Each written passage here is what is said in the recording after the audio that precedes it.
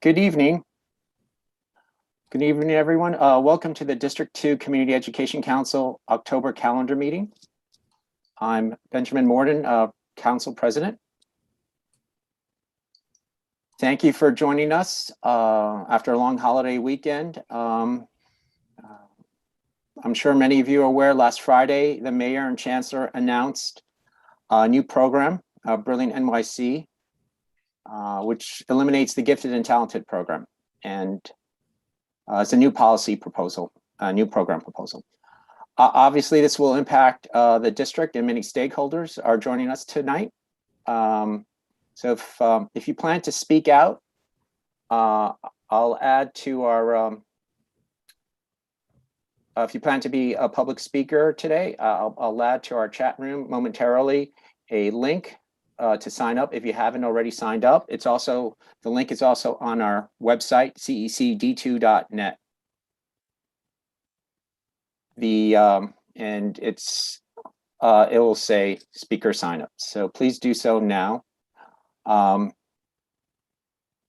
You'll have a 2-minute opportunity to comment about G&T, Brilliant NYC, or any other education topic. We do have a packed agenda this evening, and with a presentation from district planning that was scheduled prior to the mayor's announcement. I would like now to start the meeting with a roll call by Councilmember, Recording Secretary, Councilmember Janey. Thank you. Okay, so I'm taking roll call. Just announce if you're present. Robin Broshi. Present. Kaushik Das. Daniela Souza Igorov. Present. Lupe Hernandez. Present. Robin Kelleher. I'm here. Chen Kwok. Present. Present, okay, great. Benjamin Morden. Here. Ushma Neal. Present. Lim Fong Sim Janey, I'm here. Leonard Silverman. Present. Lily Wu. Gabriela Calabia. Present. Great, thank you. All right, thank you, Janie. All right, so our next agenda item for our council is the presentation of resolutions. We have one resolution today. Councilmember Robin Kelleher, do you plan to do a presentation on this?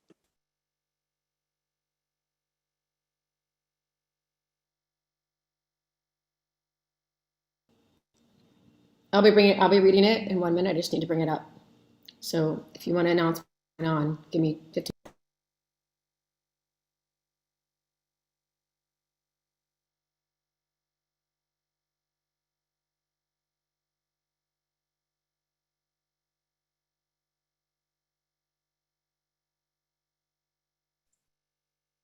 Ben, you're muted. Okay, my apologies. I will put the link to the resolution in our chat room so you can follow along.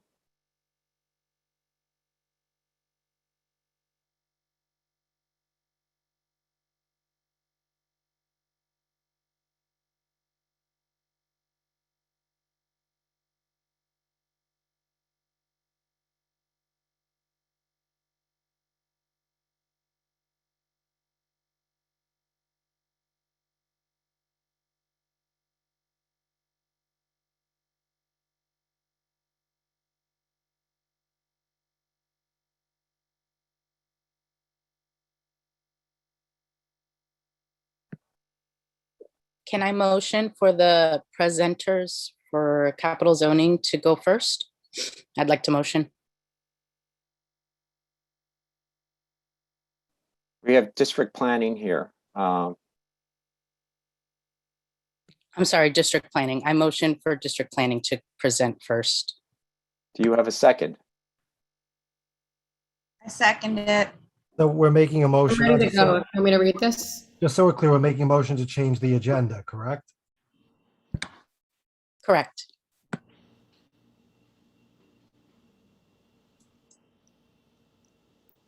All right. Janie, can you do a roll call? Can you do a vote on this motion? And just for the For record, opposed this and is a against? All right. motion. I'm presuming this is a motion to change. Opposed to, you want to speak to this, Len? Yeah, I just want to say, so this is a motion to change the agenda to have our district planning representatives do their presentation first, correct? That's the motion. And it's been seconded. That's correct. Thank you, Len. All right. Okay. I'm taking roll call for a motion to change the agenda. It's yay, nay, or abstain. Robin Broshi. Yay. Kashik is absent. Daniela. No. Lupe Hernandez. Yay. Robin Kelleher. No. Chen Kwok. No. Benjamin Morden. No. Ushma Neal. Yay. Lim Fong Sim, no. Leonard Silverman. No. Lily absent. Gabriella Calabia. Abstain.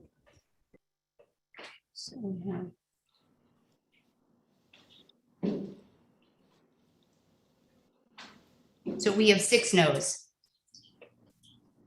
Can I go on with the resolution?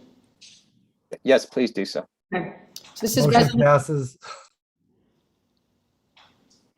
Resolution 181 in support of accelerated learning G&T programs. The sponsors are Kaushik Das, myself, Robin Kelleher, Benjamin Morden, and Chen Kwok. Whereas the Community Education Council for District 2 unanimously passed on August 10th, 2021 and adopted Resolution 175 requesting DOE engage families prior to announcing G&T changes by resolving the following. 1. Therefore, be it resolved that CEC District 2 calls on the mayor and DOE to fulfill their promises.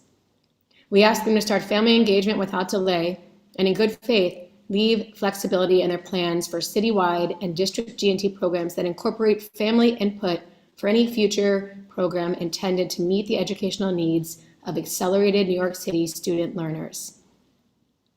2. Therefore, be it resolved that CEC District 2 urges Chancellor Porter and other DOE officials to meet with the CEC District 2 in an open public meeting to provide a forum for District 2 G&T community input prior to any announced changes to district G&T programs. I can go on and read the next parts, but before I do so, I want to make it known that we are aware that this was written before the midnight announcement from de Blasio about the changes that he was planning. So I'm going to go on. Whereas districts 20 and 30 have also passed similar resolutions calling for public engagement on G&T, and several other districts are deliberating on similar resolutions. Whereas the Community Education Council for District 2, during its September 27, 2021 working business meeting, approved correspondence to Mayor de Blasio and Chancellor Porter with a letter in support of Resolution 175 requesting DOE engage families prior to announcing G&T changes. The letter also announced a meeting to engage families on gifted and talented programs before announcement by Mayor and DOE on Thursday, September 30th. Whereas the Admissions and Diversity Committee meeting on Thursday, September 30th, 2021 at 7:30 p.m. had 450 Zoom registrants and over 200 views of its live stream to the CEC District 2 YouTube channel with only 72 hours notice of its emergency forum. Whereas the Admissions and Diversity Committee meeting received community input and vast majority support to keep, improve, and expand gifted and talented programs for accelerated learners throughout the New York City public school system.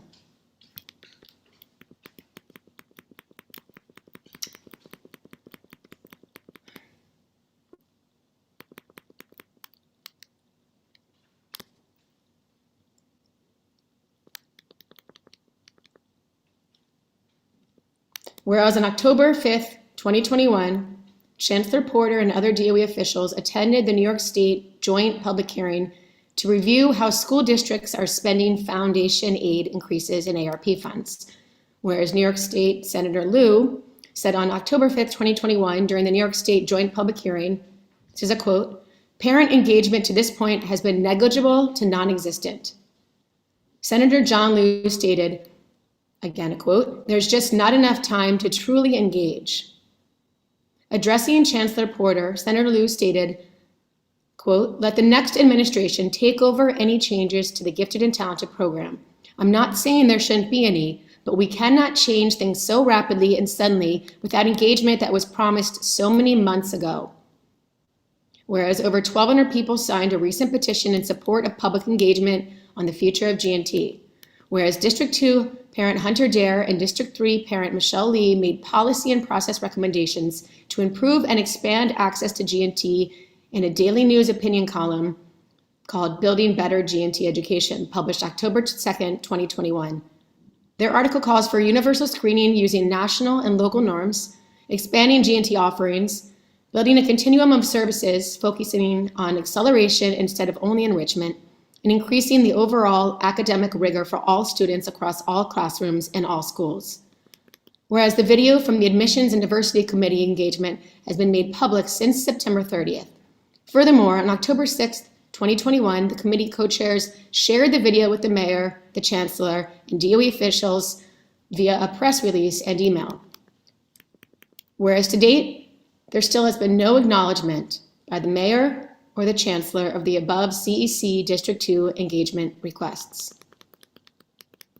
Whereas proposed New York State bills S4278 and A410 requires school districts to screen for gifted and talented students and provides the parents of guardians or guardians of such students the option to opt out of such screening. Whereas proposed New York State Bill S4015 establishes gifted and talented programs in every district. By creating accessible programs that offer advanced education from a young age, the legislation creates a pipeline of diversity from elementary to high school. Whereas proposed New York State Bills S3445A and A4083A requires the New York City Department of Education to create more gifted and talented programs and classes in all schools, districts with elementary kindergarten through 5th grade and intermediate 6th through 8th grade, with 4 or more classes per grade for students who shall gain entry through academic merit rather than through admissions examination. Authorizes automatic admission to a gifted and talented program in intermediate 6th through 8th grade for those students in elementary grades kindergarten through 5th grade who are currently enrolled in such program. Makes related provisions. Whereas signed on January 13th, 2020, the neighboring state of New Jersey has adopted the Gifted and Talented Education Act, establishing school district responsibilities to identify and educate accelerated learners. Whereas from fall 2019 through fall 2020, District 2 had a drop in enrollment of 1,957 students in K to 8th grade. Therefore, be it resolved that CEC District 2 recommends the DOE universally screen students in pre-K through 5th grades for entry to accelerated learning G&T programs. Therefore, be it resolved that CEC District 2 recommends the DOE have multiple years of accelerated learning G&T program entry with significant set-asides for admission or enrollment in kindergarten through 6th grades. Therefore, be it resolved that CEC recommends the DOE expand accelerated learning G&T programs to every district and school, including and especially underserved districts outside of District 2, where G&T programs have been systematically dismantled for decades. Therefore, be it resolved that CEC District 2 recommends the DOE base admissions with universal screening using national and local norms. Therefore, be it resolved that CEC District 2 recommends the DOE should not put forth a G&T model that is predominantly enrichment only, virtual, or after school. Therefore, be it resolved that CEC District 2 recommends the DOE provide a continuum of accelerated learning G&T programs in every district from kindergarten through 8th grade middle schools. Therefore, be it resolved that CEC District 2 recommends the DOE advocate with the New York State Assembly and Senate to pass a bill similar to the New Jersey Gifted and Talented Education Act, establishing school district responsibilities to identify and educate learners.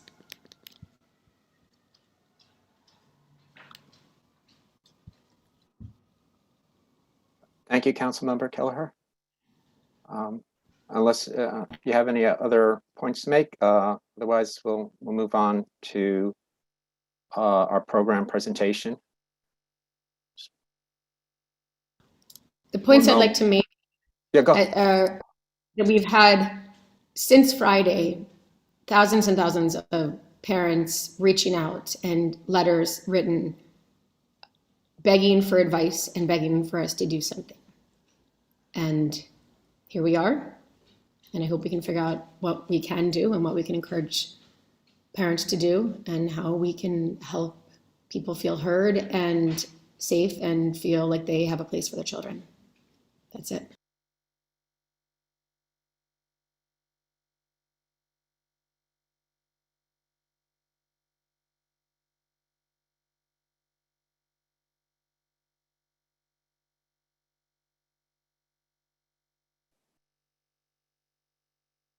Okay, I just made Caitlin a co-host from District Office of District Planning.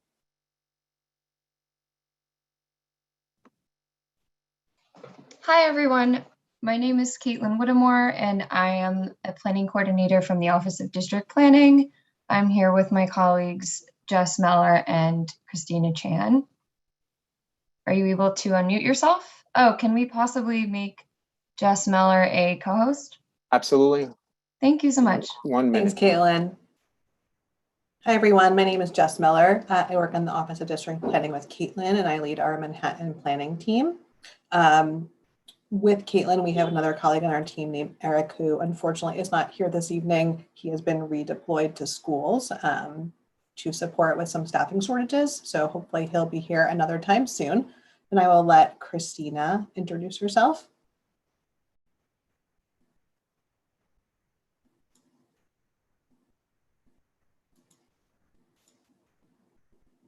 Oh, I'm not sure if she's able to unmute. What's Christina's last name? Chan. Chan?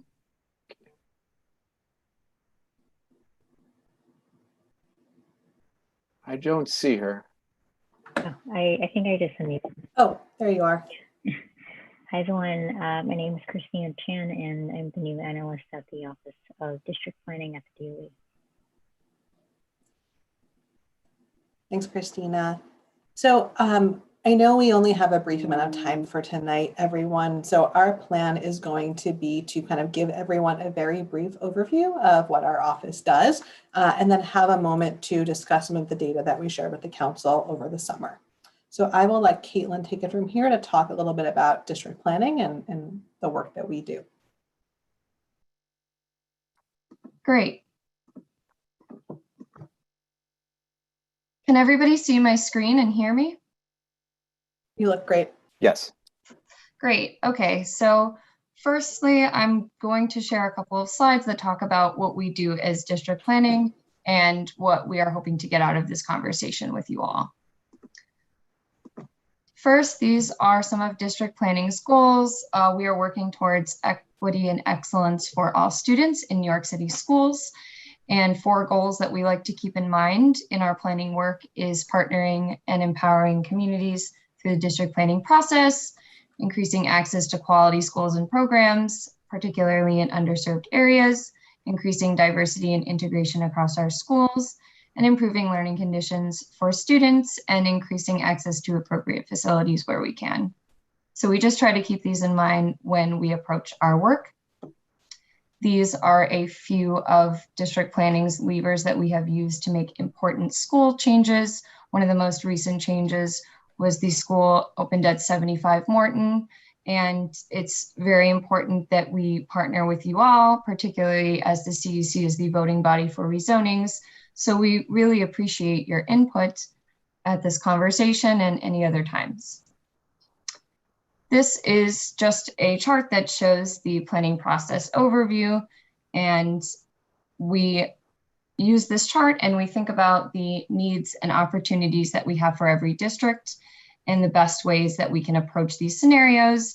We partner with different stakeholders such as superintendents and the CEC members to have engagement and learn about ways that we can best meet those needs. And this cycle begins again every year.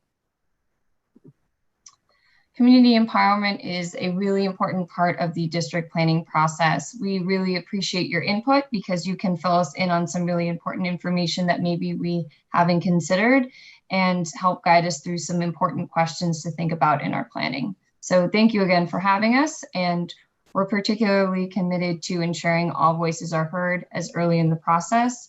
And when we think about this, we think about how our office is approaching district planning work a little differently now. We're trying to come out to communities as early as we possibly can.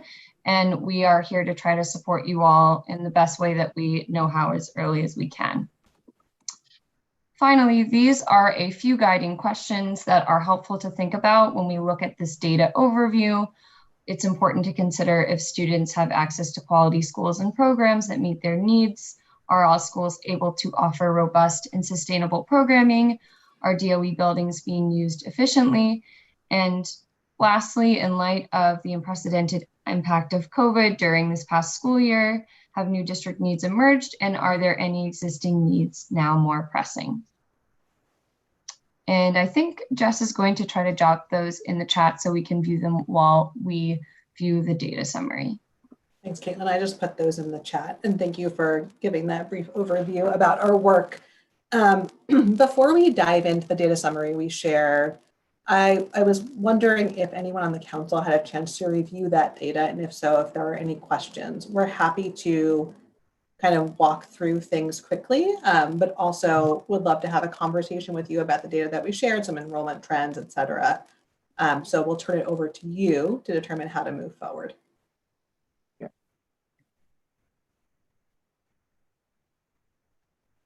Ushma, do you have a question? I think Daniela was first, but Oh, yeah. yeah, I did. Yes. Thank you, Ushma. Thank you so much for sending the report before we were able to see. I have a comment to make, and I don't want you to take personally, because I know that these types of reports, it's not necessarily you who approves it, but and I have a lot of respect for people working in the district. I have worked in the district and I know how hard it is. But I found very concerning that the district enrollment is being presented together with charter schools. I would love to see just the DOE district enrollment, because I think with all the discussions that are happening, in terms of enrollment numbers, the press, the public, everybody wants to know the enrollment numbers, and unfortunately, it's being refused to release the numbers.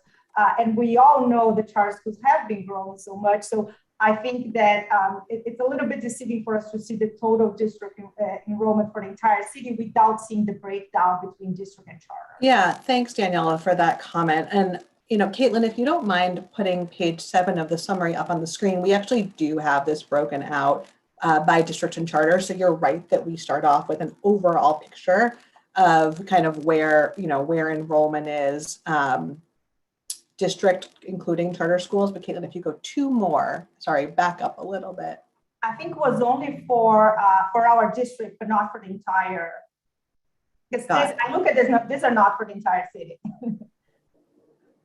So, sorry, I don't think I quite understood that. So this shows K-5 enrollment in District 2 schools. It shows the district schools and then the charter schools for the last 3 years. Yes, is this for, but this is, I understood that this was for, maybe I got it wrong. I understood that was just for because 18,000 is that only what we have for K-5 enrollment?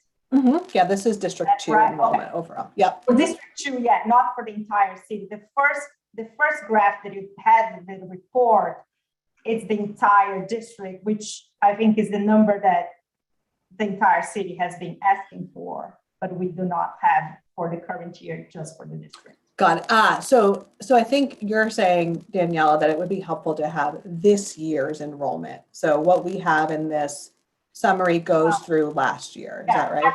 I think would be helpful to have transparency in the data, and I think would be helpful for us to be able to have the graph that is on page 2 broken down by district and charters.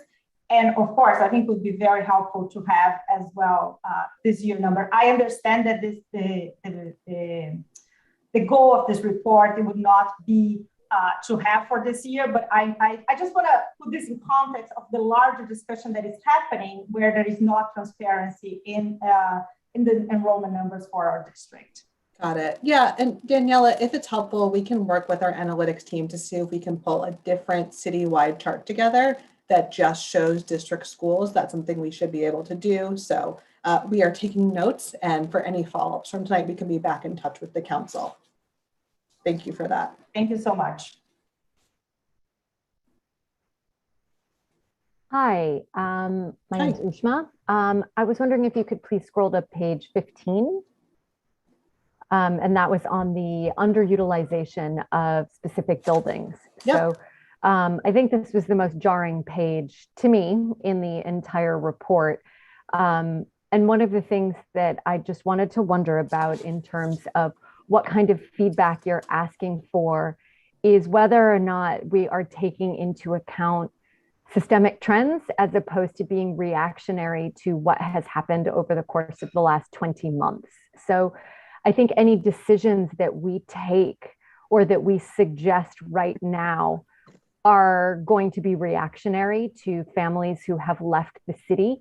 And so I don't want, I would love to hear what it is you are asking from us in terms of recommendations and suggestions, because there's a number of schools on here and there was the need to look up building codes as opposed to knowing what schools were in that. I think that this chart would have been much more helpful if we had been able to see what schools are in those buildings as opposed to looking at the building codes. And the easiest way to find that was actually by looking at the lead paint results, because there was a really easy DOE website when you could look things up by their lead paint results that then told you what school that building code is. So like I have kids in 3 different schools. I don't know what their building codes are. So this would be a lot easier for us to understand if we knew what the names of the schools were in here and what we do with this information and what the DOE does with this information. Is there a way to look at trends over years, 2019 data, as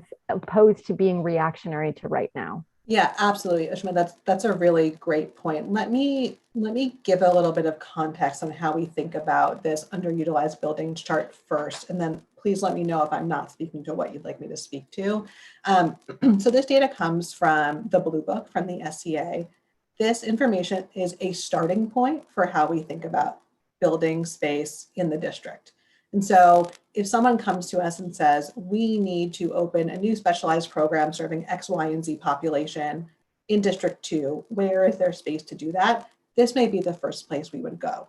We would look up the building code, see what schools are there, see what grade spans are there, and then take a look at historical enrollment over the last couple of years for the schools in that building to see, I think to your point, is this just a moment in time kind of underutilized trend we are seeing?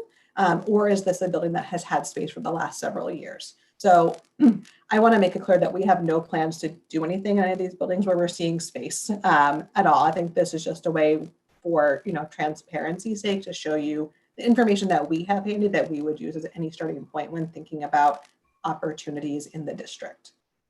Thank you, Jess. A really quick follow-up is just around, and sorry, I see Kaushik has his hand raised. I'm sorry, I'm cutting in line here, is with relation to how we also interpret the very, very recent change by some schools to eliminate District 2 priority.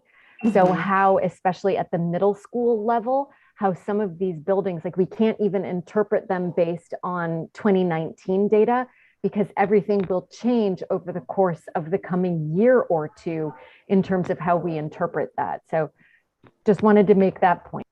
Absolutely. And we are absolutely taking, all the changing landscape and context under advisement with any kind of thing we're thinking about or talking about. Yeah. Thank you for that. And I appreciate the feedback on the building code. We are constantly looking at building codes, and we can see if there's a way to have a different version of this chart that also includes some kind of key for the schools that are included in each of these buildings.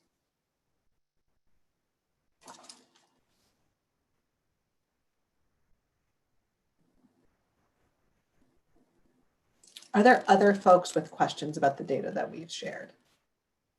Bishop, your hand is raised.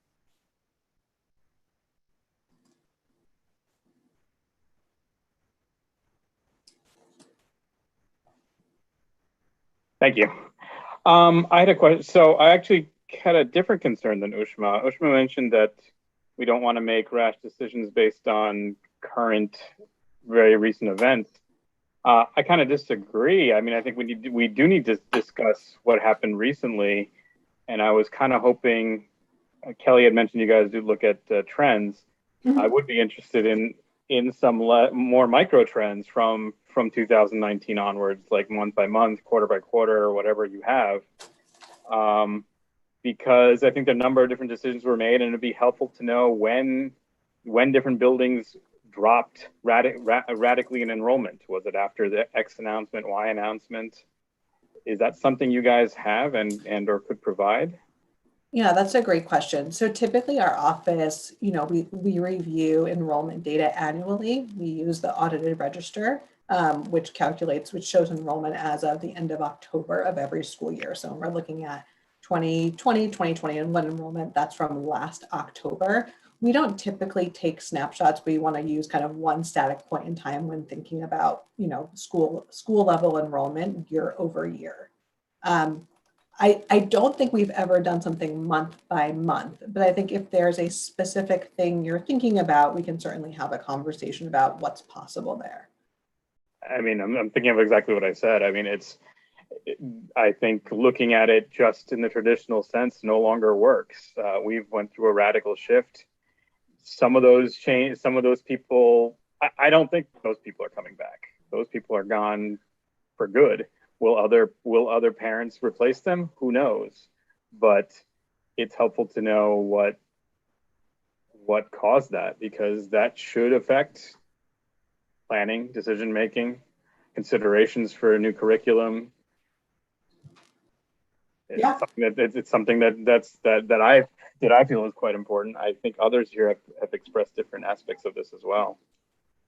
Yeah, absolutely. And I think we'll have a much clearer sense of things when we have audited register from the current year we're in. So we can look at enrollment from 2019 to 2020 to 2021. And perhaps that's you're missing the point. I don't care if it's audited or no.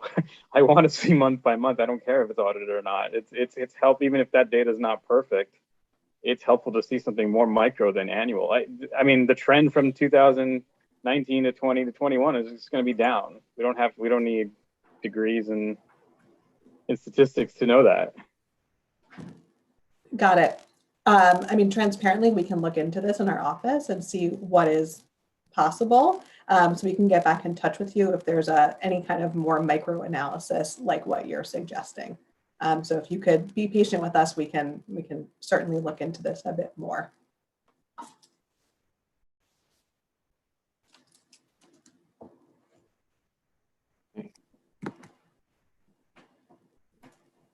I had a question regards to the data for the actual data presented with regards to elementary school students. I believe there was a drop of 1,500 plus students, but a much smaller drop in middle schools.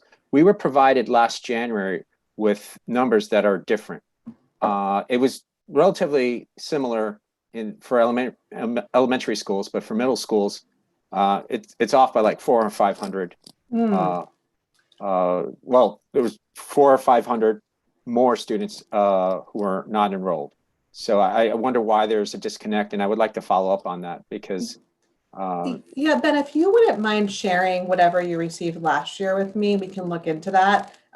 Again, this is data from the audited register. That's what we traditionally use. I'm not sure if the data came from our office, but send it to me. We'll look into it and see if we can resolve whatever discrepancy seems to be in place here. Okay. And what level for underutilized schools triggers, an unfortunate consolidation of a school with another school? I mean, what level does that drop? Because so if we're thinking about levels of under enrollment, is that what you're asking? Yeah, I mean, look, I don't think there's a thing where a school gets to 100 students and automatically they are merged with another school, or there is some intervention done. I think we want to consider, exactly what is happening at every school, the programming at those schools, and what the trajectory of those schools are on. So we discuss all of, all of these kind of low enrolled schools with the superintendent, who is kind of directing the planning around those schools. So we don't have a hard cutoff. I know in the past, under a different chancellor, our office had referred to anything under 250 as something that is a concern, but that's no longer kind of the world that we're living in. Yeah, and I think the underutilized that you're referring to, a building is going to show up on our underutilized list if they have, according to the SAA, room for an additional 150 students in that building. And then we have a separate list that's 300 or more. And you can give percentages of the underutilization like you do for overutilization? Absolutely, yeah. On If the there's, table. yeah. Would that be a helpful thing so we can say this building is X% utilized? Yeah. Yeah, we can certainly do that. Thank you. Yeah, we are taking notes and we'll follow up with the council, hopefully in the coming weeks to share all this information we're being asked for this evening.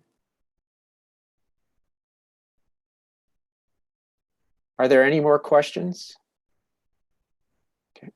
Yeah, I have one more, or just one quick add-on, and I'll be.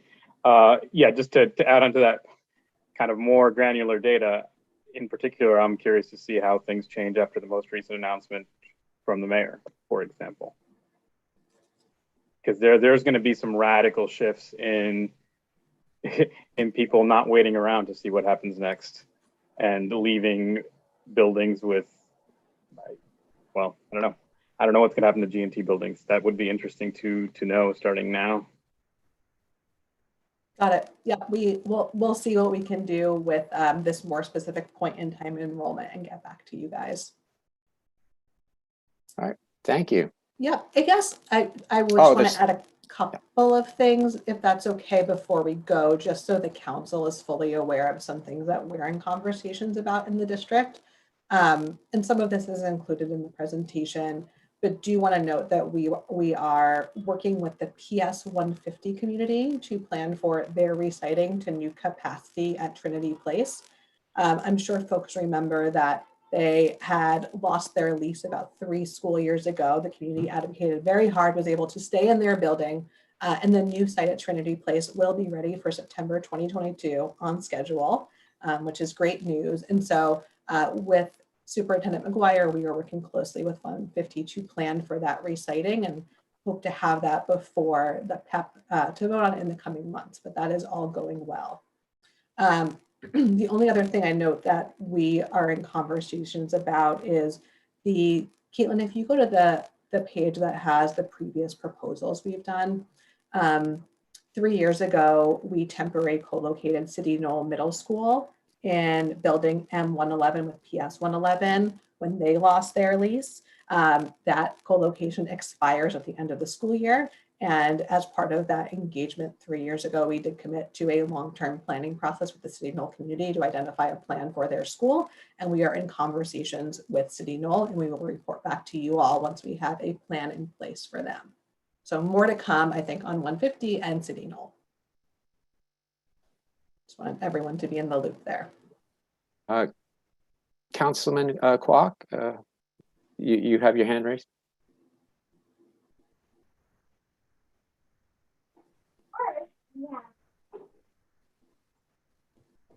Yes, hi, thank you very much for the presentation. I have 2 questions. Yep. One is, I noticed there's a lot of capacity and then there's a lot of schools that are overutilized. So is it possible to make like a geographical heat map of, where the locations are that have the oversupply and the over demand, oversubscription, so that we can maybe look at balancing the capacities at different schools based on proximity.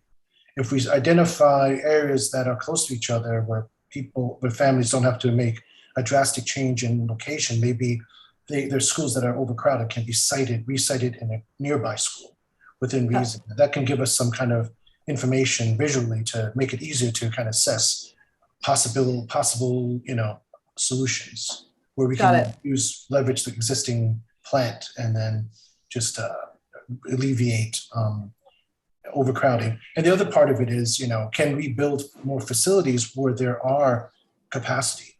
So for instance, we really lack, in a lot of places lack physical fitness space, like gym or even, places for music performance or labs, whatever. They can be maybe made into a center for specific fields of study so that we don't lose the space. We leverage the space that's available and make it into, value added, enrichment space.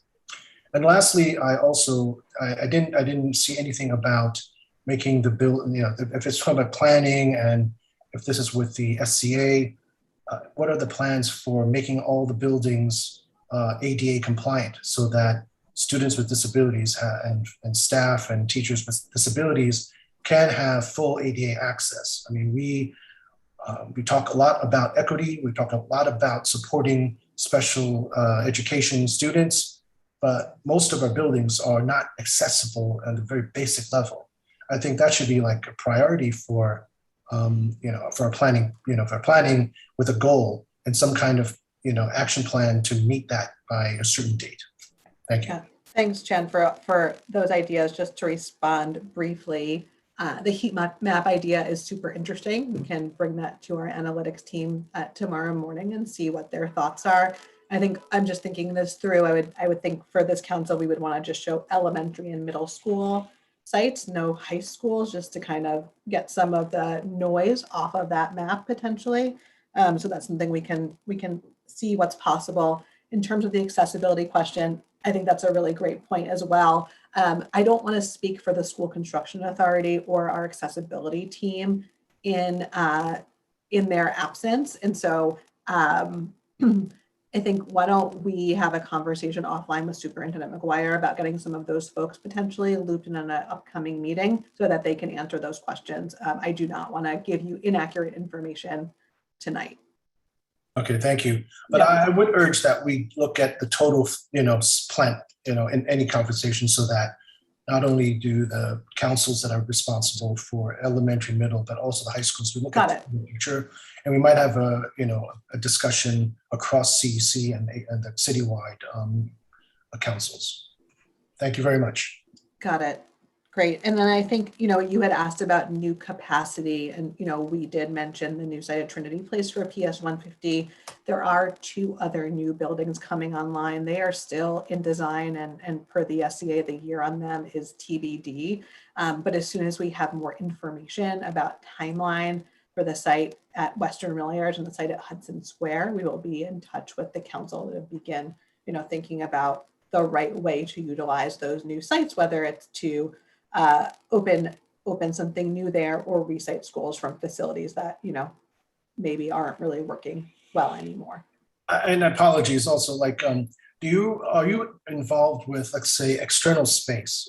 Like, I'll use an example, like Clinton School are limited in their sports teams because they really have no access to outdoor fields. Mm-hmm. Next to it is Union Square Park, which is 90% concrete.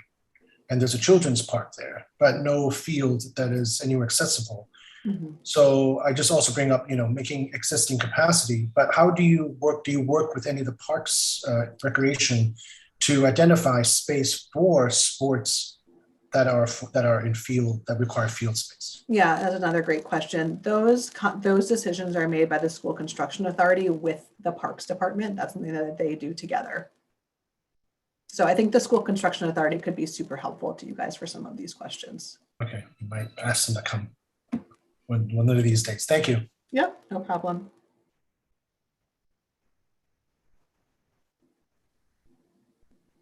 Councilmember Kelleher, you have a question?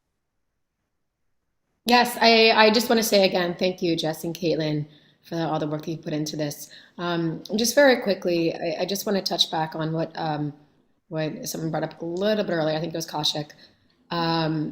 With the announcement of the fact that we'll be getting rid of the citywide gifted and talented programs in the near future, do you know if there are any plans on what to do with, with Nest and Anderson and TAG and bases? Is there any plan to use those large facilities for something different, or will you be part of this conversation? I also, some of the district schools will probably go under. So they might be open, you know, with a lot more space. And just curious how this process will work Yeah, with all these Robin, buildings open. thanks for asking about that. I transparently with this G&T announcement, I have as much information as context as you all do. I am not sure kind of what our involvement will be long-term in this planning process. I think if there's going to be major changes where space will be available, we will likely be pulled in. But at this point, you know, I don't know what our role will be. And, you know, we can certainly stay in touch should we get a role in this process. Okay, I'd love that if I could stay in touch with you and find out more if you learn anything. If we learn anything, yeah. Big F. We heard the news the same way you guys did. I'm sorry about that. All right, thank you so much. Yep, absolutely. Unless there are any more council member questions, I'd like to thank you very much, Jess. And I guess we'll be hearing from you quite soon. Yep, so just.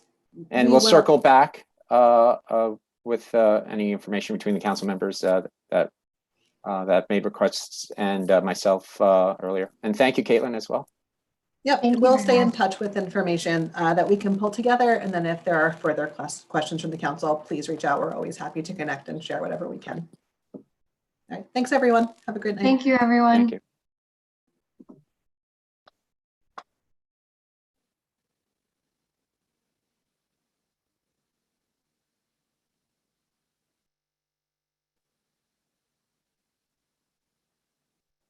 Okay, so we're going to have our first public speaker session. We have 30 plus people signed up. So we have 31 people signed up. So yeah. What I'm going to do is I'm going to put in the chat the chronological order of all 31 speakers, and then I'll scroll every 5. Does that make sense? Because sometimes people want to know where they are on the list, whether they're in the beginning or the end. Okay, so let's see if it's a great idea. Thank you. And before we start, can we just talk about some time management? So if 30 speakers at 60 minutes, if we let them speak 2 minutes each, other items on the agenda, how much do we think that'll take? It'll take about 1 hour.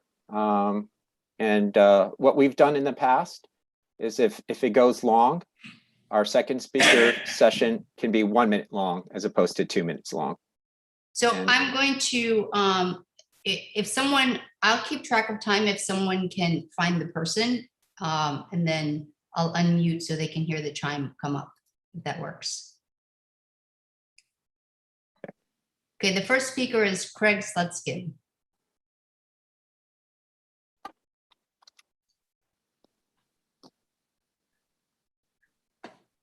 Saw him just join.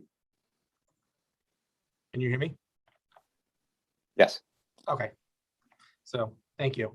My name is Craig Slutskin. I'm a parent of a kindergarten student at PS 340.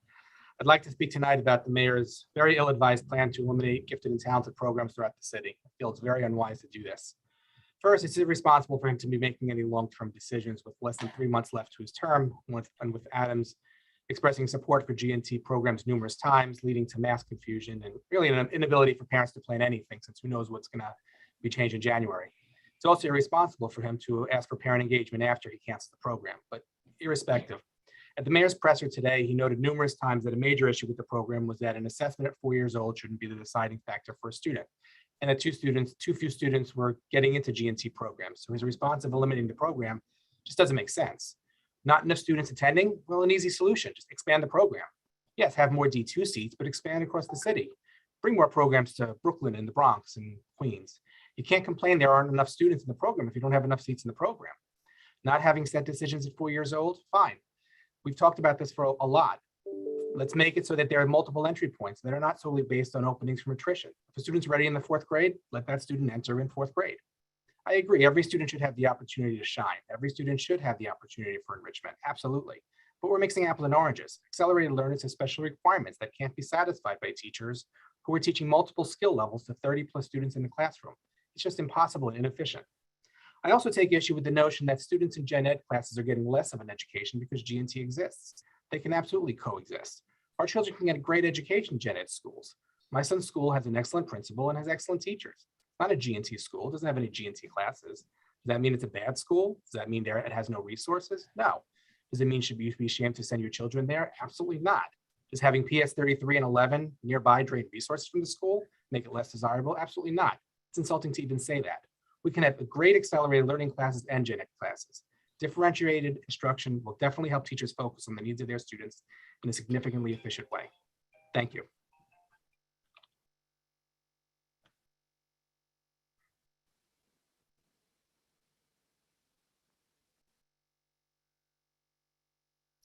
Okay, the next speaker is Helen Guo. Good evening, everyone. My name is Helen Guo, and I'm a District 2 parent. There is this myth that good performing students don't deserve as much attention because they're doing just fine. I think we need to be very clear here that all students, regardless of their current level of aptitude, have the right to get intellectually stimulating and thought-provoking public education in the classroom. And if an education system cannot fulfill that, the system is failing the kids. Why is G&T important? Because this is where kids who are performing 1 year, 2 year above grade level get to learn new things and not to get bored in the classroom. The announcement talked about training teachers so that they can give individualized attention to kids. It is a great concept. It is impossible to implement when one teacher has to take care of 25, 30 students. We would be asking teachers to be magicians, and top performing students suffer the most when the teacher's attention is a scarcity. A study once asked teachers who is most likely to get individual attention. 81% of teachers answered students who are lagging behind are most likely to get individual attention, and only 5% said top performing students. What should the government do? I think the government should use federal funds to make the selection of accelerated education more accessible and support families and communities who traditionally do not have much participation to join the process so that all kids get a chance. We need ways to lift up, not bring down. Don't destroy the good 5, 6 schools, build 50, 60 of them. Eliminating G&T schools is not creating equity, it is faking equity. Let me just end by saying with work from home policy, many families probably don't have to live here to work. We choose to live here because we love New York City, and that would include a stable, predictable, high quality, accelerated public education. Thank you. Okay, the next speaker is Chris Daniels.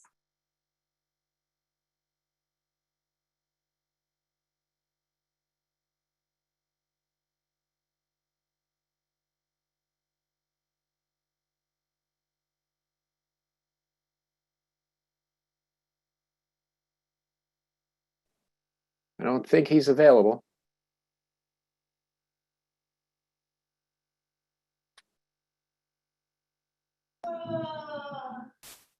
The next speaker is Michelle Lee.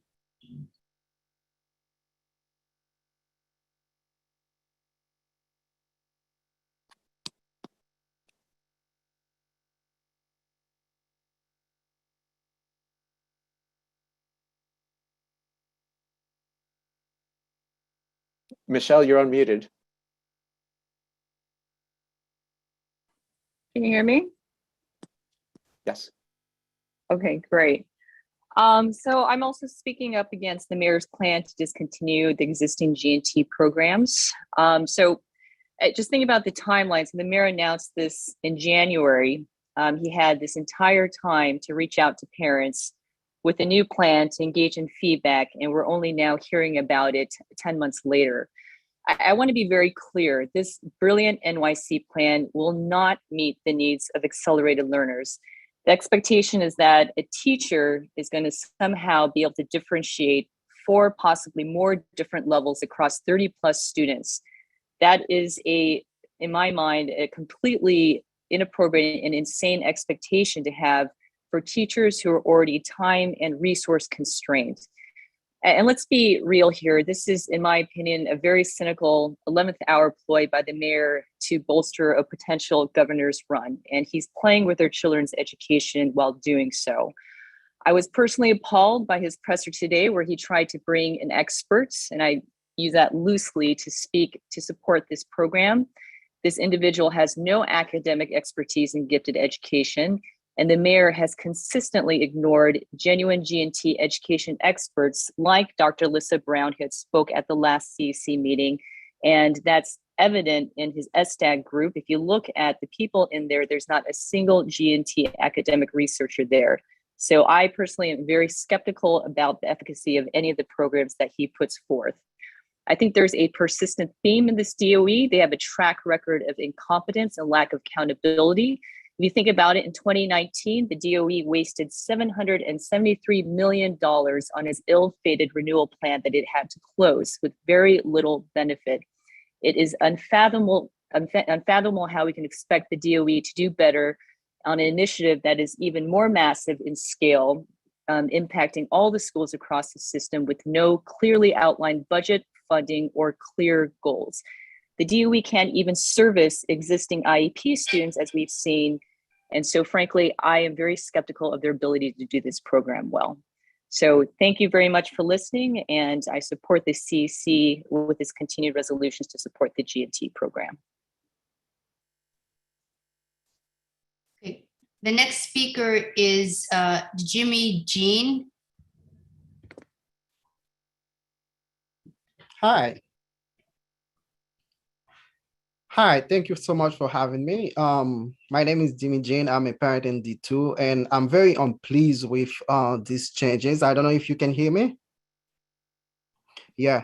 Yes, so, we can hear. Because the reason why I'm unpleased is with this is because it's really not fair that parent cannot have an input into this, because we know parents are usually the first to identify a child extraordinary gift and talented, and parents recognize their abilities, interest, and passion compared to other kids.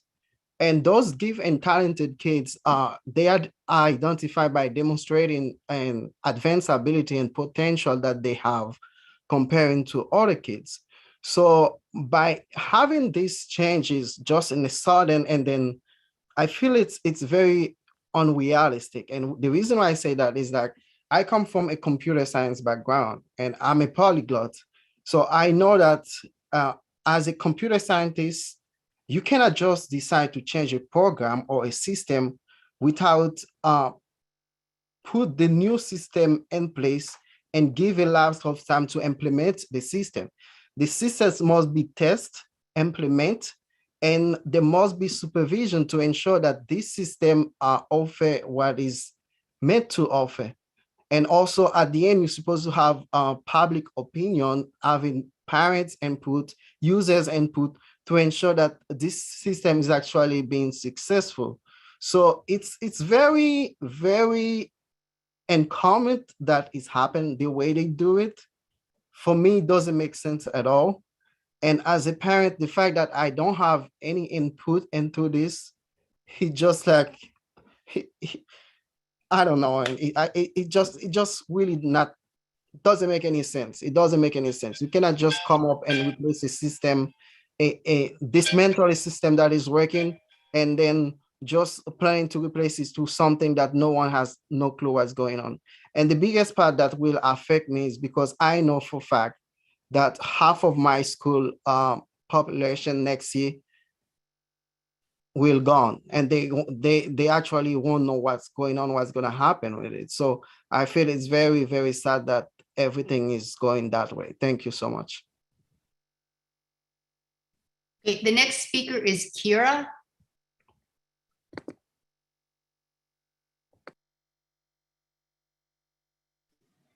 Hi, thank you for allowing me to speak here.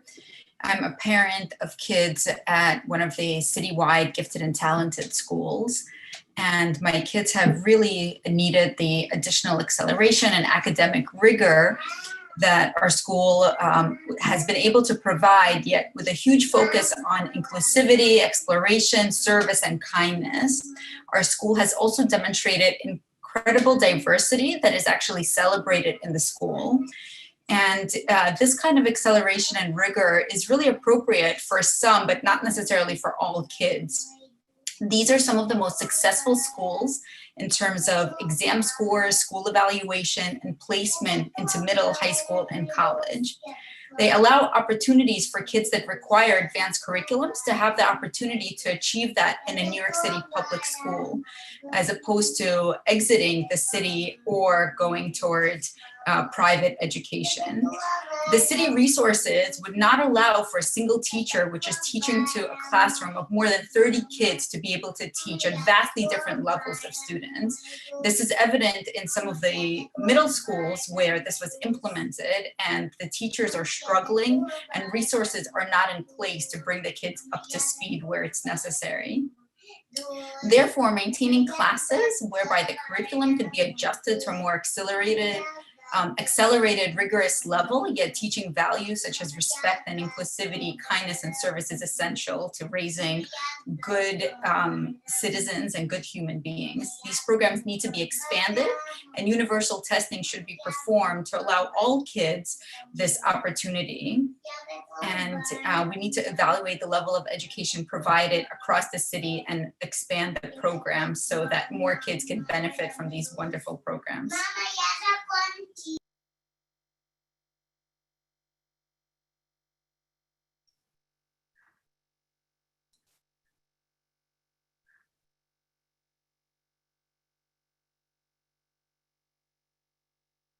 Okay, the next speaker is Priyanka Agarwal.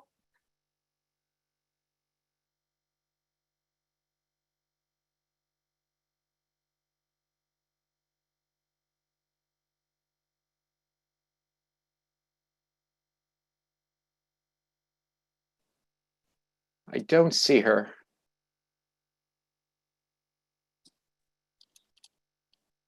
Okay, the next speaker is Emily Graytack.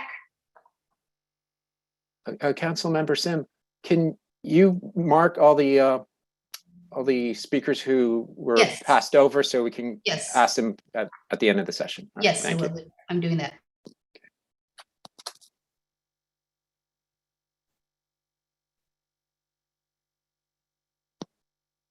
Hi, should I go ahead?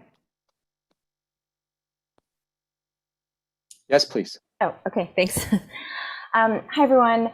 I am a District 2 parent, and my child is a recent graduate of PS40. We're now at School of the Future, and I'm speaking on behalf of him and myself.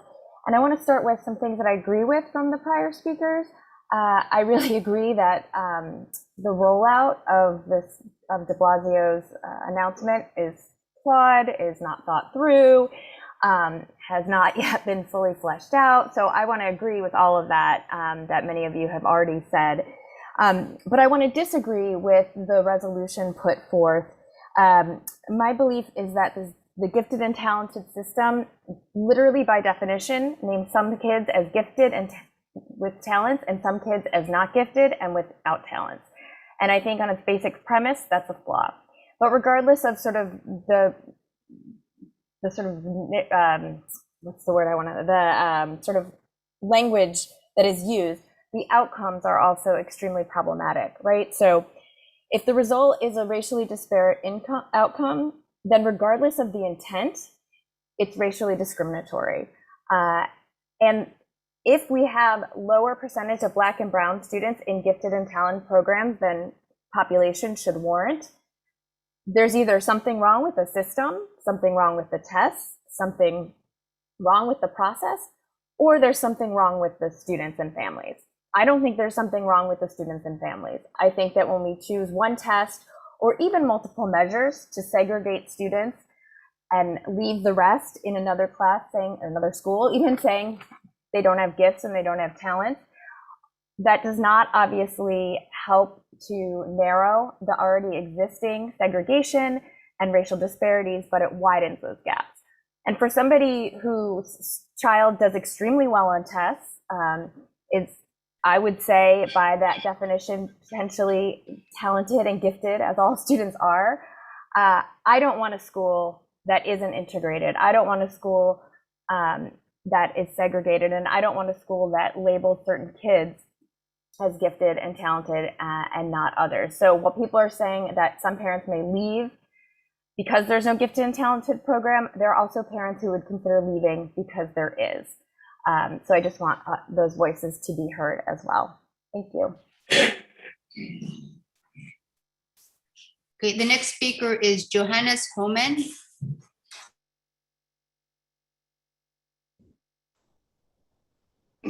Hi, my name is Johannes Homan, and I'm the parent of 2 District 2 students. I'm speaking in support of real accelerated education. The mayor and the school's chancellor should have kept their promise and engaged with families about reimagining the G&T program prior to any announcement. Brilliant NYC is not a real accelerated education. With the election 3 weeks away, a decision of this magnitude should have been left to the next administration. Further, achieving equity and robust accelerated education are not outcomes that have to be fundamentally at odds with each other. Both can be achieved. Greatly expanded accelerated program can be a major part of the solution to this. The program flaws cited by the mayor result from a lack of vision and a failure to see the potential. Yes, there were never enough seats in the program, but prior to COVID, every year 35,000 families would test to get into the G&T program. But that was the demand for accelerated learning. For 2,500 seats, mostly going to kindergartners. In 2016 and 2017, 4,500 kindergartners qualified. There are only seats for 55% of them. The real untold story is that every year, more than half the kids taking the test, nearly 20,000, were in grades 1 to 3. Every year, more than 5,000 of these older children qualified for his seats, but there were only a handful of seats, worse odds than the most selective colleges. Consider a different vision, the vision of accelerated education where there are seats for at least 10 to 15% of the students, universal screening K through 5, guarantees seats for every child who qualifies, similar to some university systems, accelerated learning in every district and in every school, serving the underserved communities for accelerated education right now in New York City. Multiple points of entry. This is the direction the mayor and the DOE should have gone. The DOE could have had 12 to 15,000 students just by that math benefiting from real education, real accelerated education. 12 to 15,000 children tracking to early Regents exams and AP classes. This is the direction the DOE should go. On a personal note, my daughter qualified as a 3rd grader, and I'll always be grateful for the wonderful opportunity that she got. Every day I'm thankful for the education that she and her brother received at their school. Every child should have this same opportunity across the city. So please support Resolution 181 in response to the mayor's announcement. Please make this statement to the mayor and the DOE.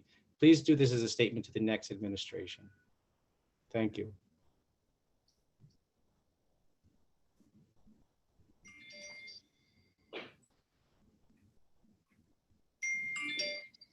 Okay, the next speaker is Hunter Dare. Can you come back to me, please? Sure. The next speaker is Hans Storer. Hello, this is Hans Storer. Can you hear me? Yes. Yes. Oh, yes. Okay. I'm a Hans Storer. I'm a District 2 parent. I'm not activating the video because I think that's just very distracting. I just want to say I strongly support the proposed resolution 181, and I'm very encouraged that our council is taking such a strong stand. I think that the mayor's announcement to eliminate gifted and talented programs is just unconscionable, especially given all the meetings and petitions and voices that have been heard over the past couple of years on this issue, and particularly given that the mayor had promised family input, and this council has asked for family input, and there's been absolutely no input. It clearly is just, it seems like a political stunt done by the mayor as he's ending his term to declare victory on an issue that he has been pushing for a very long time, and which he knows that he would lose if this were put up to a vote. Also, given that hundreds of parents have spoken out in favor of G&T programs and in the open forums that have been held, and if you recall, the DOE Family Empowerment or Community Listening Series that was held regarding screened admissions. I believe that the plurality of parents who spoke at those meetings throughout the 5 boroughs were in favor of academic achievement. And also, given that the mayor and many of those who support getting rid of G&T and academic-based programs, they themselves have sent their children to gifted and talented programs, selective and screened schools. So the hypocrisy is just unbelievable. In terms of the positive points for G&T, I'm not going to repeat my testimony from the committee meeting on September 30th. I'll just refer everyone to my 5 points that I gave during that testimony. And just in summary, the gifted and talented programs, they should be expanded to as many schools as possible, definitely all districts and all boroughs, and should not be eliminated. Thank you so much.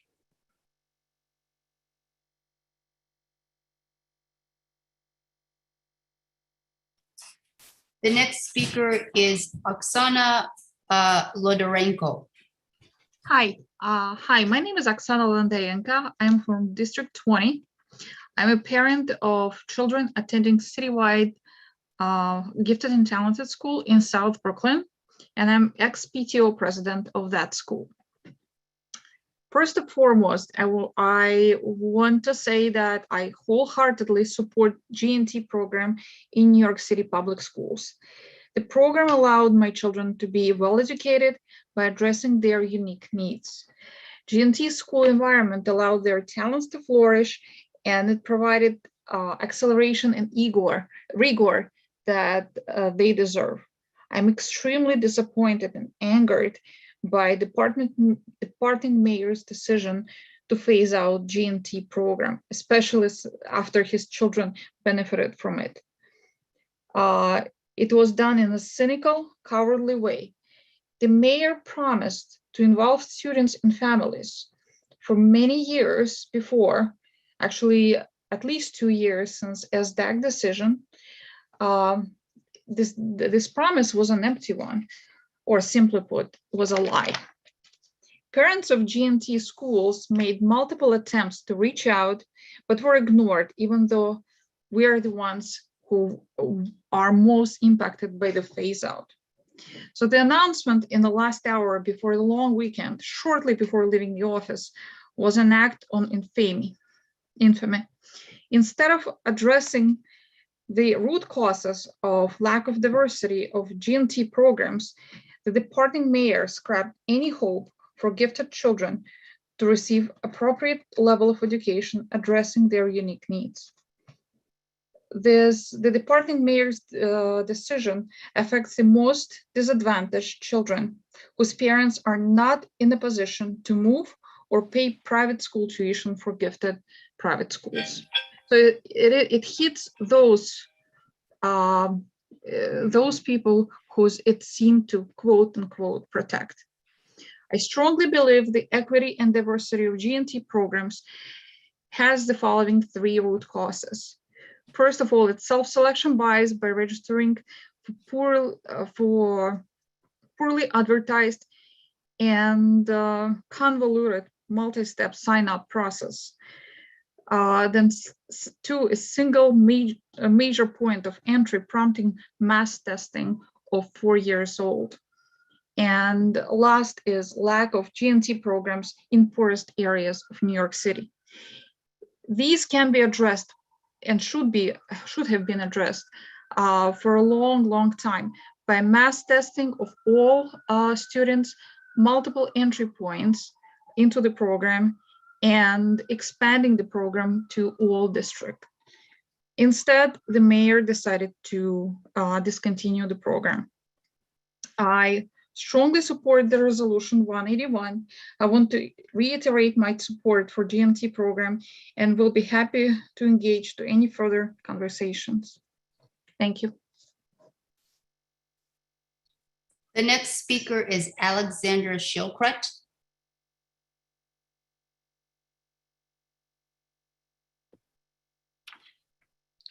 Thank you for allowing me to speak at such an important occasion and pivotal point in our GNC programs. I would like to speak in support of GNC programs and how horribly, like the announcement was done. In the last lame duck days of the current unpopular administration, they decided to replace GNC with brilliant MIC. You can say brilliant, it sounds so good, but it's just another good sounding lie coupled with dismal policy. Anybody still remembers Thrive NYC that was supposed to deliver safe and clean streets? Current administration in 11th hour trying to replace meritocracy with mediocrity. It's not just GNT future that is at stake here. It's a future of all public school kids. Enrichment for all simply means enrichment for none. They tell you your child can't excel, they can't read better, they can't be more proficient in math. Social promotions and grade inflation become the norm. But what is it good for? They tell you that your child is a student, but at the end of the day, he or she can't read or write. All kids need rigorous education in 3 R's. Reading, writing, and arithmetic. That will determine their future. We need more GNT schools in all neighborhoods. I want to change the name, want to call them magnet schools, specialized school, feel free, multiple points of entry. There are many wonderful proposals that can be implemented. I hope that next administration will stop the war on successful public schools, but instead improve instructions at the struggling schools. Recognize excellence, expand excellence, cultivate excellence, that our public school students can compete in 21st century. This administration failed to educate our kids, and next one will have tall order to undo all disastrous policies and bring forward better visions and just not slogans. I strongly support the resolution. The next speaker is Prina Kupar. Hi, thank you very much. My name is Prerna Kapoor. I'm the mother of 2 children at PS 334 on the Upper West Side. I am also one of the presidents of our school's PTA. I'm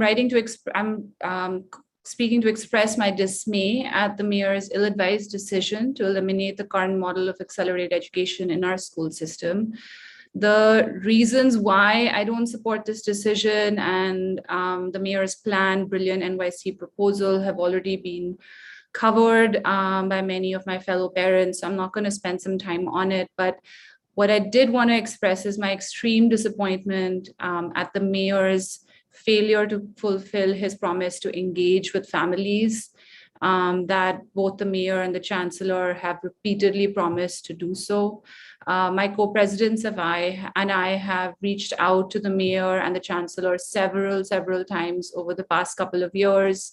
And I know that many of my counterparts at other gifted and talented schools and programs have done the same.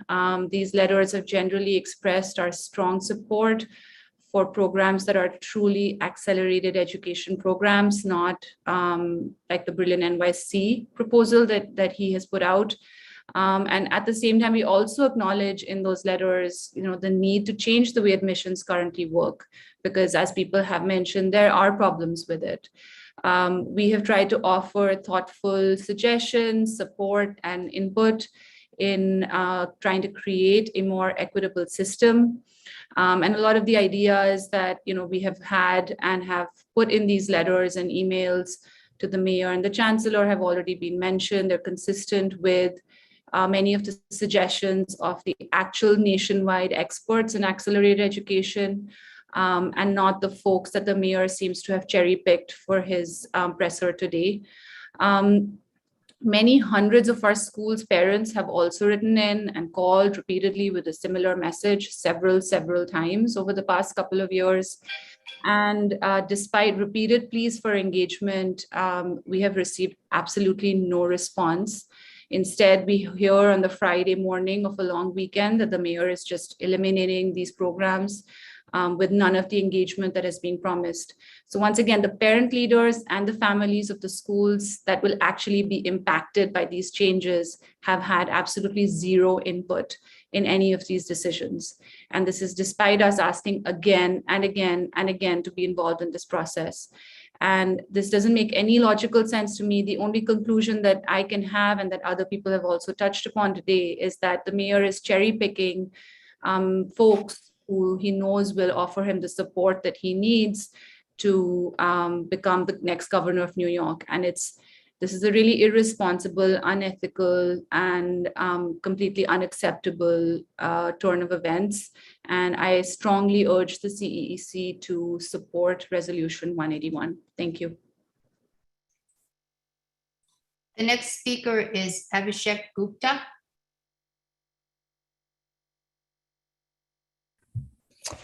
Hello, my name is Abhishek Gupta, and I want to thank you for the opportunity to speak here.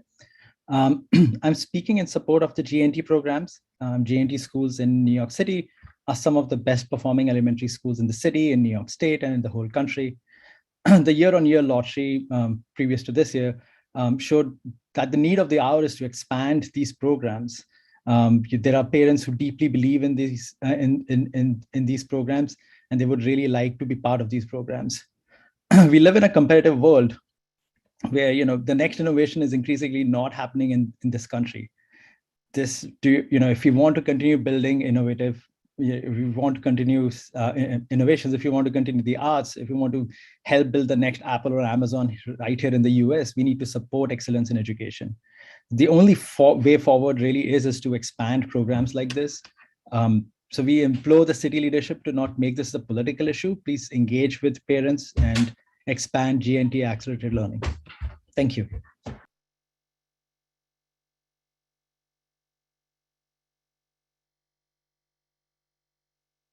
The next speaker is Nikolai Halov. Good evening, everyone. Can you hear me? Yes. I'm a parent of two District 2 children, and I want to speak in strong support of the GNT programs. A couple of talking points. As many people already mentioned, GNT schools just work. Just today, there was a ranking of all New York State public schools done by the US News and World Report. As somebody in academia, I know this is one of the rankings that a lot of parents pay close attention to and has serious methodology. So it was done for the first time for elementary schools, and all top 3 schools in the state are GNT schools. So we're talking about 3,000 schools. Top 3 of them are the 6 or 7 GNT schools. So accelerated education just works. And I think a lot of people, after they heard and learned about the Mayor de Blasio's decision, may believe they live in bizarro world. On the one hand, we have schools that work. On the other hand, the mayor is abruptly canceling these schools and eliminating these schools. That just doesn't make sense. Whatever works in these schools should be studied and should be expanded. So you can have similar success for all public school students. The second thing is that the timing of this decision is really bizarre. I want to believe, probably people are going to call me an optimist or naive, but I want to believe that the mayor means well. But the facts are that he's a mayor since 2014, and he decided 2 months before his time is over to not only propose a humongous change in how this program is supposed to work, but to cancel the existing program. So this doesn't make any sense. People may say, well, canceling the current program may help the remaining public school students. That is not really the case. GNT students are only about 1% of all public school students. Canceling this program is only going to make life very miserable for parents like myself, and is not going to help any of the remaining students because, as you probably know, all GNT students receive exactly the same funding as any other public school students. My final point is that the proposal, the vague proposal that Mayor de Blasio made, simply won't work. What is needed is accelerated education, not an additional after-school type program that will mean more Zoom calls for the kids and more time spent on school-related activities that are not going to be matched to their level. Just to sum up, I think that accelerated education works and it should not be eliminated, it should be expanded. And any changes that are made to the program has to be left to the incoming mayor, whoever that may be, and his administration, because these changes take a lot of effort, take a lot of time to implement and to think through. And Mayor de Blasio clearly has not done that because he has not engaged with families at all. Thank you. The next speaker is Bin Shen. We have 4 Bin Shens here, so I'll pick the one with the raised hand. Hello, everyone. So yeah, I'm Bin. So I want to share some thoughts regarding the recent GT program elimination. I strongly oppose the proposed change to eliminate GNT programs. It's very shocking and disappointing to me that the mayor decided to end the program without promised engagement and didn't allow us to show any single opportunity to share our thoughts, ideas, concerns. If the mayor cannot keep the promise to engage with the families, how can the families be? And take a step back, the proposed changes are neither plausible nor sustainable to me. It doesn't make sense. Even the most talented and experienced teaching staff, it's impossible to teach students at different levels universally and appropriately, not to mention that we want to strive for ideally. It's just a problem too complicated to tackle as a whole. But it can be broken down into smaller ones and handled independently and separately. And that is what the GNT program is doing. Given the current teaching resources, I think it's impossible to even get it rolling. The only interpretation that makes sense to me maybe that the plan is to hold back the education to match the shameful baseline instead of reaching for beta. And for families with limited financial awareness, the GNT program is the only option to support our students, kids who need accelerated and enriched education. The elimination of the GNT test and programs will surprisingly harm more to the regular families, as they have no way to get the right education for their kids, while still leaving the wealthy families the privilege to get the same great education from private schools. And instead, we should keep the current GNT programs and expand more of them to help more students in need. Every year, the problem is not that our students are not ready for accelerated and enriched education. It's that the DOE doesn't have enough resources and support for it, and forcing many families to give up their chances to get the education that best fitting them. I strongly believe that we should build more GNT programs to support the needs of different students and families at different levels. Yeah, thank you. Those are my thoughts. The next speaker is Jean H. Hi, everyone. Thank you to the CEC2 for providing this forum for parents to be able to speak out. I'm calling in. I'm a parent in District 28. I'm calling out to condemn the mayor for his actions, to eliminate a program.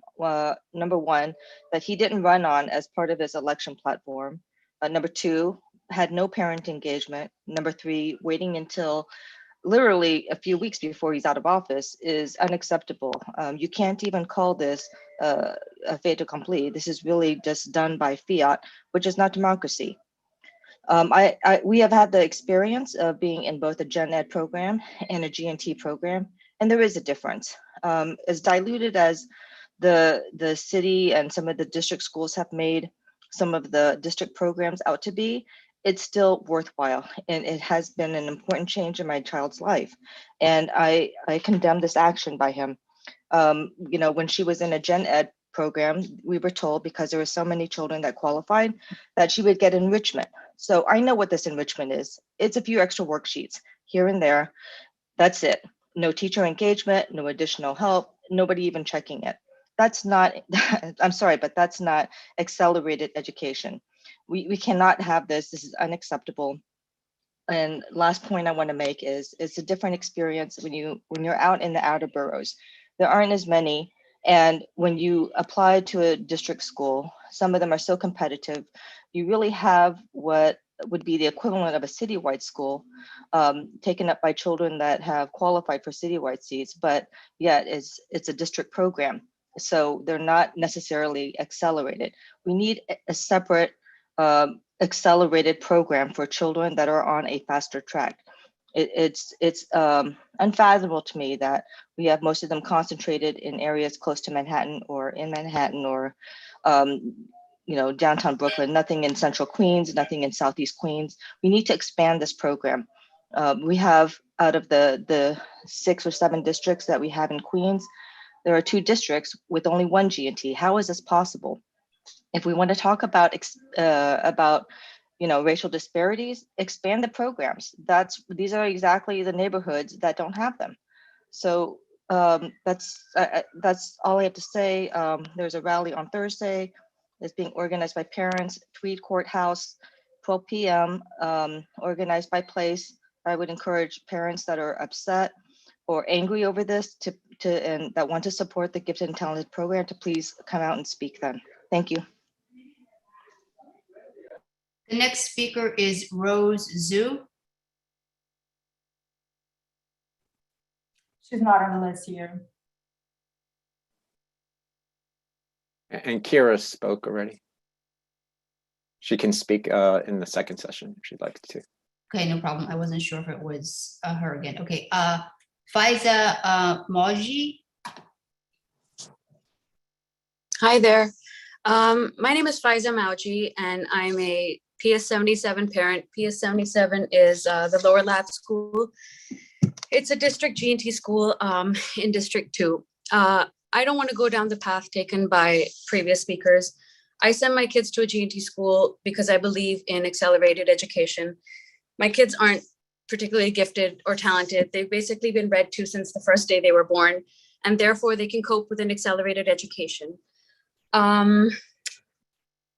My family is originally from Pakistan. I want to talk a little bit about where I come from and why I believe in an accelerated education. I migrated to this country about 15 years ago. I'm a female Muslim immigrant, and I have made New York City my home.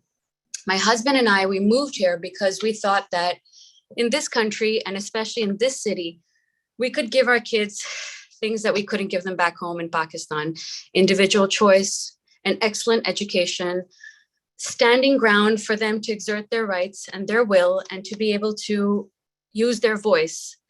And I also maybe naively firmly believe that politicians are firmly held accountable to their constituents. But Mayor de Blasio has proved me wrong time and again. He's actively obstructed investigations into corruption. He's used security details for friends and family. He's spent over $300,000 for his trips around his failed presidential campaign. And he surrounded himself by yes men in his failed run for president.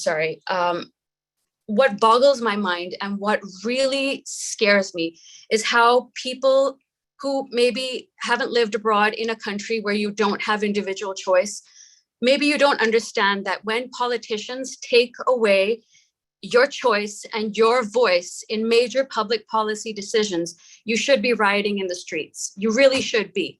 I have never voted in my life until 2016. The first time I voted was in a presidential election in this country. I had never lived in a country where leaders were voted in. Do you know that? It's mind-boggling to me that this country where I voted for the first time has politicians who can go around making major public policy decisions about your kids and my kids and not even give us stakeholders a voice.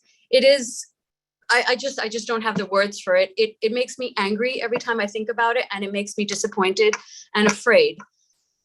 If our global rivals had to come up with a plan if they devised a plan basically to ensure the downfall of this great city that I love, I've always been a New Yorker. Even before I knew what New York was, I was a New Yorker. If people who wanted to see the downfall of this country had to come up with a plan, this is what it would look like. When you rob children of an excellent education, you make them less competitive on a global scale. When you don't give people a voice or a say in the future of their children, you make them passive, you make them submissive, and you make them feel like choices have been taken away and that they need to accept this. Do not accept this. I do not accept this. Mayor de Blasio cannot take away GNT without us putting up a fight. And I think that all of us need to be ready to be in this for the long haul, for the sake of our children, for the sake of the city. I think we need to show that power has to be held accountable. And, you know, this forum, thank you for giving us this forum to say how I'm feeling. How I'm feeling is, I was feeling a little hopeless, but after listening to all of these people, I think that there are enough people who care in the accountability of power and speaking truth to power to be able to put an end to this charade, this ridiculous assault on our kids' education. So, you know, that's pretty much all I have to say. But I hope that people listening to me don't think that, you know, I buy into the gifted and talented name. No, I believe in acceleration, and I believe in acceleration for all students who can handle it. I believe in universal expansion of the gifted and talented program. And I personally want to see kids of every color in the spectrum in gifted and talented programs. And I will work with you to make that happen. Thank you. The next speaker is Jennifer Hadlock.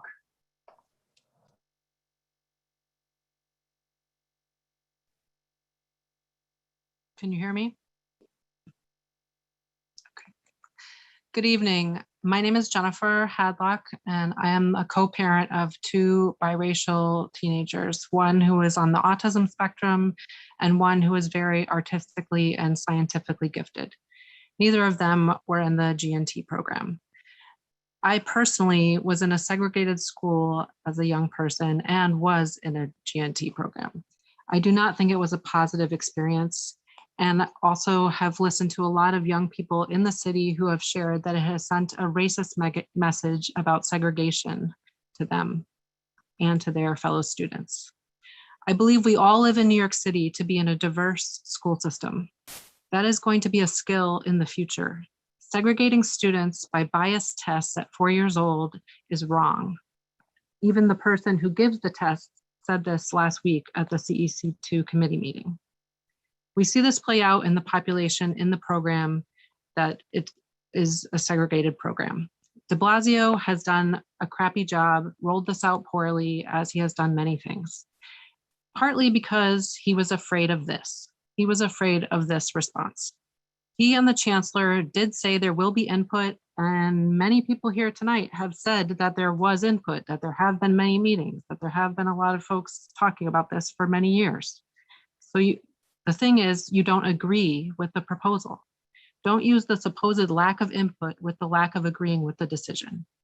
We need to have racial and culturally responsive education. I think we isolate the wealthy, mostly white students who are less in touch with the reality of the world and the city in which we live.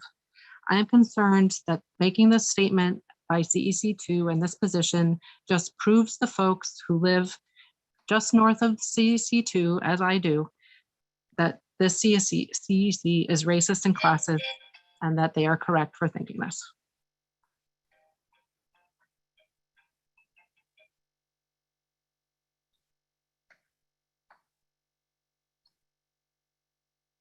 Okay, the next speaker is Nan W.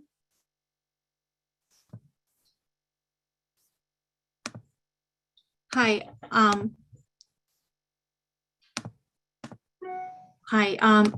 my name is Nan.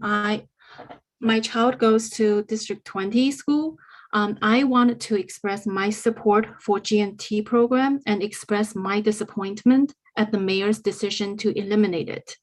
De Blasio's argument is that the existence of GNT program creates education inequality, which is a false statement. In fact, with a majority of New York City public schools failing our students, GNT programs is only one of the few options for middle class and low-income families who seek high-quality education for their children. Unlike wealthy families, these middle class and low-income families can't afford to send their kids to private schools or move to suburb for better education. Instead of expanding high-performing schools and programs such as GNT, the mayor's solution is to eliminate them. Considering the timing of this announcement, just 3 months before the end of his 8-year term, it makes me wonder if this plan is really for the benefit of our children or a pure political move. As for the brilliant NYC initiative, which plans to train 4,000 kindergarten teachers as a replacement of GNT program, what I want to say is that you can get the best teachers in the world, but with 30+ students of different levels and only one teacher, it is nearly impossible to differentiate instruction to satisfy educational needs of both the overachieving and underachieving students. In reality, the teachers spend most time with underachieving students, and overachieving students are left unchallenged, bored, may even act out during boredom, and then punished for being disruptive. Another parent mentioned earlier that children shouldn't be labeled as gifted and talented. I agree that all children have their own unique talents. But we cannot deny the fact that some children learn at a faster pace than others. And inclusive classroom sounds like a great concept, but it takes years of systematic changes to make it work, such as reducing class size, adding more teachers in each classroom. Without these being put in place first, simply eliminating GNT programs is unfair and disservice for children who learn at a faster pace than other children. When the policymakers are dumbing down our children, many other countries in the world are encouraging excellence. How can our children grow up to compete with their counterparts in this ever-changing world? Let's expand GNT program and bring up all children. Thank you. The next speaker is Danny Swirsky. Hey, good evening, all. First of all, thank you for the space. And I've just really enjoyed being a part of the discourse. I appreciate the fact that the folks are coming and presenting in the way that they are. So just a giant thank you to all those that have spoken before. I appreciate y'all for speaking. So I would say a couple of things. First is that I think that there are legitimate claims to how this process has worked out. I think that if people are pushing for equity, part of equity is making sure that processes, oh, here comes my child, part of equity is making sure that processes work and that all voices are at the table and all voices are heard. I don't believe that Bill de Blasio did that. I believe that there are legitimate claims there and things that we all should push on, whether you agree or disagree with what the policy is. And so I'm frustrated because as someone that does not support gifted and talented programs, I believe that the process makes it such that a late in the term announcement and a process that didn't engage stakeholders that should have been engaged is really, really deeply problematic. And that doesn't change the fact that gifted and talented is based on high stakes testing of 4-year-olds. And that 75, I know you're 5, but we're talking about 4-year-olds. And that 75% of kids in the city are Black and brown, and 75% of kids in gifted and talented are white and Asian. There is no way to look at those numbers and say that the system is not fatally flawed, period. Like there's just no way to conceive of like how that is possible to say that the system does anything other than segregate and perpetuate inequity.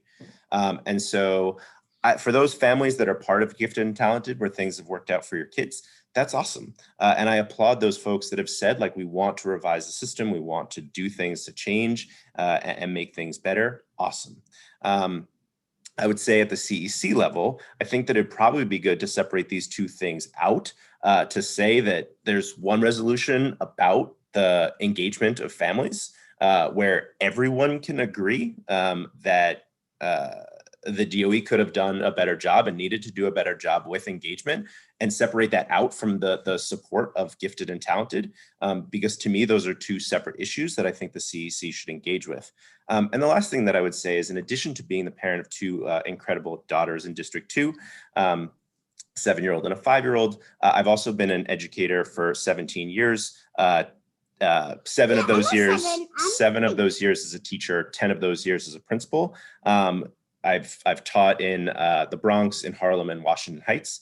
And I think my push just in general is that for all those folks that are talking about equity and talking about excellence across the board, I hope that that applies beyond District 2, because the schools that I have worked in, I don't hear that many voices from District 2 advocating for the kids that are in the Bronx, advocating for the kids that are in Harlem, advocating for the kids that are in Washington Heights, that go to traditional public schools that are dilapidated, that are underfunded, under-resourced, where teachers are underappreciated. I really hope that the sincerity with which you approach the gifted and talented topic is generalizable beyond the conversation in District 2 that apply to the kids in our communities, because I can tell you that there are voices of families that need our support, and I hope that the support goes beyond just this conversation here. And I greatly appreciate those folks that have been paying attention as my child has been doing her best to distract everyone. So thank you for your time. I appreciate y'all. Yeah, thanks. The next speaker is Jennifer Yu. Hi, can you hear me? Thank you to the CEC District 2 for giving me the opportunity to speak. I'm a parent of 2 District 2 children who attend a G&T program, both of whom have benefited from the accelerated pace of learning and being surrounded by students with similar needs. Last year, when Mayor de Blasio shared his intent to reimagine the future of G&T, he promised the city that he would listen and involve parents in that decision. That was a false promise. And instead announced on Friday his intention to end the program altogether. We, as parents of children attending a G&T school and ones who have a rising kindergartner who will be shut out of the program, are outraged by the city's unwillingness to attend to the needs of children who require appropriate accelerated learning. I agree that we need to offer accelerated programs to a more diverse population. In doing so, we need to provide universal testing for our children. We need to provide multiple entry points, and we must expand accelerated programs to underserved communities so that more people have opportunities and that all that qualify are given the chance to benefit from these schools. It's true that it may not be fair that a small minority of our NYC public school children get the opportunity to attend G&T, but it is equally unfair that the New York City DOE has made no efforts to expand the seats for all that do qualify or help to inform or educate underserved communities about these programs. Please do not follow through with de Blasio's plan to end G&T. It will not solve the city's education issues. It will only continue to mask them. You need to keep these programs and learn from them and see how we can continue to leverage them to build a stronger school district. I need a mayor local government officials, and a DOE that will keep GNT and expand accelerated learning opportunities throughout the city. I need you to represent my family, my children, and their needs. Thank you.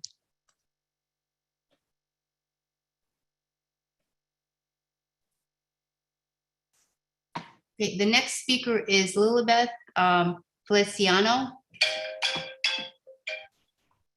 Good evening, everybody.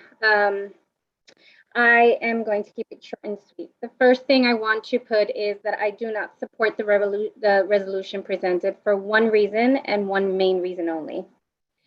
And that is because does it truly represent all bodies in District 2? That means all families. That means 1,994,000 students in our district. That means all those families. And I don't feel like this resolution does include all those voices and has taken the time to really reach out and get a full picture of how our district actually truly feels, as opposed to just a set of parents. While valid and your voices need to be heard and are important and you are a parent, but as a CEC, you have a responsibility to truly connect with everyone, not just a small population. And so with this particular entity, it's been a continual kind of struggle for me in terms of how representative it is of everyone. So I just want to speak to that and say you have a responsibility, CEC, to truly reach out to everyone and make an effort to make those connections in every single community in our district. And I don't feel like we do a good job of doing that. Second, while I acknowledge GT parents that are in the program, I can acknowledge and feel that you're concerned about your children's education, and you're perfectly valid in feeling this way because you feel like maybe your kids won't get the same quality that they've had, and you are 100% valid for fighting for that as parents. And I want to acknowledge that because it's not the program, it's you as parents fighting for what your kids deserve and need. So you're not wrong for fighting. What is wrong is that this program doesn't truly do justice for everyone. If only 80 of our schools out of our 800 schools have these programs, how is that equitable education for all? How can we say that this program works for everyone if only 80 out of 800 schools have these programs? That simple sentence gives a clear picture. So it clearly perpetuates inequity. It does segregate and all those things related. And one test to decide one kid's future at 4 years old. And for my child, she was 3. She was 3 years old when she took it and she missed it by 2 questions. And that's it. Her future was decided. She couldn't be a part of that program. So we should want accelerated and challenging education for all children in all schools. And this current program does not provide it and perpetuates that inequity. It's simple as that. It's as simple as that. Our education needs change. It needs to serve all children. We need to hold our education system responsible for accelerated and challenging learning for all students in all environments, regardless of what school they go to, and have the same opportunities for everyone in every level. And it's not, can't be just based on one test on one day. So while, again, I want to acknowledge G&T program parents because you're valid for fighting, but the fact of the matter is our system is broken. It does not serve all kids, and this G&T program does need to be dismantled, but not because it doesn't have good points, not because it doesn't serve children, because it needs to work for everyone, and it just doesn't do that. 80 schools out of 800. Just say that to yourself, 80 out of 800. Thank you. The next speaker is Motoko Shiboji.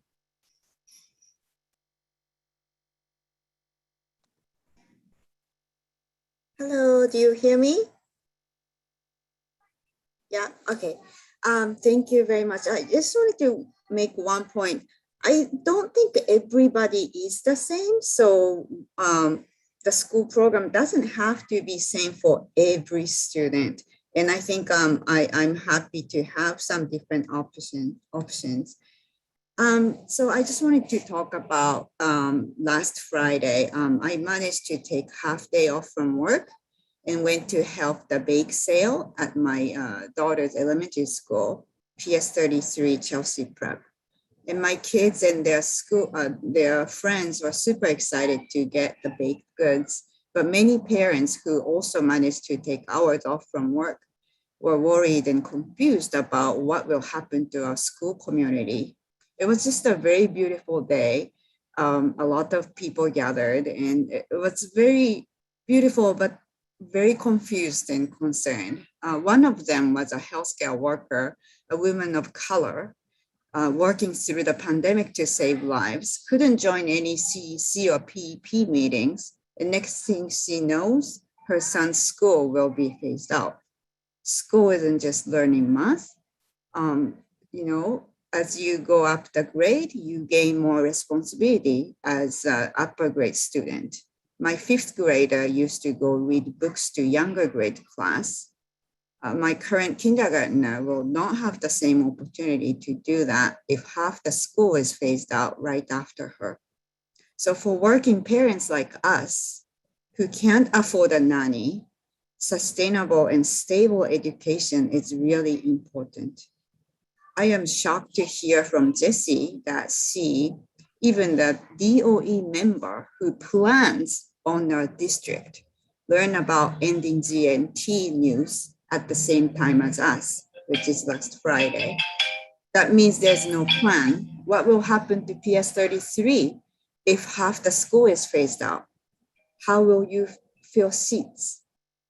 Parents feel very concerned. We need real engagement and we need stable education. Thank you. The next speaker is Elka Samuels Smith.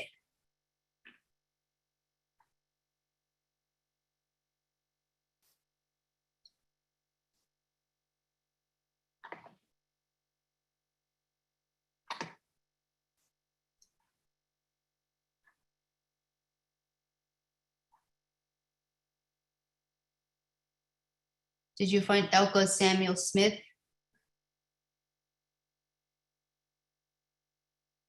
I don't see that name. Okay. The next person on the list is Ava Boschbach.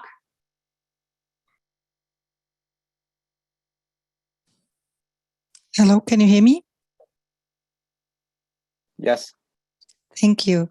Good evening. My name is Eva Bosbach. I'm a District 2 parent of 2, and I would like to express my support for the GNT program and for accelerated education as a concept in general to be available to all children who need it and who thrive with it and whose needs would not be met if no accelerated programs are available. When we came to New York City 16 years ago to make it our home, we also started to think about which school type to send our children to.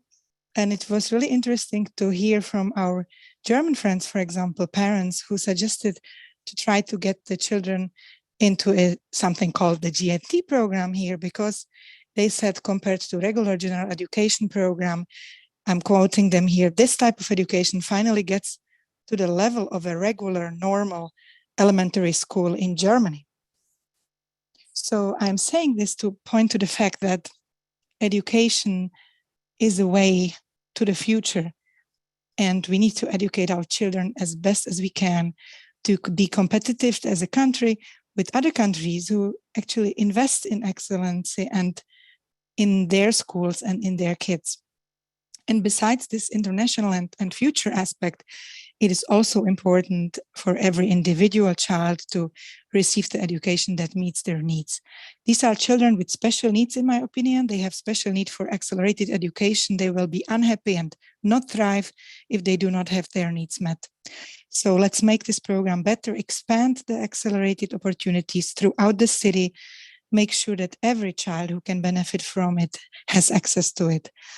Let's make a program that works and make us more competitive for the future, accessible to all who deserve it. Thank you very much.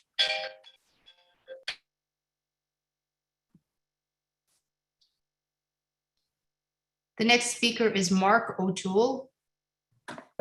JD, just 1 second. I just want to say one thing. We have 2 parents or 2 people with their hands raised.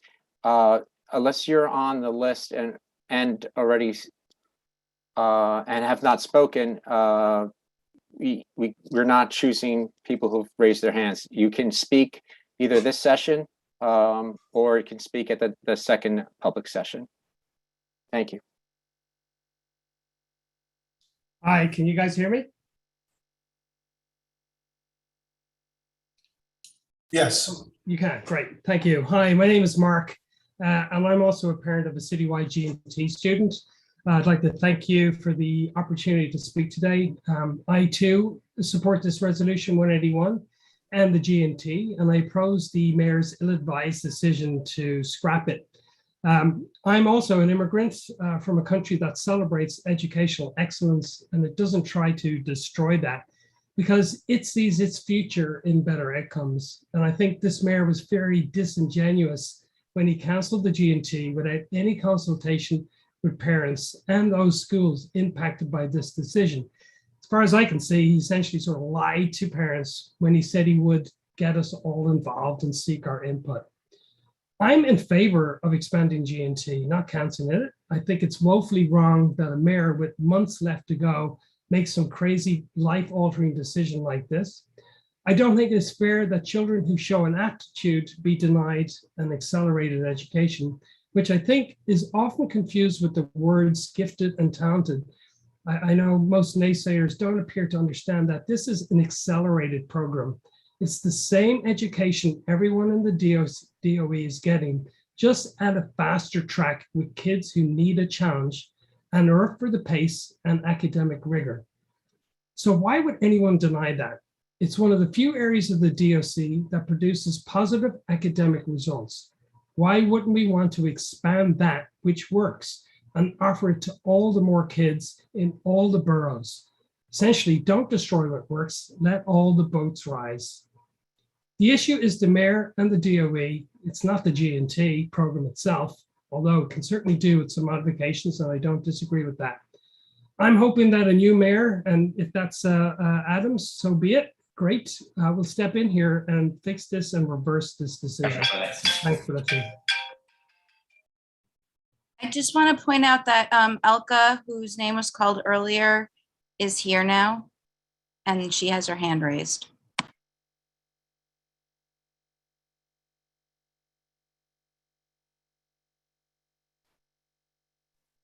Okay, do we want to get to the end and then restart, or do we want to go back to the people that were called and missed? The question for you, Ben.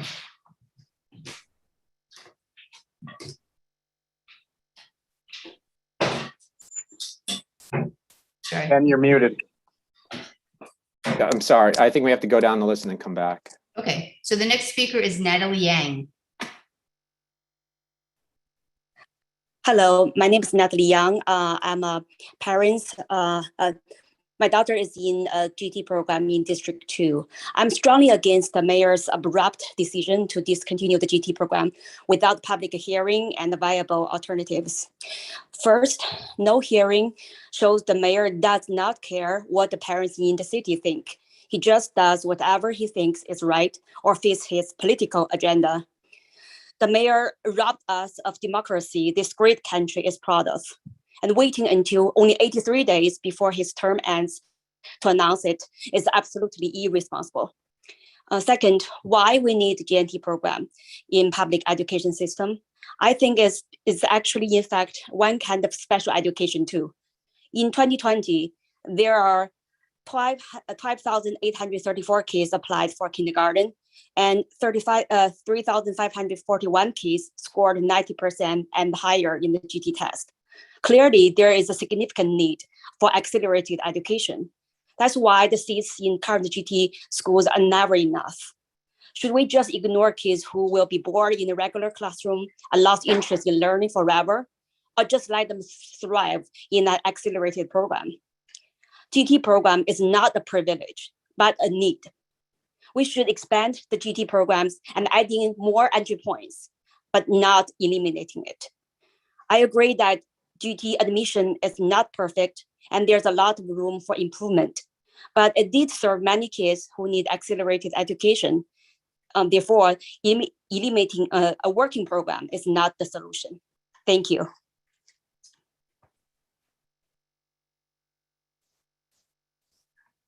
Okay, the next speaker is Rob Law. Yes, hi.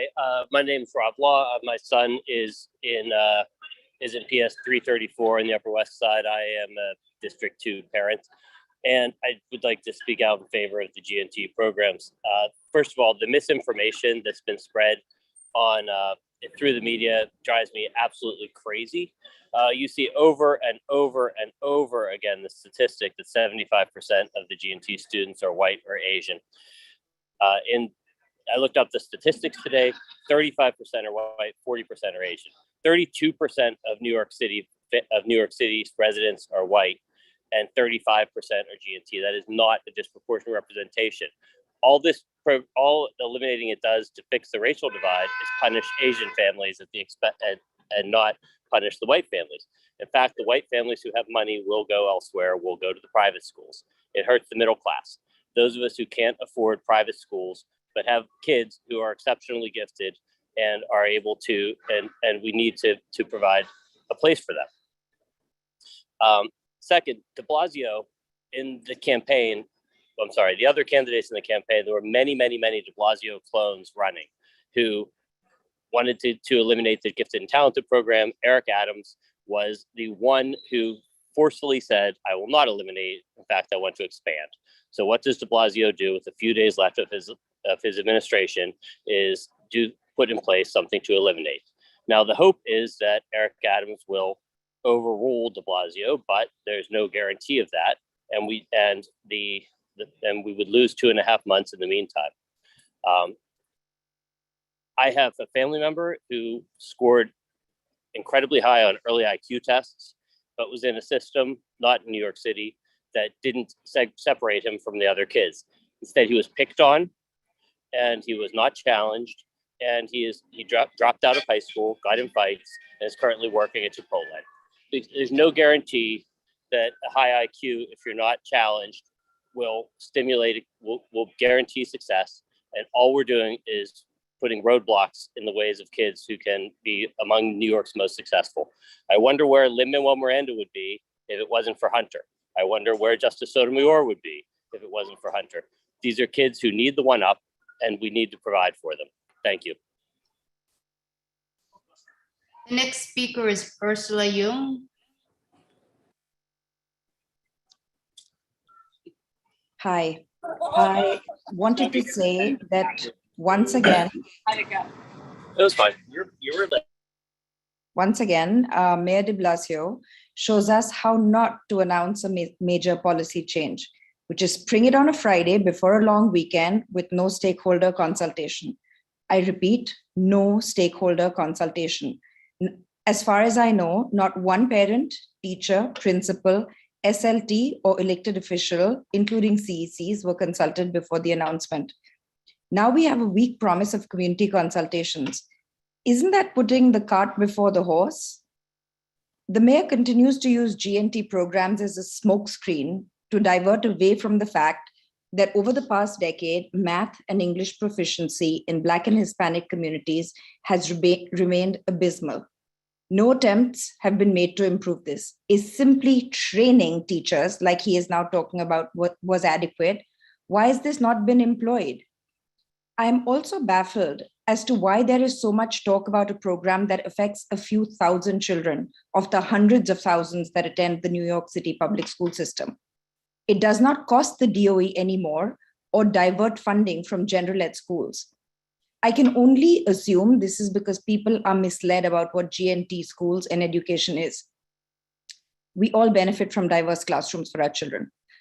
I hope we all want diverse classrooms for our children. But equity is not giving everyone the same thing. It is giving everyone the same access.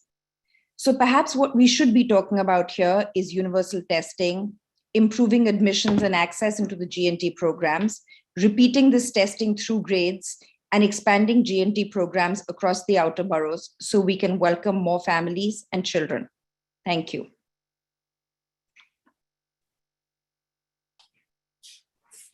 The next speaker is Shichao Rawel.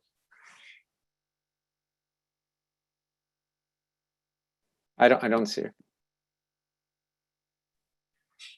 Okay, we move on to Mark Lan. Hi, everybody. Can you hear me? Yes. Good. Yeah, I just wanted to give my personal story. So I'm a U.S. Army veteran. I served the country during 9/11, and I moved to this country when I was 25. And the main reason why my parents moved me here to America was because America is a country built on meritocracy, right? If you are able to do more, you are given the opportunity. And if you fight for your place in this world in America, you can have the American dream. And that's what they wanted for me, a better future, and not one similar to China where communists makes everybody equal, right?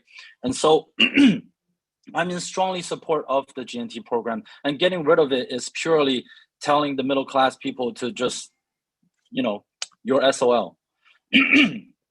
I attended Brooklyn Tech when I first came to this country, and that's where I was given the education I needed. I met lifelong friends who I still keep in contact today, and the two things that I keep hearing today from people who are against GNT kept saying that it's a racially segregated program. Now, I don't understand how this is a racially segregated program when you look at other programs or other associations in America, such as the Army itself. If you look at the Army's demographics, it's 71% white. Asians account for 7%. Now, is that a racial program? Is that a racial segregation? Is the Army racist? America is 60% white with 5.9% Asians and 13.4% Black. Are you saying America is a racist country because the world population is mainly Chinese and Indian people? Does that even make sense to you, just because America is not a representation of the world population demographics?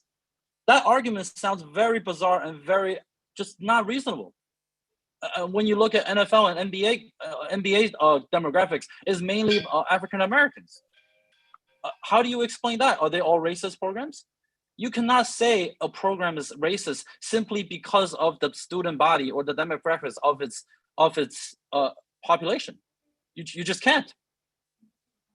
We really, I agree that we might be able to get more representation of other race in the program if we expand the program or we change the way we test kids. But to get rid of it all by itself altogether is just absurd. It doesn't make any sense at all. And I really agree with this other parent who said, "Oh, there's only 80 schools that has GNT out of 800." Yes, that's a very good example of why we should expand it and not eliminate it. Thank you. The next speaker is Yale Heller.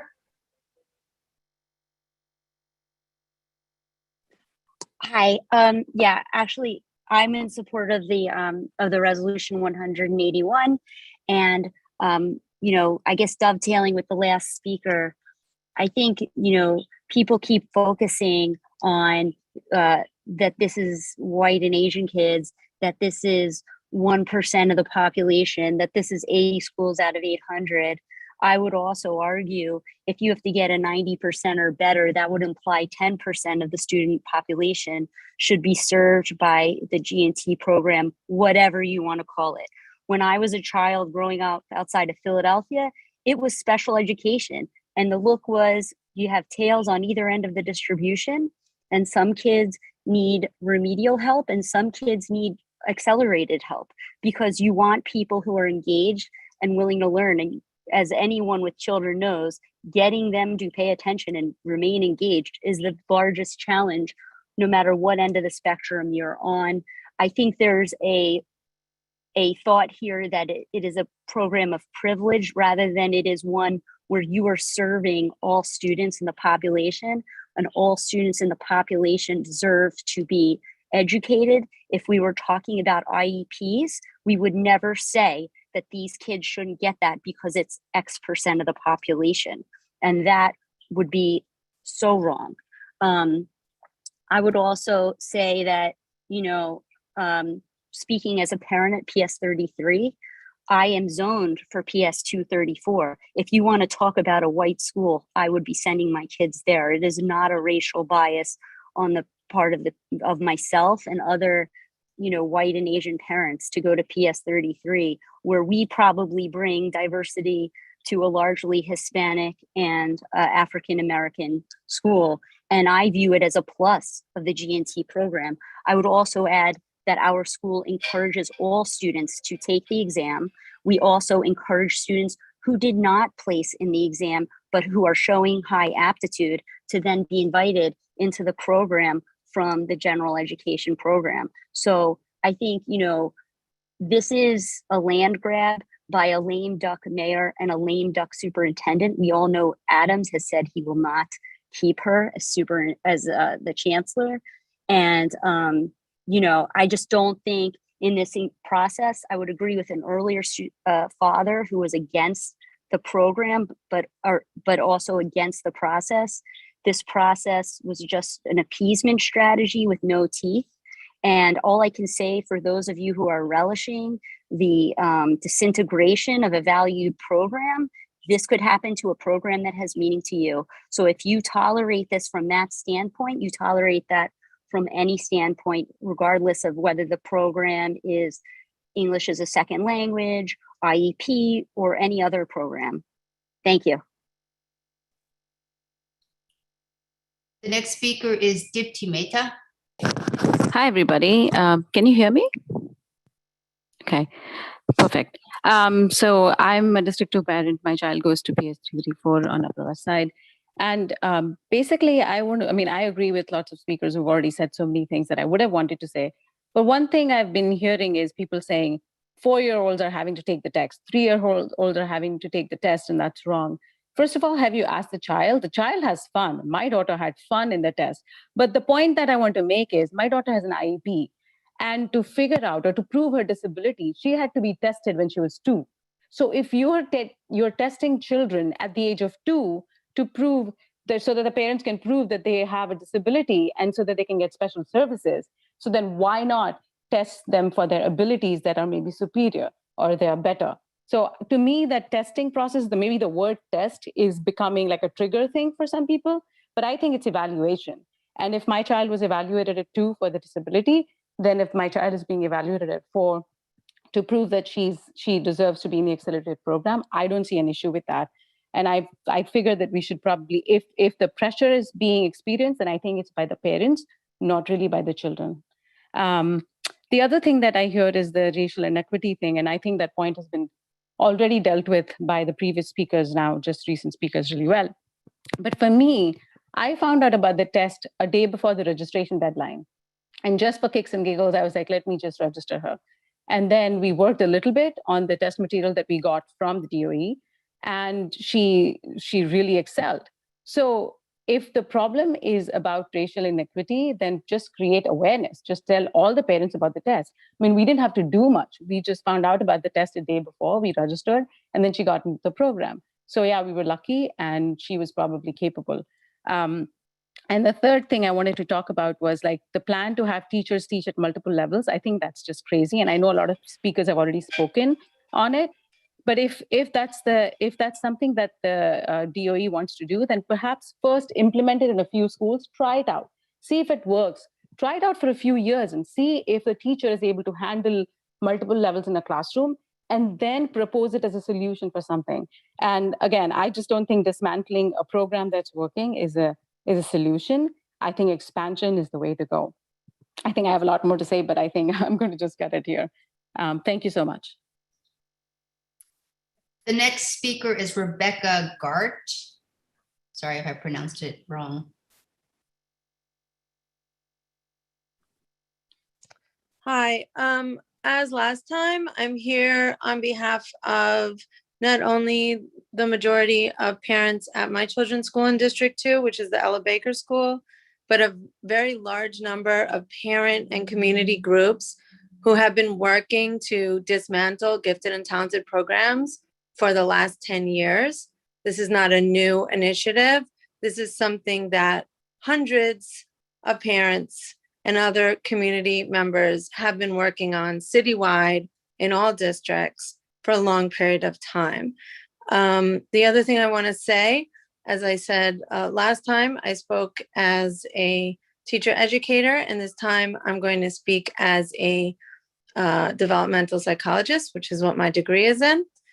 There's plenty of research to show the benefit of having children with many different strengths and weaknesses working together. Well, strengths and challenges. There's a ton of research that shows the benefit to cognitive, social, emotional aspects of their development working together in a classroom. So for people who are concerned about teachers being able to differentiate, the research does not support those concerns.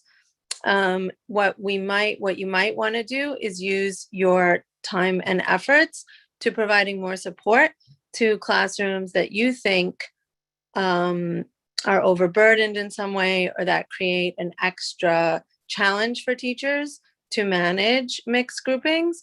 But in general, all of the research suggests that these kinds of groupings are helpful for children, and that tracking and segregating children by ability, as you are not clearly defining it, so we'll just have it as a vague term, is not beneficial for anyone, including the children who you're calling are more able or have higher capacity in some area. That's all. And if anyone wants that research, please feel free to get in touch with me, the CEC. Oh, I did want to say one other thing. I think it's very, very upsetting as a District 2 parent that the chat is only accessible to the CEC board members, especially given that you are chatting your perceptions of speakers, and that the general public of parents is not able to access the chat or participate in the chat. We're only able to read your chats. For people who are talking about democratic governance and the DOE, this is really problematic. I really, really urge all of you to consider rethinking that for the upcoming CEC meetings. The next speaker is Charlene An. Hi, everyone. Good evening. And I just want to say to that comment, the last CEC2 meeting that we had, we actually were able to chat. So I don't know whether that was a mistake this time, to be fair to the CEC2. But anyway, good evening, everyone. I just want to express my strong support of the Resolution 181, as well as the expansion of GNT programs. I think Danny had mentioned earlier that we are conflating two issues here, right? There is the issue of just de Blasio's poor operationalization of his plan and communication, as well as his proposal going forward to eliminate GNT. I am extremely disappointed with the zero engagement, despite multiple requests from parents. Our poor PTA is going crazy, asking us to send letters, and just the lack of engagement there. Absolutely. I actually think it's unethical, irresponsible, and honestly just cowardly that he didn't even have the courage to engage with parents. Because as somebody said earlier, he knew that we were going to engage in this discussion, and he didn't even want to. Just straight up, not a democracy like somebody just mentioned. His proposal going forward to eliminate GNT, I also disagree with for multiple reasons. Now, first of all, I think it's highly disruptive to families and has injected so much uncertainty in a period that has already been fraught, as many of you and all of you, I think, can attest to during COVID, that has already been so fraught with so much uncertainty, by and large to COVID, but not helped by de Blasio at all. Instead, it exacerbated by him by making these changes at the last minute. It has literally kept me up at night, worried about my child's education. Now, I do see this, I know we've been talking about segregation. I actually don't see this as segregation by race at all. I see this as segregation by what kids need. It is, I want access for all. I want to raise the bar for all children. It is purely about having options. Somebody mentioned earlier, special ed, accelerated ed, gen ed. What do our kids need? And Lilibeth, you had mentioned earlier, 80 out of 800 schools only have GNT. That is because the DOE has never made an effort to expand the program. It's not an issue. Like you, my son also did not get through the test at 4.5 years old. My son was older than your daughter at 3, but 4.5, and he did not get through the test. But there were supposed to be multiple points of entry for access. So it's not an issue with the program itself, I suspect, Lilibeth. It is an issue with not having enough of these schools and not having enough access to all. Now, again, I'm from Singapore, as some of you might know, and I hate to keep bringing it up because it is a simplistic way of thinking. I know it's much more complicated, but just hear me out. In Singapore versus the US, everyone is tested at 3rd grade, 8 years old after a few years of education. There are multiple points of entry. Every grade has several gifted classes and they flex every year. Some years have 2 classes, some years have 4 classes. It depends on the children's needs for accelerated education. And the teachers are well equipped to flip-flop between the gen ed as well as the gifted classes. We are not even competitive. Some people talked earlier about us not being competitive. The US, it's an embarrassment when I compare the education here in the US to Singapore. And GNT was the only thing that actually made me feel we were somewhat in the realm of comparison with the rest of the world. Not forget about Singapore for a second, but the rest of the world in terms of ensuring that our children are at the right level. Now, among OECD, I'm just going to end in a minute, so give me a bit more time. Among OECD nations, the US is one of the richest and yet has the highest rates of child poverty compared to other nations. We spend the least on early education. And at the risk of sounding preachy, this quote from Nelson Mandela really stuck to me when I heard it on a podcast last week. There can be no keener revelation of a society's soul than the way it treats its children. Now, I hope Mayor de Blasio, and I really ponder how his soul feels right now for not providing the various educational options that I believe our children need. Thank you. The next speaker is Lauren Clavin. Good evening, everyone. Can you hear me? Thank you so Yes. much. Thank you. I want to just lift up the comments of an earlier speaker that dismantling this program, the GNT program, is something that many parents, educators, and stakeholders have been organizing around for years and years. So this idea that this is, came out of left field and is a last minute grab is just not true. And I also want to just name that what I'm hearing in this space, which is a lot of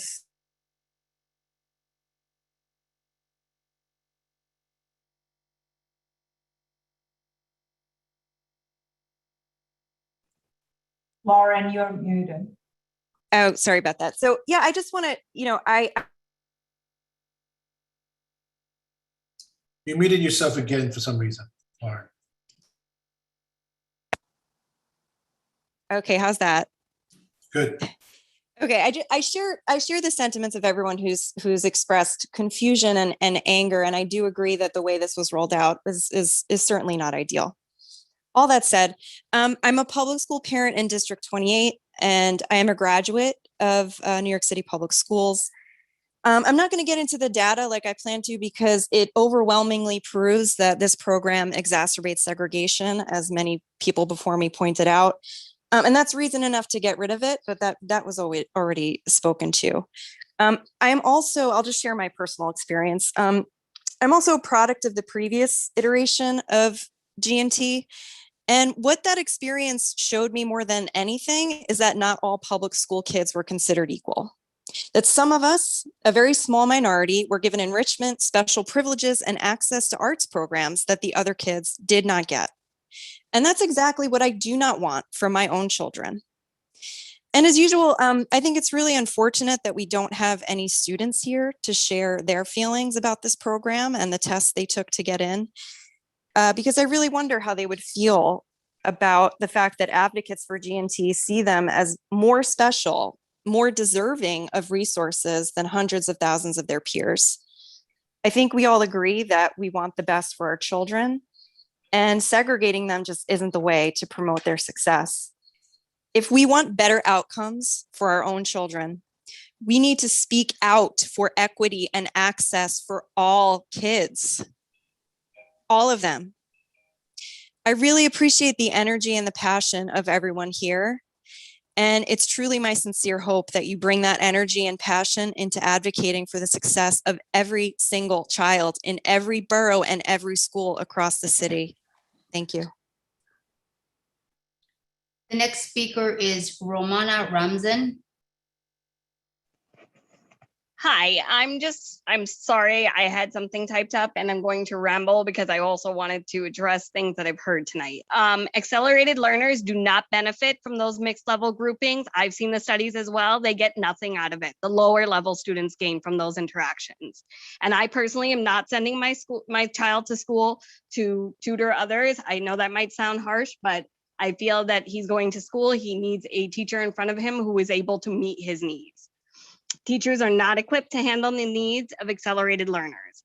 I'm so frustrated to constantly hear how Black and Brown students are underrepresented in these programs. I'd like to see the data that states how many of these students actually apply, how many actually want to go. This narrative is pitting minority against minority. I am an immigrant. My mother is from Guyana and my father is from Pakistan. So I fall in the brown category, and I feel that that should not be the reason to have this discussion. The reason I am here fighting for gifted and talented programs is because I'm fighting for my child who is an accelerated learner. I'm fighting for kids who perform above their peers and need a environment to thrive in. I knew when he was 3 years old and he went to the local preschool program that he was not doing well there. He would come home crying each and every day. And I took it upon myself, because I valued education, to visit 7 pre-kindergartens in Brooklyn. I visited 7 in Queens. I visited some in Manhattan. These are locations, because I am a District 27 I'm located in District 27 in Queens. I live here. I work in Brooklyn. So I looked at places in Brooklyn. I looked at places near my husband's job, which was in the city, because I felt that education was super important. I had a level of learning as a child, and I wanted to foster that in my own son.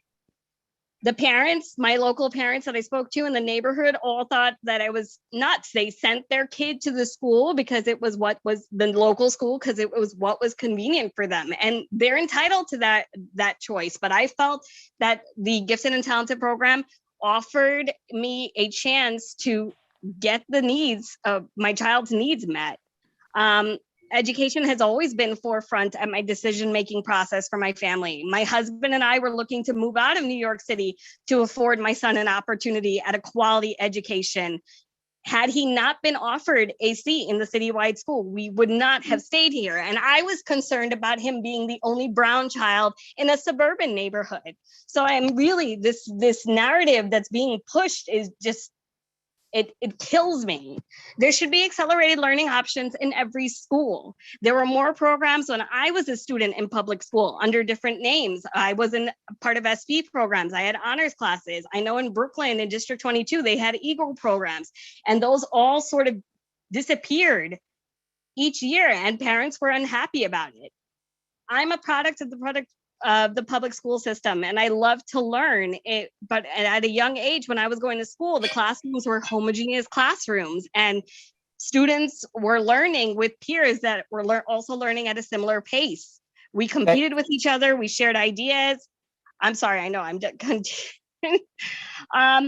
I want to say that if I had not been afforded these opportunities to attend these classes, the accelerated learning classes, I would not have been able to forge a path out of a lower income status. My mom was an immigrant and a single parent, no less.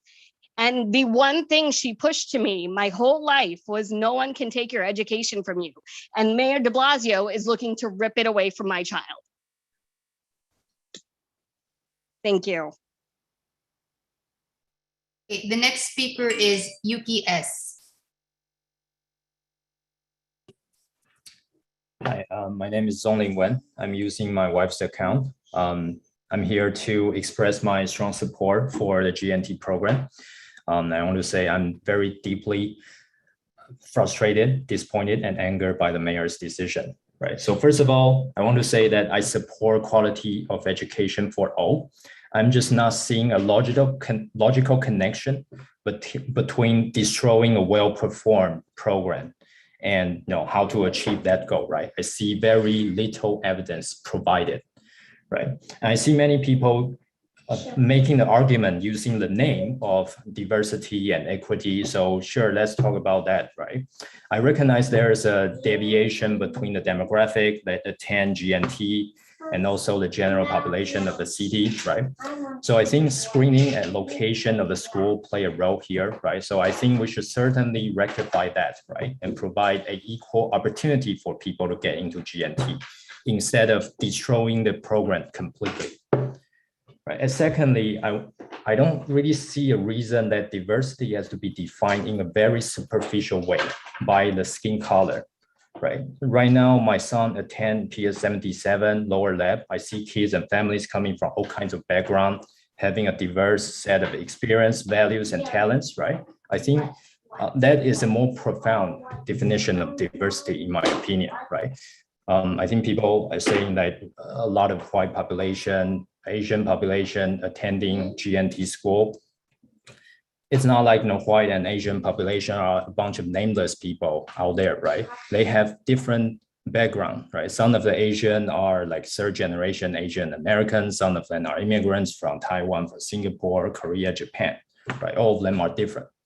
If you just want to achieve a superficial definition of diversity, let's just use like random lottery or something, right?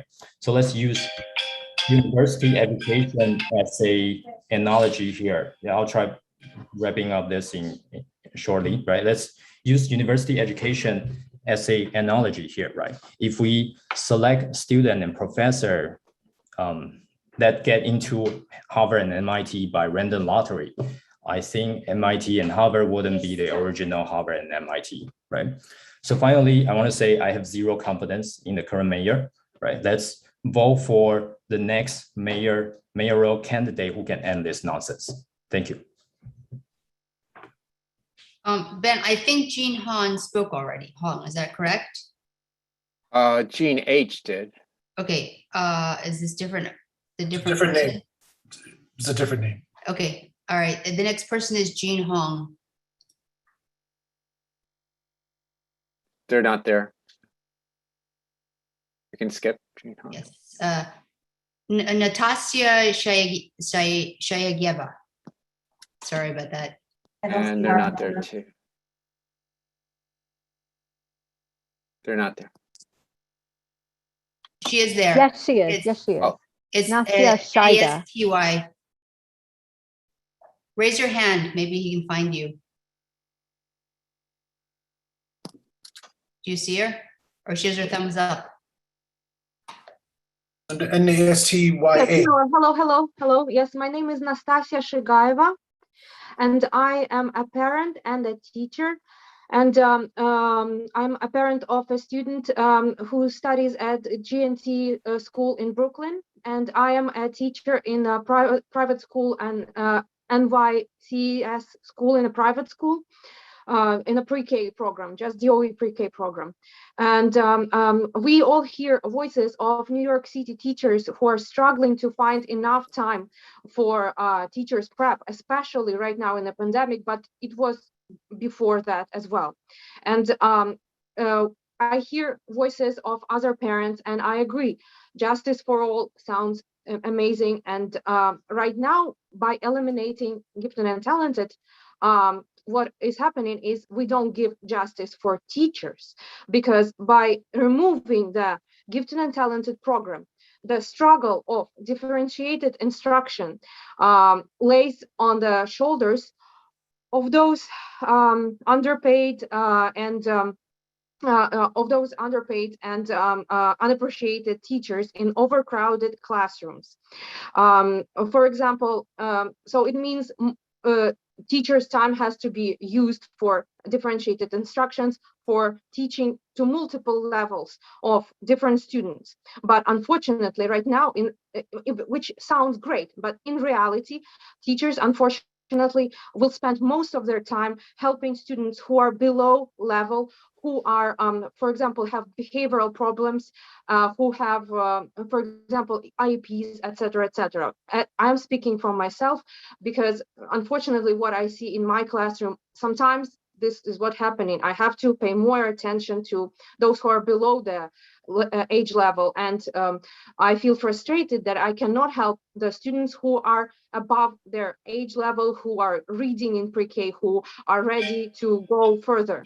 And I have 2 master's degree, and now I spend all of my teacher prep time cleaning the room, vacuuming, using Clorox, sanitizing, because due to the pandemic, but I also did it before.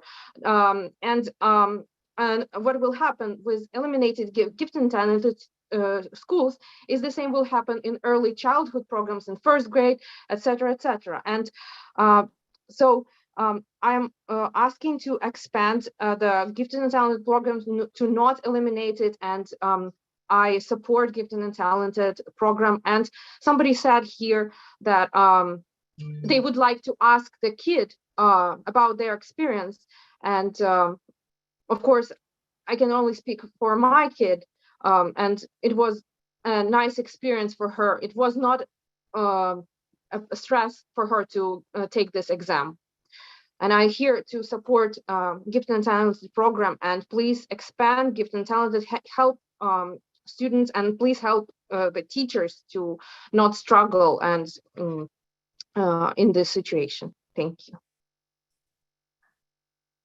Okay, we're gonna go back to the beginning of the list to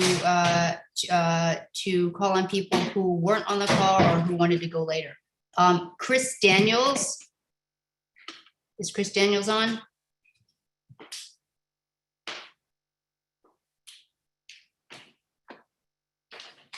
Okay, Priyanka Agarwal.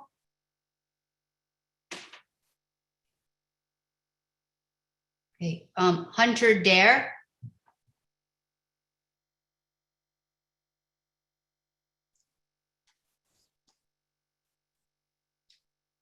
Hello, You see Hunter? can you hear me? Yes. Yes. The mayor says all kids will benefit from his GMT replacement, where the DOE will nurture all children's gifts with enrichment, acceleration, and differentiation. If these are the solutions and the DOE can provide these things to all children, what is it that has stopped the mayor?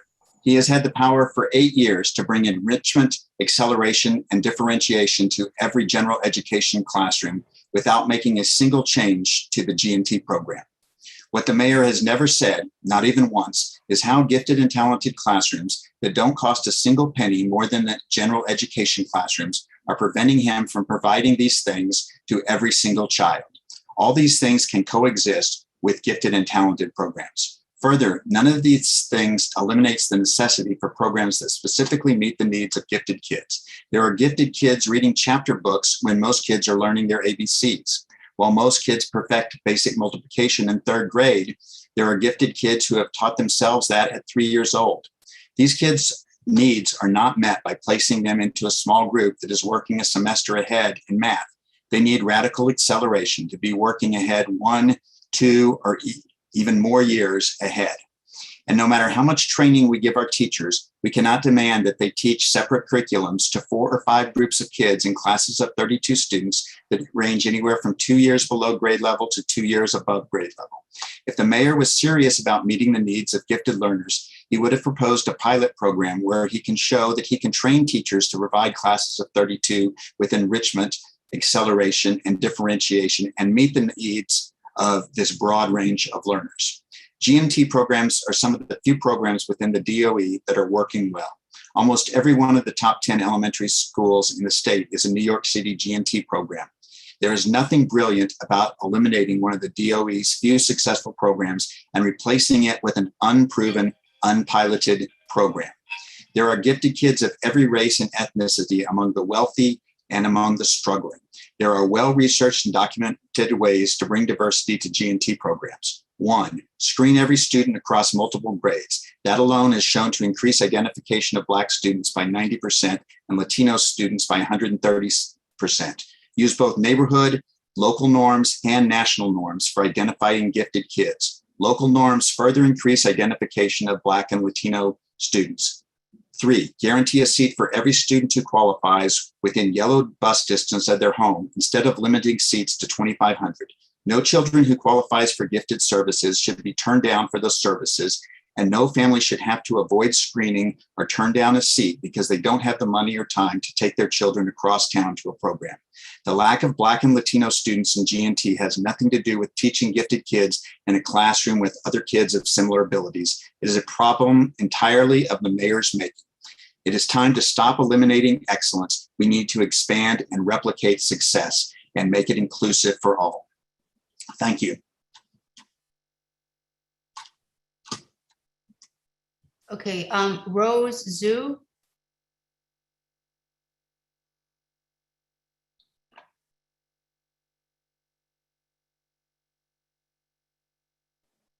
I don't see her. No, okay. Elka Samuel Smith.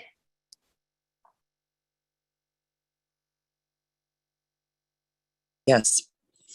I feel for all of the parents who showed up today to talk about what they feel their child will lose. I honestly don't think any of our children deserve to lose by attending unsafe, crowded, or underfunded schools. But today's conversation is all about how terrible it is to lose the current model of GT. Even though we agree it needs to shift. That's one common thing I've been hearing across the board. So perhaps it's because nobody's fully considered what is possible by reimagining what accelerated learning can look like and who deserves access. I hear words like elimination, cancellation, but that's not really what's happening. It's not like these teachers are being eliminated from our system. An alternative proposal is what I read about: enhanced accelerated learning opportunities for all children, where they're accessed at a later grade and can access advanced learning opportunities based on learning groups by subject, since we all know very well that just because your kid might be great at math doesn't mean that they're great readers or have good social skills. It's a proven fact that kids with different strengths do benefit from one another. So why don't we believe that an alternative might just benefit the majority of our population? Now, I hear a lot of parents saying that they have no faith in teachers being able to differentiate learning in classrooms with 30 kids. So why aren't we fighting harder to make sure the DOE uses these huge grants they keep getting to actually create the smaller class sizes they promised all of us at all of our schools? No teacher in any classroom should have to teach a packed room, and that's exactly what is happening. But instead, we're fighting for a minority, once again, a minority of our kids, not the majority, the minority. And the truth is that our current system has failed the majority of our kids, and primarily Black and brown students who have been crammed into crowded classrooms for years. And I think it's really important to note that this discourse on GT is nothing new. I've been coming to these CEC meetings for the last 5 years, and there was a lot of discourse and feedback about the current G&T system. During the pandemic alone, tons of articles came out about how this current format sorts our kids into spaces that are better funded and supported and ultimately perpetuate systemic racism. This is what showed up in the data across the board. The current system rewards parents who have the means to get special test prep for their 4-year-old kids. And honestly, I trust the assessments of my kids' classroom teachers who actually spend many more quality hours with our kids than a singular test. The alternative is to recognize that all of our kids have gifts and talents, and every kid has strengths and weaknesses. Every one of our kids could have an IEP because they're unique and deserve to be exposed to rigorous learning opportunities. I disagree with this resolution. I think it speaks to the inequities that plague this district and only reveal how comfortable our district is with perpetuating segregation. So once again, all of our kids deserve smaller class sizes. They deserve qualified and skilled teachers. They deserve safe and well-funded schools and culturally responsive education that accurately affects our communities. Thank you. So that's the end of the list for public speaking session 1. Thank you so much, Councilmember Sim. That was a long list, but for the next session, we'll have to do 1 minute and we'll have to stick to the time format for that. But thank you so much. The next item is the President's report. Dear D2 parents and friends, I wanted to provide a hopeful and forward-thinking President's Council report this evening on what transpired over the past month, including we had 4 passed resolutions, we had 3 approved council letters, we had 1 committee meeting with 450 registrants, 250 YouTube viewers, and more importantly, we have rising District 2 in-person school attendance. We had seen a lot of progress. CECD2 was extremely productive the past month, and now we're fully remote today, offering easier access and participation to our meetings. So thank you all for joining. But full stop. Dear Mayor and Chancellor, we have been and still ask you to engage with parents and stakeholders regarding the Gifted and Talented program, impacting 16,000 students in a school system of 1 million. Last Friday, we were literally blindsided by a new program and the elimination of G&T without any engagement whatsoever with District 2. The mayor is introducing Brilliant NYC without a pilot program to provide data of Brilliant NYC's efficacy. It's a program without a blueprint at this point. Brilliant NYC is an elevator pitch. It's in search of details. The mayor wants to replace a successful accelerated program, not expand it, and leave the next mayor to implement an elevator pitch. Ultimately, Brilliant NYC will impact school buildings and zoning in District 2, which falls under the direct purview of the council, of this council. Mayor and Chancellor, we ask you, you have a moral and legal obligation.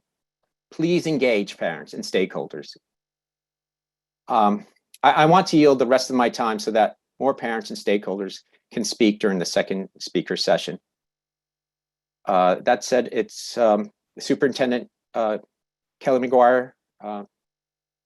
You're up. Thank you. Thanks so much, Ben. And thanks to everybody here for being in the conversation tonight.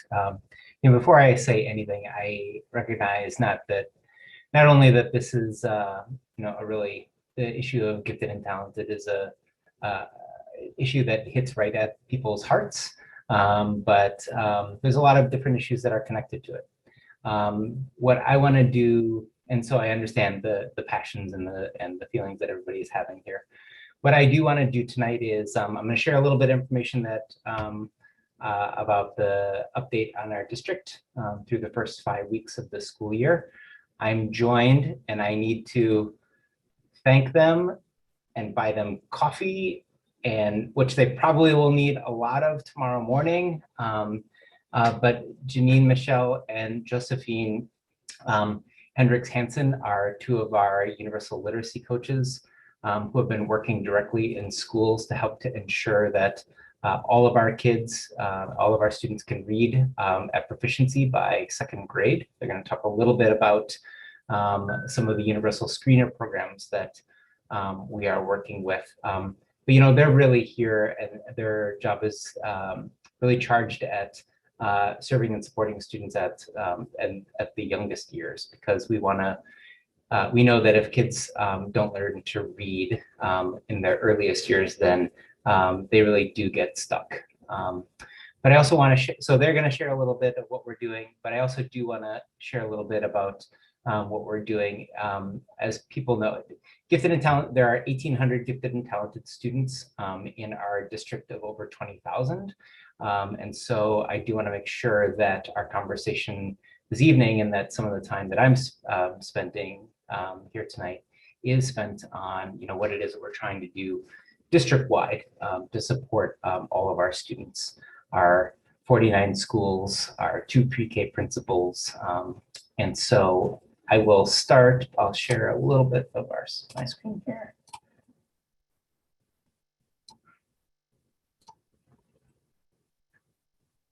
And so again, just what I'll share tonight before I turn it over to Josephine and Janine is that I'll give you an update as to where we're at in week 5. I do want to talk a little bit about health and safety policies and practices, because that is still very much a part of what we are dealing and working with on a day-to-day basis here in our schools. The city has rolled out a special education recovery plan that I will share a few details about. I want to set up and share a little bit of information that were about our screener assessments in math and reading, and then turn it over to Janine and Josephine. So as Ben mentioned, which is really a wonderful thing, is that the city is hovering below 90%, but District 2 over the last week has been turning in an attendance rate of about 94%, with the highest rates coming in the upper grades, assuming, and from my experience, that kids in the upper grades are able to get themselves to school on time and independently.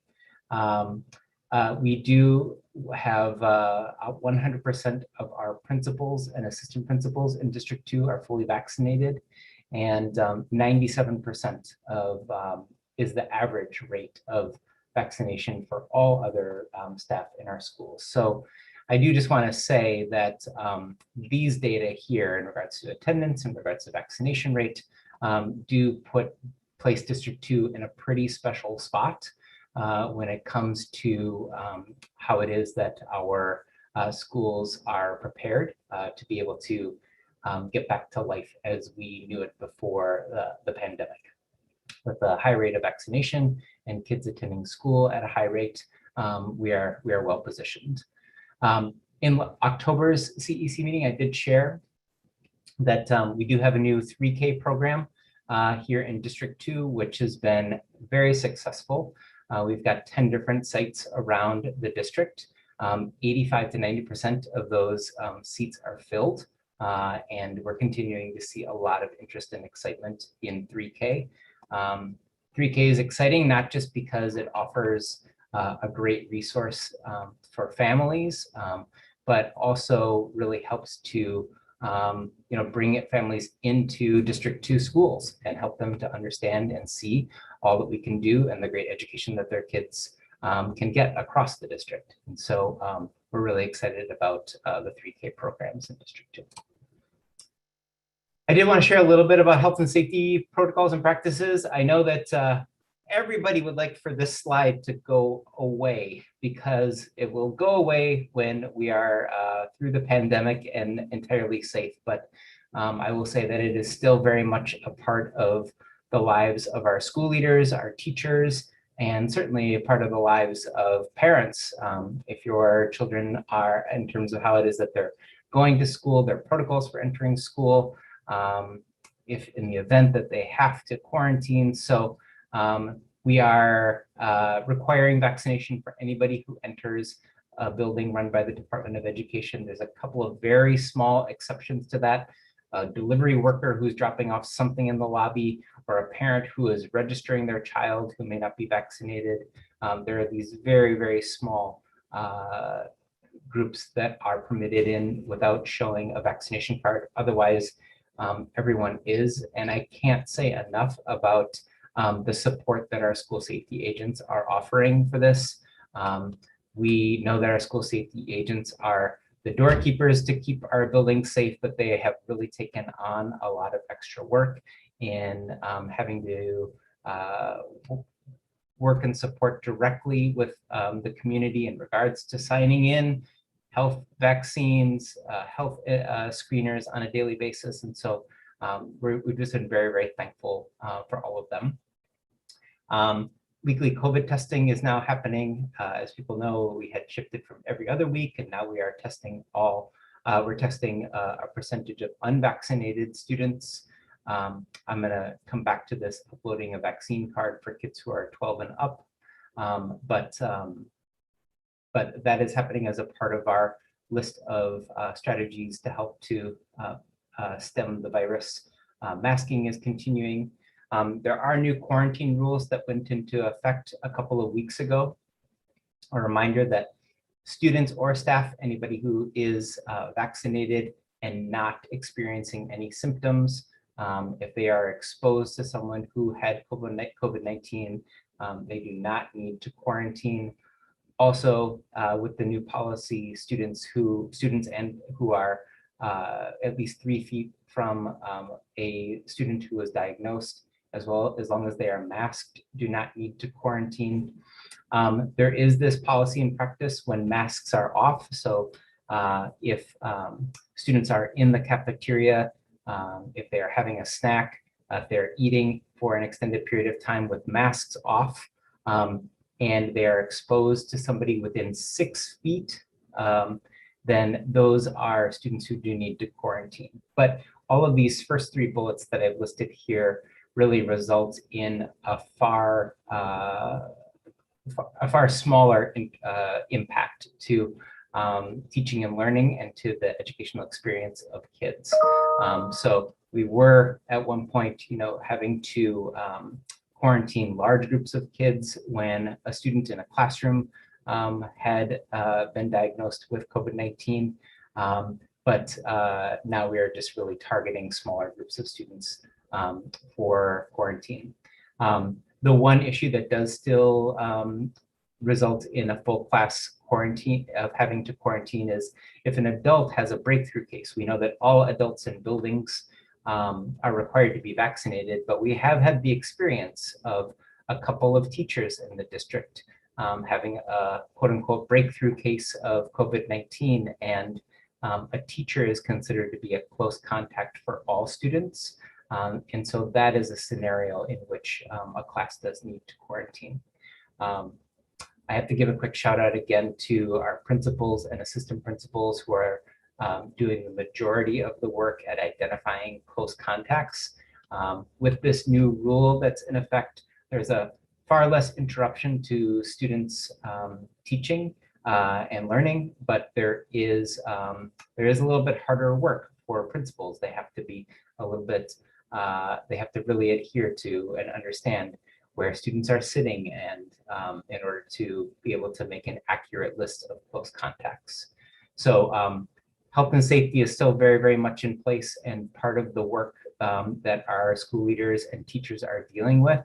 And so we all want school to get back to the way that it was before the pandemic, but I will say that this is still very much a part of their lives. And so please help to support your teachers and principals, because they are doing this, which sometimes feels like a full-time job, on top of ensuring the educational excellence in all of our schools. So I wanted to share a little bit about that.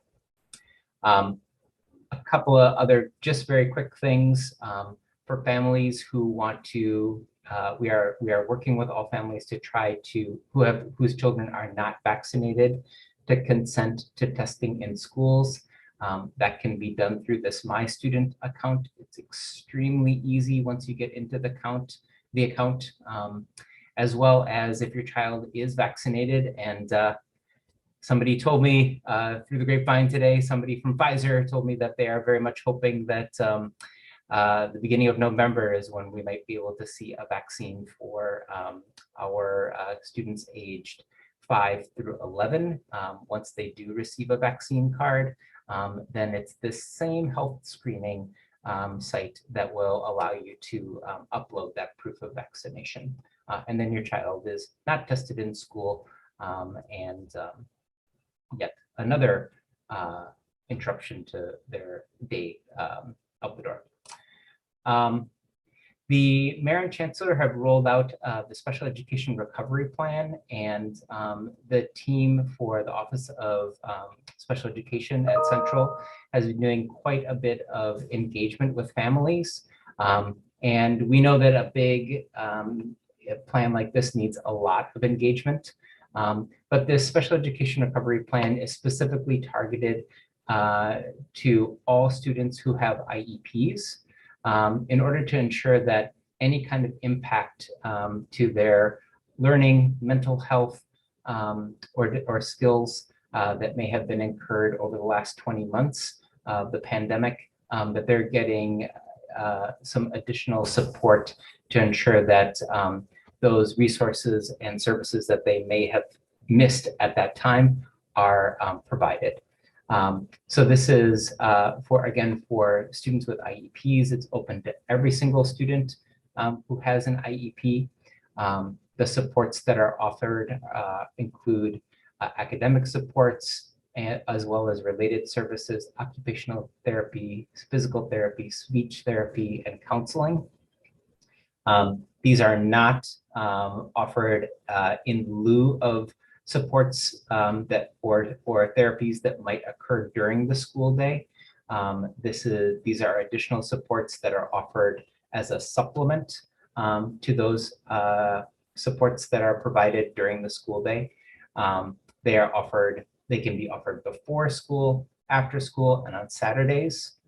An important point to make here is that we have about 16 to 17% of our District 2 students have IEPs. So we're talking about a large number of kids who are impacted by the Special Education Recovery Plan. Families don't need to take any action at this point.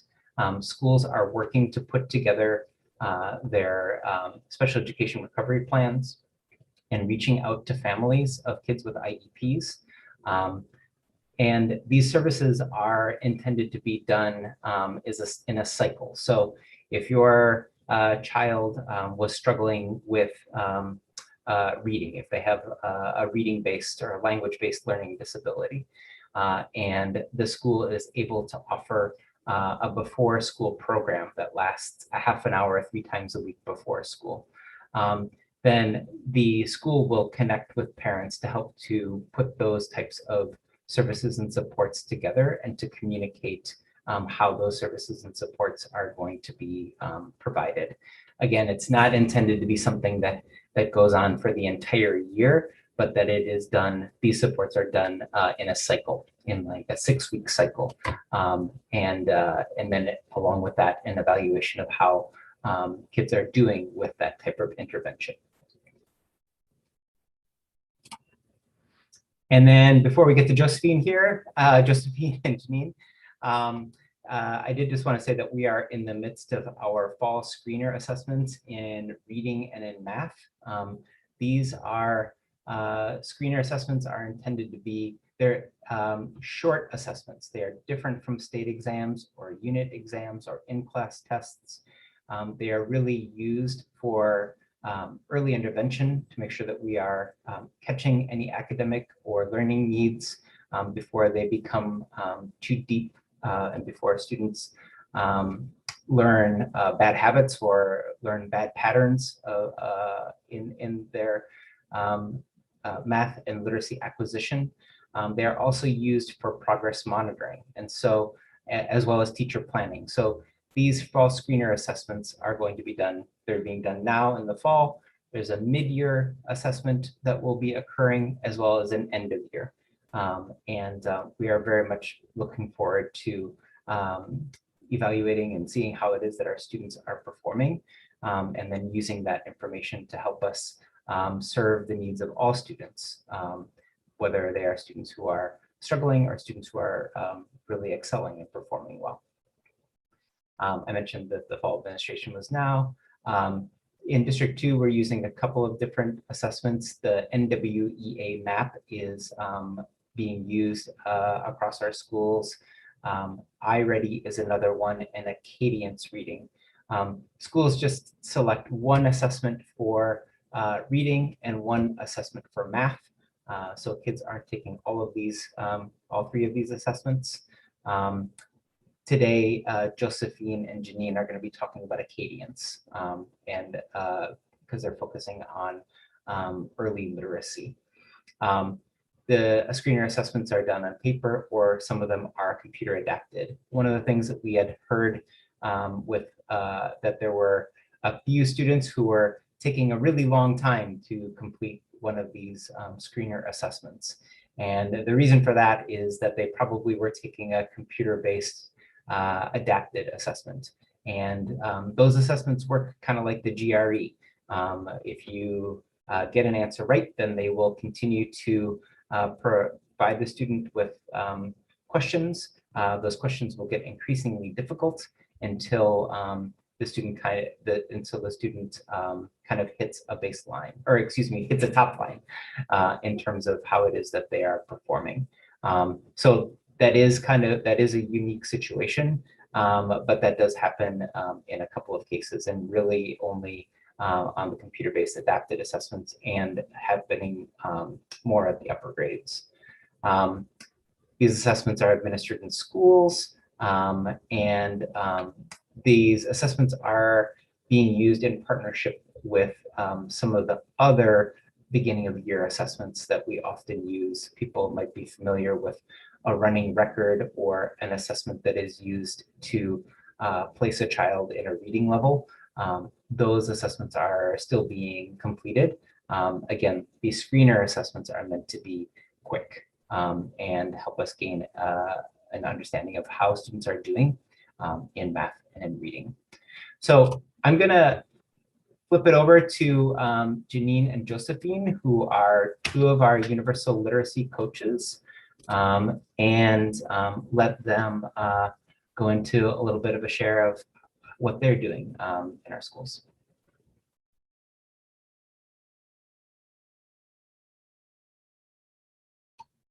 And Ben, do you know if they're, oh, you are, okay, great. Yes, I can unmute myself. Am I also able to share screen? You should be able to, I think that, yeah. It's still disabled. It should work now. Now I can, thank you. Yes, thank you, thank you.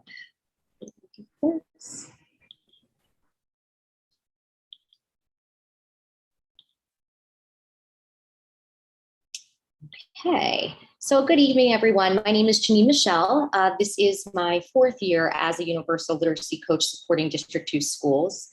Prior to coaching, I was an elementary classroom teacher in grades K-2 for the past 22 years.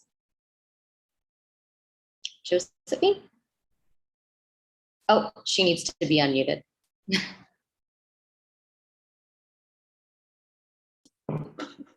Hi, sorry about that. Good evening, my name is Josephine. This is also my 4th year as a universal coach supporting schools in our district. And prior to coaching, I was an elementary classroom teacher in grades K-5 for 16 years. We're really excited and pleased to be able to provide the following information in support of this year's academic recovery plan. The New York City Department of Education has developed a plan that is strongly connected to addressing early childhood literacy. And this plan, as you know, is called Academic Recovery Plan, or ARP. A key piece of this plan is called Early Literacy for All. And within this plan is a mandate that schools use a universal screener with all kindergarten to 2nd grade students. Its stated purpose is to identify risk for future reading success. However, through screening of all students, we will receive useful data on where children are in terms of their early literacy acquisition and development. And based on this data, schools will be able to adjust their Tier 1 core instruction and implement Tier 2 intervention plans accordingly. This school year, all K-2 students will be tested 3 times a year using the Acadience Reading Assessment. The purpose is to monitor your child's development in reading, to identify students who need additional help, and to guide the teacher's classroom instruction. Please note that Acadience Reading will not be used to grade your child. It should also be noted that similar screening procedures in reading and math are taking place in upper grades as well. So what is Acadience Reading K-6? Acadience Reading measures are indicators. The authors initially developed the measures to be used for making decisions for individual students, such as, is the student on track in acquiring essential early literacy and reading skills? Is the student making adequate progress toward important reading outcomes? The measures were designed to be reliable, valid, efficient, and economical indicators of reading health, much like a thermometer is a reliable, valid, efficient, and economical indicator of physical health.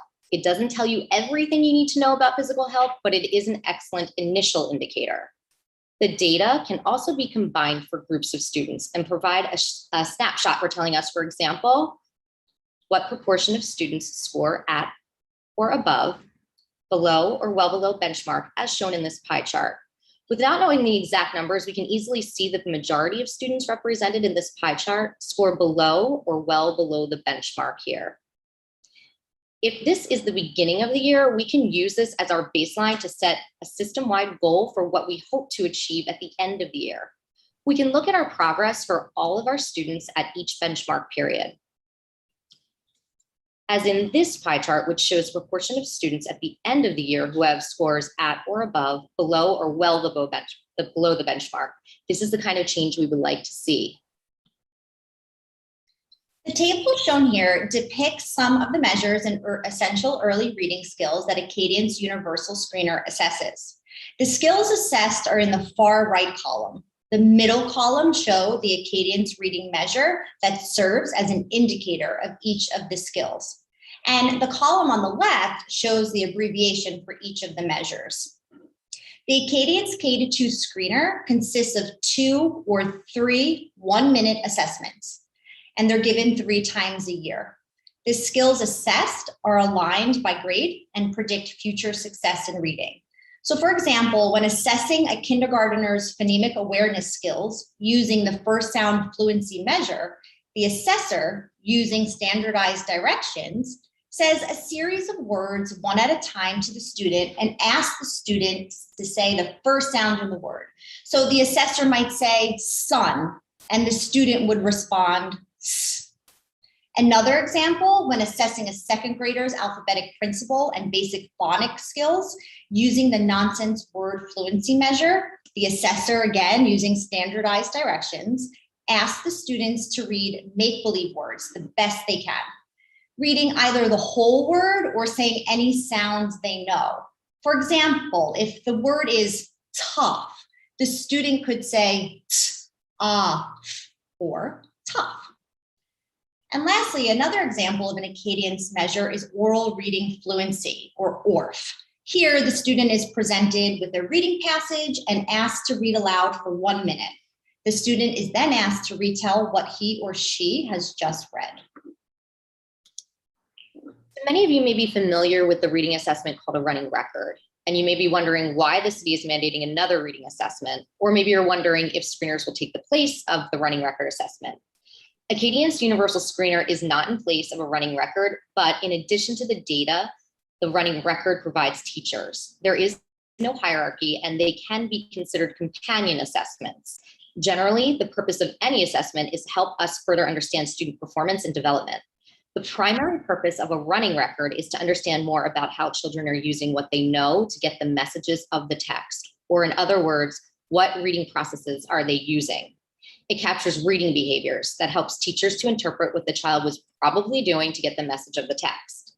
What makes Acadian's universal screening different from running records is that it is predictive of future reading success. Once students have been screened, educators interpret scores relative to Acadian's benchmark goals and cut points for risk to determine if a student's score is at or above the benchmark, below the benchmark, or well below the benchmark. Acadian's reading benchmark goals are empirically derived, criterion referenced target scores. They represent adequate reading skills for a particular grade and time of year. This means less guesswork in the classroom for teachers. So the following video is an example of an educator administering the Acadian's measure, phoneme segmentation fluency, to a first grade student. As mentioned earlier, the Acadian's reading measures are standardized assessments, which means that every assessor who administers Acadian's reading to students should administer and score the measures the same exact way every time with every student. A standardized assessment allows you to compare results across time, across students, or compare student scores to a target goal.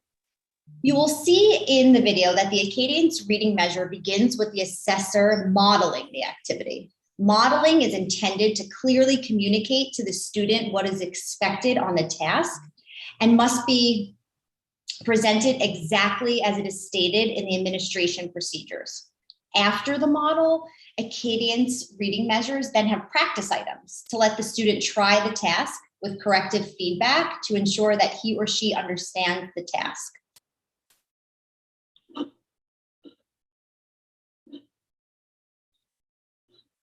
We're going to say the sounds and words. Listen to me say all the sounds in the word fan. And listen to another word. Jump. Your turn. Say all the sounds in soap. Very good, saying all the sounds in soap. I'm going to say more words. I will say the word and you say all the sounds in the word. sack,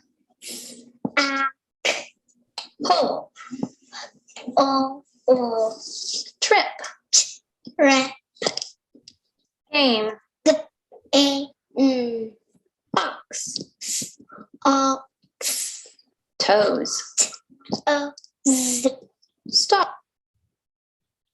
So we can see from this video first that it was very brief, and that the student here demonstrates fluency in segmenting phonemes in words. Important to note that the ability to hear individual sounds in words is critical to learning to read, because it is these sounds of spoken language that are represented by the letters of the alphabet. It is also a strong predictor of reading, and students who are struggling readers are often lacking this very skill. The good news is it is a skill that can be taught. When students are taught and learn phonemic awareness skills, their reading outcomes improve. Students who have mastered phonemic awareness are more likely to be successful readers. A great feature of Acadience is that it offers robust data management and reporting services to support educators in making informed decisions regarding instruction and intervention. Schools in New York City are using the ALLO system. ALLO is a test administration and data system specifically designed for Acadience that allows educators to assess students and immediately see results. ALLO helps educators identify student needs quickly so that they can provide targeted instruction, intervention, or enrichment. We know immediate results empowers educators to take action with their data. Once all students have been screened, schools will use guidance provided by the Academic Recovery Plan. Based on screener outcomes and other school-based information, students who are not yet meeting benchmark, even after core instruction has been adjusted, will have the opportunity to be provided targeted intervention or Tier 2 supports. Note that Tier 1 support or core instruction, represented by the blue part of the triangle, is the instruction that is provided to all students. The purpose of Tier 2 instruction is to provide more focused and or targeted support to those students who need some strategic support to accelerate their progress and enable them to achieve benchmarks. Tier 2 support often takes the form of small group instruction in the classroom that is focused on specific skills. In the event that the progress has not been made successfully by the student, Tier 3 interventions will take place, and students will receive these services as a way to meet benchmarks.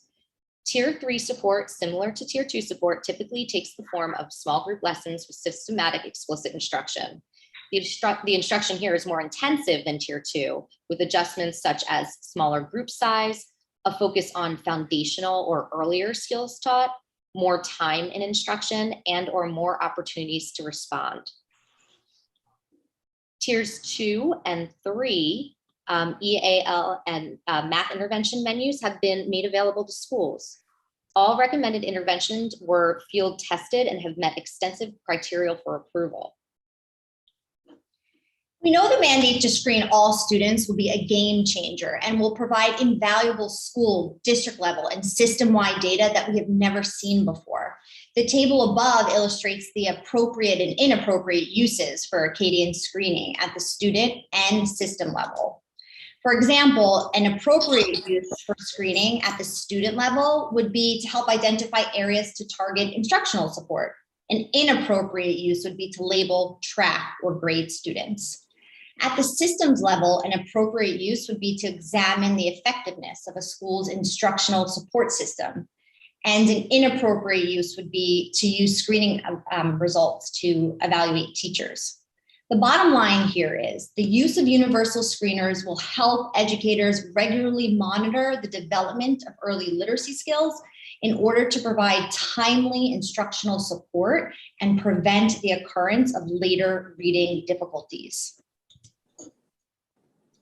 As universal literacy coaches, we've experienced firsthand the power of universally screening students. Before the city's mandate to screen, we had the opportunity to pilot Acadience Reading K-6 through our work with data-based individualization, or you may know it as DBI, as well as in K-2 classrooms in our work. Through this work, we discovered that screeners empowered teachers by providing granular information to help accelerate learning for their students. They now had reliable, research-based information regarding which students were acquiring the skills of early literacy.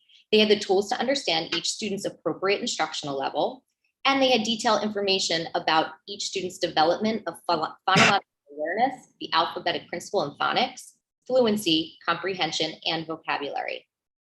We wanted to share a success story that happened as a result of piloting Acadience Reading K-6 across the schools we support. After collecting and analyzing universal screening data, we discovered a need for systems level support in our schools regarding Tier 1 core instruction in phonemic awareness. For those unfamiliar, phonemic awareness is the ability to identify and manipulate individual sounds and spoken words. We viewed a video earlier that assessed this skill. Research tells us that a student's skill in phonological awareness is a good predictor of later reading success or difficulty. We discovered that our Tier 1 core instructional program was not explicit or systematic in teaching early, basic, and advanced phonemic awareness skills. Therefore, we were able to supplement the core curriculum in our schools and provide teachers with knowledge and training to help their students develop this critical literacy skill.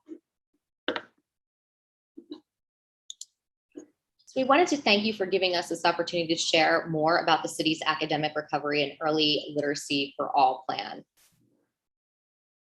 And if you have any additional questions, please feel free to ask now, or you can email us and we'll be more than happy to answer any questions that you may have.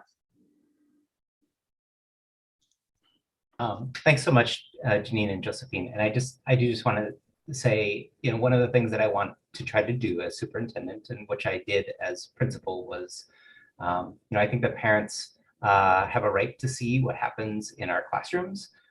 This is one of the ways at a systems level that we're trying to share and expose the work that we're doing directly in our schools. So I can't thank the two of you enough, and really appreciate your time, especially at this late hour. So I don't know if questions are for Janine and Josephine. I see a couple hands. Ben, is it okay to take a couple questions? I don't know. It's just one question per council member, please, so we can finish the day.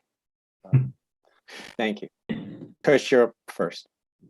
Yeah, I'll be quick. Can I ask one question? Why, I noticed in this slide, I think it was 9, you said it is appropriate to use the screeners to give them what kind of work that they're going to do, or to guide the work they're going to get, I believe, if I'm not paraphrasing it correctly, but it's not appropriate to use it for tracking.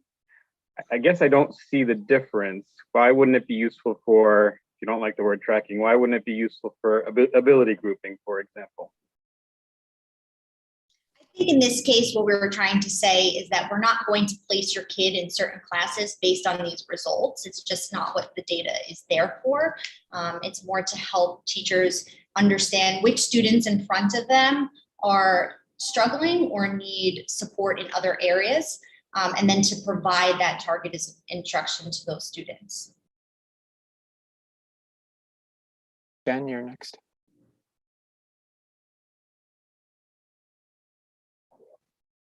Ken, I think you're next. I'm sorry. Yeah. So thank you very much for that. I actually am very interested in this topic. Reading is a key to unlock a lot of other skills. And I mean, I also question, a similar question, but you kind of answered what Chris said. But phonics, are we formalizing teaching phonics? Because we're in the schools that my kids are in, they're like using Lucy Calkins' method, and they're criticized for not using phonics. And I forget if my son came back in 3rd grade to New York, city schools. So he had phonics in his other schools. But is phonics actively being taught now? And I think it's very effective. A lot of criticism of Calkins is that it doesn't, support phonics. Right. Our schools are using different phonics programs that are research-based and evidence-based. That's what we as universal literacy coaches are trying to institute and getting into schools at this point. We don't want to use programs that are based on theories that have not been proven or tested. So we do have different kinds of phonics programs with, throughout our different schools, but they are part of the core tier 1 curriculum. So all the schools should have a phonics program that is research-based and evidence-based. Also, as far as formalizing phonics instruction, it is one of the 5 pillars of reading. So absolutely, students will be learning phonics. Thank you. You're welcome. Councilmember Broshi, please.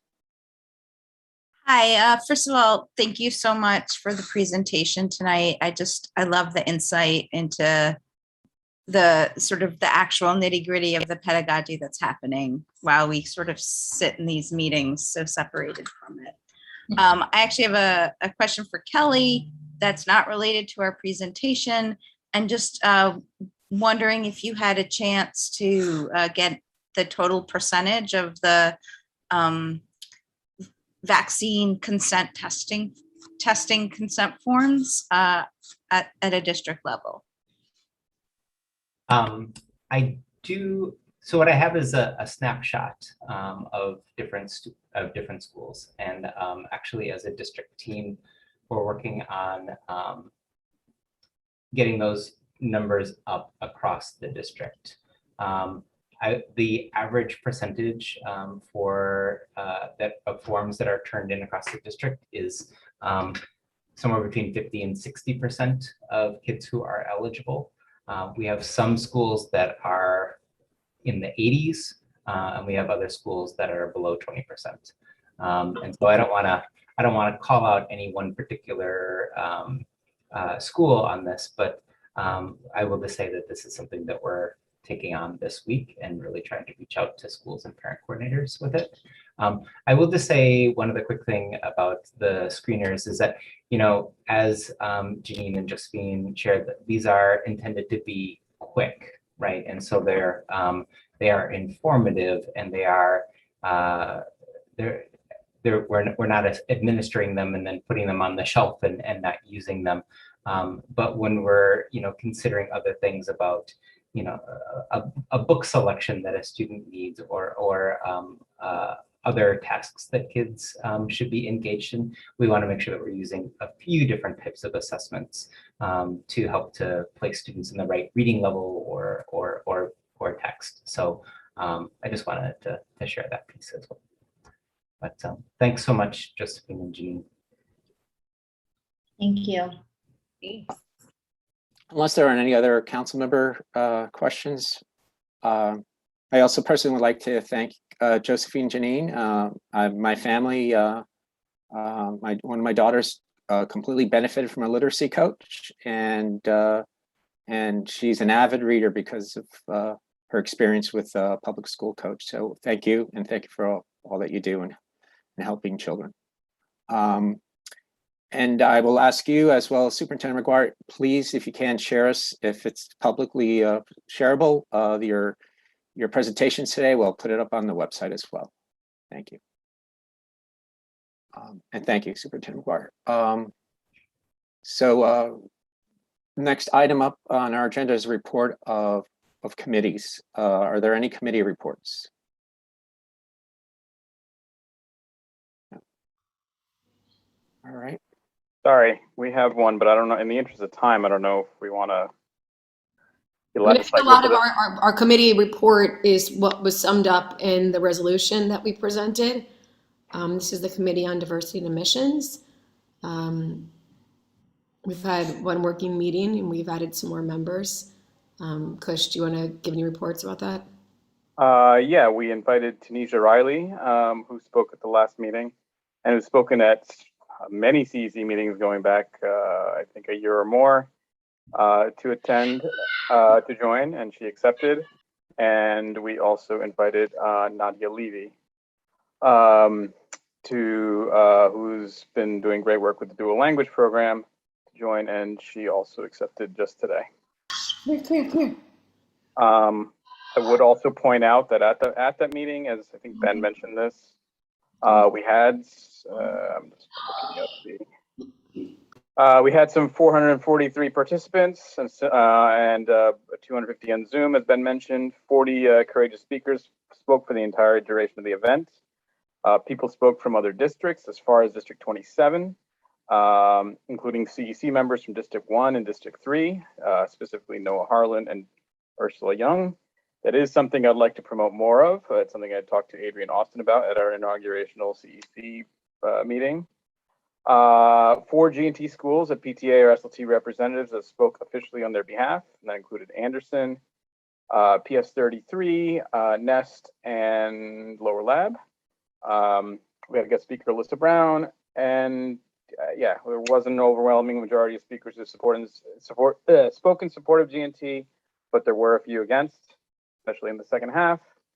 And there were some that had more nuanced views, like Tunisia, which is one of the reasons why I invited her to the committee, apologies. And we included all this in a press release. Well, one press release to announce the event, and another one to the mayor and chancellor with the video link of this event and the summary. And that all the CEC members were copied on that, and it also went to about 100 different people in press, all the CECs, PEP, and most DOE officials you can think of. Thank you, Christian and Robin. Thank you. Unless there's questions for the committee, I'd like to move on to discussion of the resolutions tonight, 181. Are there any questions for the sponsors or any points that want to be that any council member wants to raise regarding the resolution?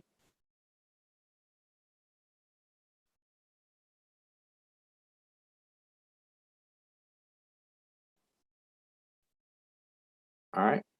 Well, I was waiting for others to chime in.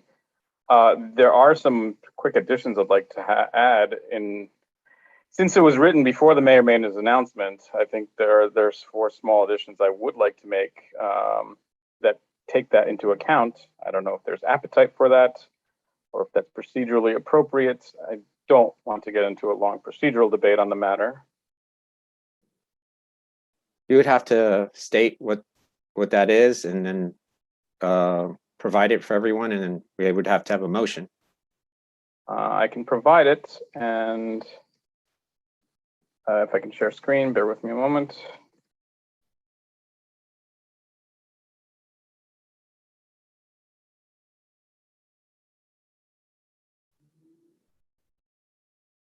Can people see this? There'd be 2 whereases and 2 therefores. Whereas the mayor, with only 60 business days remaining in his term, has proposed a phase out, but really is a significant, permanent, and damaging change to current students enrolled in the gifted and talented programs conducted by New York City's Department of Education.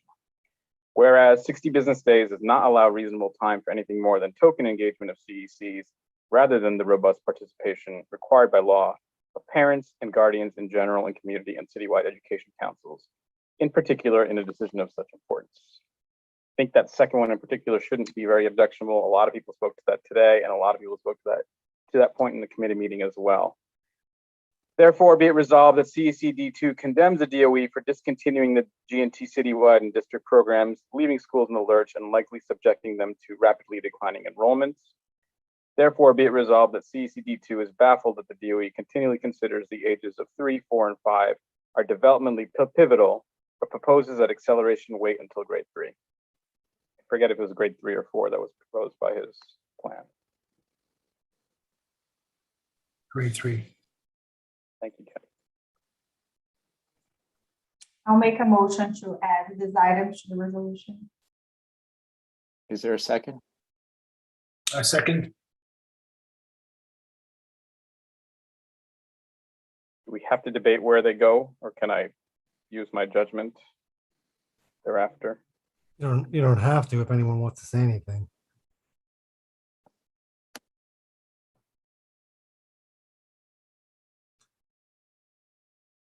So I'd probably put the therefores over here, and I'd probably put the whereas before the state assembly bills. I make a motion to vote on the amended version of the resolution. No, you have to do first the motion to amend. We have to vote on that. And then we can do the resolution. Yeah. No, you can't vote on the resolution because you're changing it. You have to allow second public comment before you can vote. But you'd have to vote for the amendment first, right? Correct. So we vote at the end for the amendment? You will vote now to change the amendment. resolution. Okay. And then if it changes, then you would have to wait until after second public comment to vote on it. Do I put in the comment? Do I put in the change right now, or do I leave it here? No, yeah, you leave it there. Is it possible? Oh, let me turn my phone off. Sorry. Is it possible to leave feelings that represent the entire council? So like CECD2 is baffled or condemns, only because even if the resolution passes, it does not represent the entire council nor all families in District 2, as we've heard tonight, as well as at your committee meeting. I think by us, if we vote to accept it, majority are agreeing to that word, and therefore we are as a committee approving it. And I personally would like stronger language than recommends.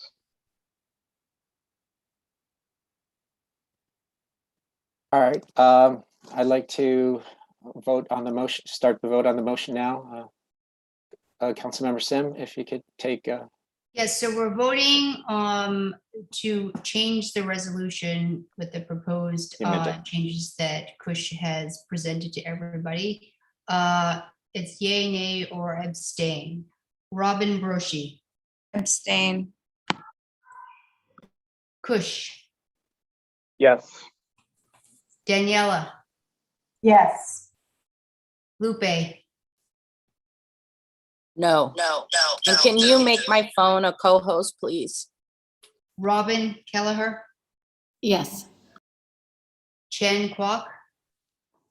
Yes. Benjamin Morton. Yes. Ushmanil. Yeah. Lim Fong Sim, yes. Leonard Silverman. Yes. Lily Wu. Yes. And Gabriella Calabia. Yes.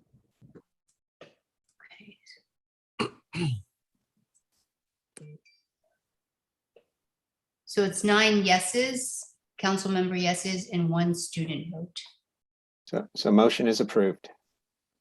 All right, thank you. So the next item up is approval of minutes. There are no minutes. So I'll move to the next item. Any new business? No, excuse me. We have to go to the second session. My bad, sorry. So we're starting the second speaker session. Can one of the officers have a timer on for 1 minute for this session? So I just put in the chat the list of all of the people who signed up for the second speaker session. So it's going to be 1 minute. So the first person is Chris Daniels.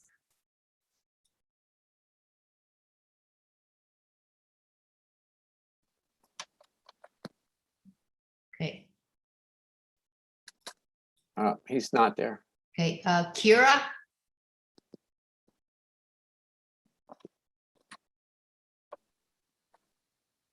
I don't see. Not there. Yeah. Hunter Dare. You're ready, spoke. People can speak again if they sign up for the second session. Can you come back to me at the end? Okay. Yes. Oksana Lodorenko. Not there. Okay. Prina Kapoor. She's gonna attack me. Mommy's gonna attack you? Abhishek Gupta.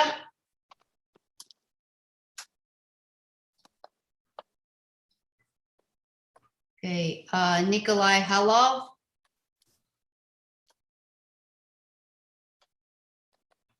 I see Nikolai.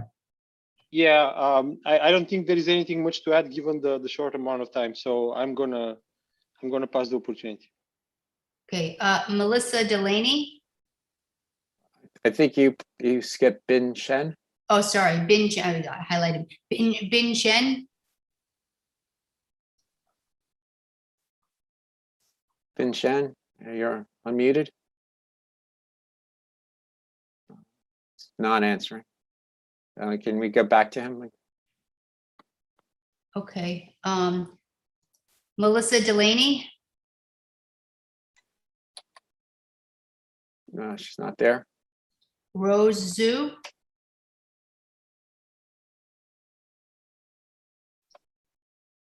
Not there. Ramona Ramzan.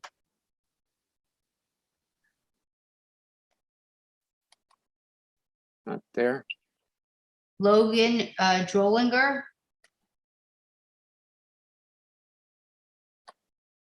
Not there. Nan W.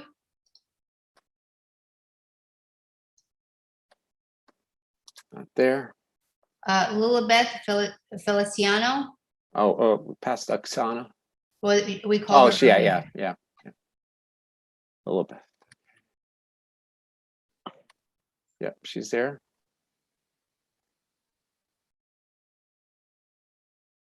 Lilibeth, can you unmute yourself?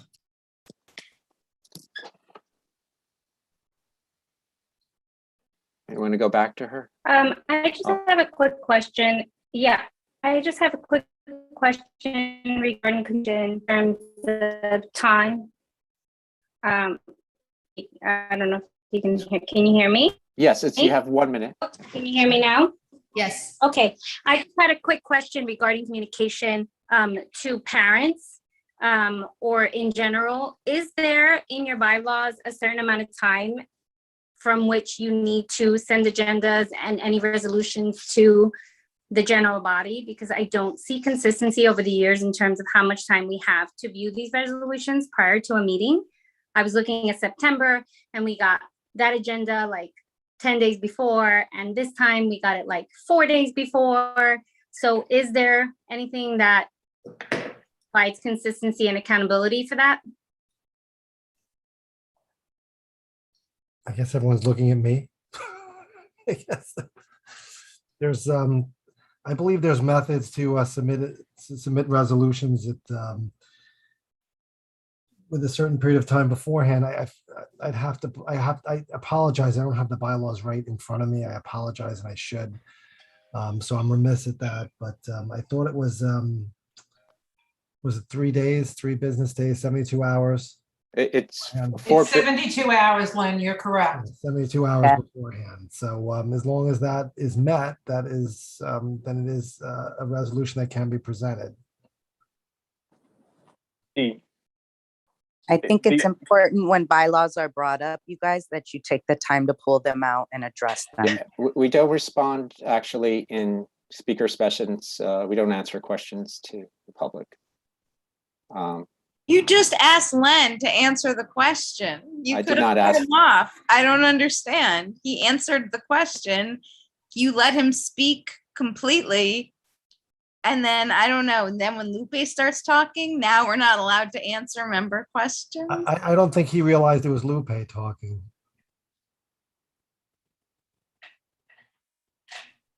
I don't think that was Ben's concern, Len. I'd just like to move the meeting forward. Okay, so the next speaker is Elka Samuel Smith.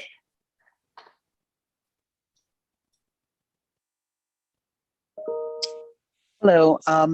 Just based on some of the other things that were discussed tonight, I just wanted to say that now that we're dependent on the judgment of teachers and principals to contact trace in our school, it would be nice if there was like an actual training or PD or something that was actually provided to them to make sure that they're prepared to properly do this, since now we're entirely dependent on them to be able to follow through and properly perform this brand new job that's been thrown upon them.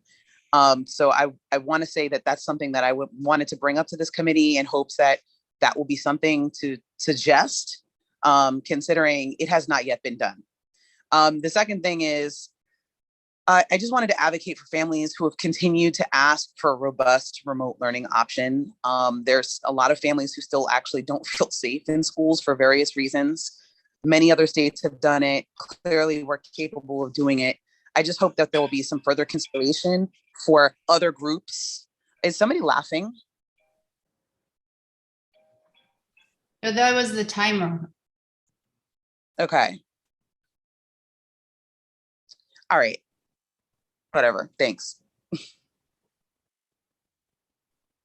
The next speaker is Ava Boschbach.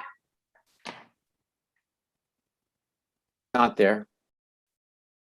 Natalie Yang, Not there. Rob Law, Not there. Ursula Jung, Not there. Lisa Marks,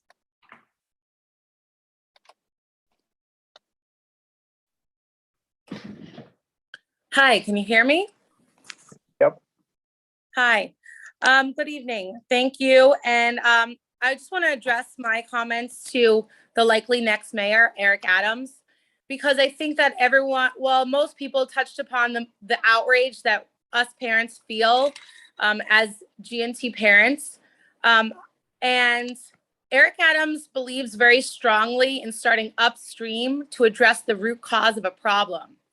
So eliminating a GNT program does nothing to start upstream to address the problems of the DOE.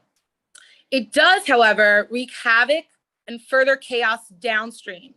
It's putting more on the plates of teachers, more burden on a strained system. And it relies heavily on teachers doing differentiation in the classroom of 32 students. I myself am a public school teacher in the DOE, and I understand and I agree with the other parent who was also a teacher that this is not a realistic way to run any kind of accelerated program. Why is the current mayor focused on eliminating an academically successful program that is only a small percentage of the overall DOE system? All these criticisms of inequality are all de Blasio's doing. None of these criticisms of inequality in the GNT program has anything to do with the GNT program itself. De Blasio has had 8 years to expand the program and reach more districts in more boroughs. He could have expanded to universal testing, which is what many of these parents in the GNT programs are advocating, myself included. That would have been a positive step to move upstream. So the work of other goals that I've also heard throughout the speakers tonight of a larger part of the DOE, such as lowering class sizes everywhere, which is the #1 way to improve student outcomes, should still be pursued, but that is not a binary choice with keeping GNT or pursuing those other goals. Thank you, Lisa. It's time. Okay, so I'll just wrap up. We can have GNT, and I don't think GNT should be a scapegoat for the larger failings of the system where the majority of students are far below grade level. Just to say to Eric Adams that parents will always seek out opportunities for their kids, and they may in fact leave this failed system that is hemorrhaging enrollment in student numbers, which the DOE is still hiding. And this is a huge issue for the health of the DOE system. And it is a day one issue for the next mayor to fix GNT, reinstate it, and expand it. Thank you very much. Then I'm confused how come Elka got cut off after a minute and Lisa got to keep talking. I mean, I know there's been concerns in the past about not letting parents finish their piece. I've been accused of doing that unfairly. So Robin, you're correct, Robin, you're correct, and I would like if Elko would, if she needs another minute to speak, I think that would be fair. Thank you very much, Ben. I But- appreciate it. If we can just finish the last round and she can be the last person.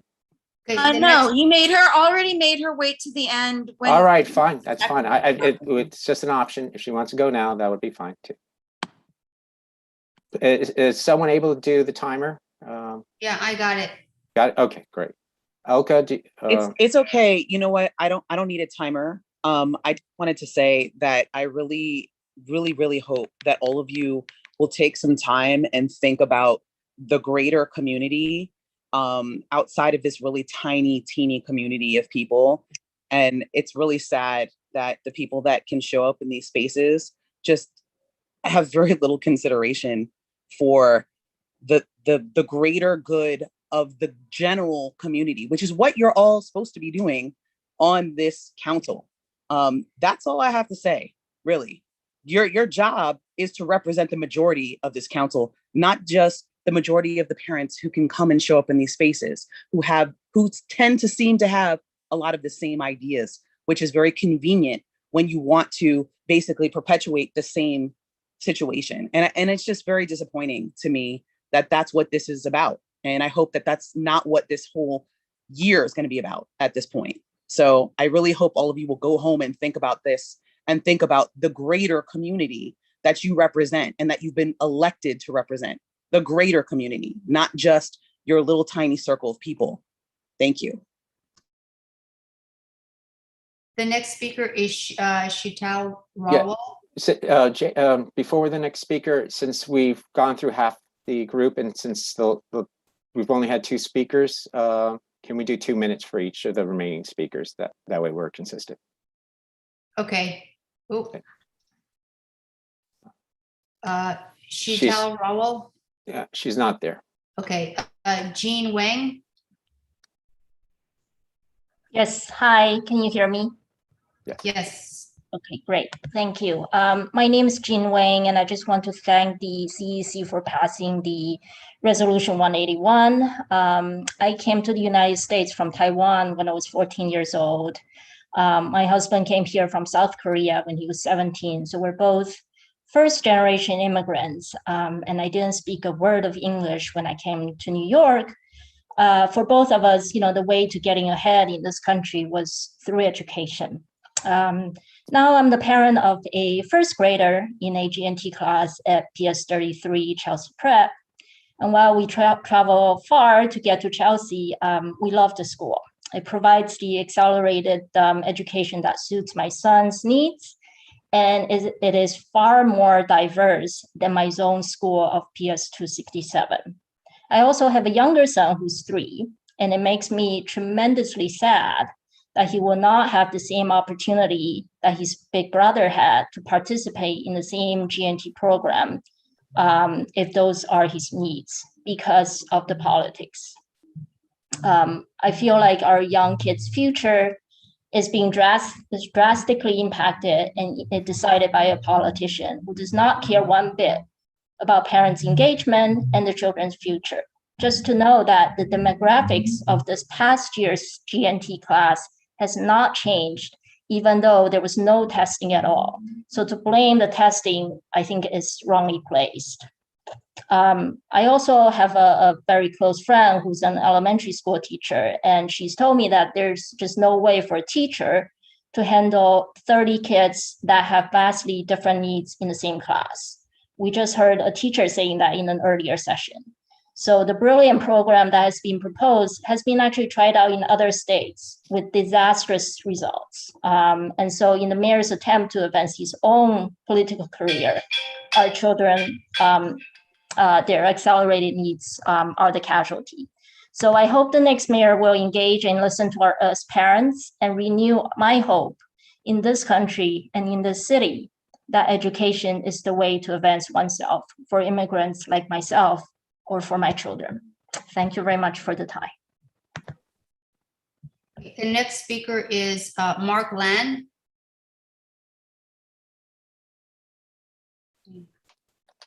Yael Heller.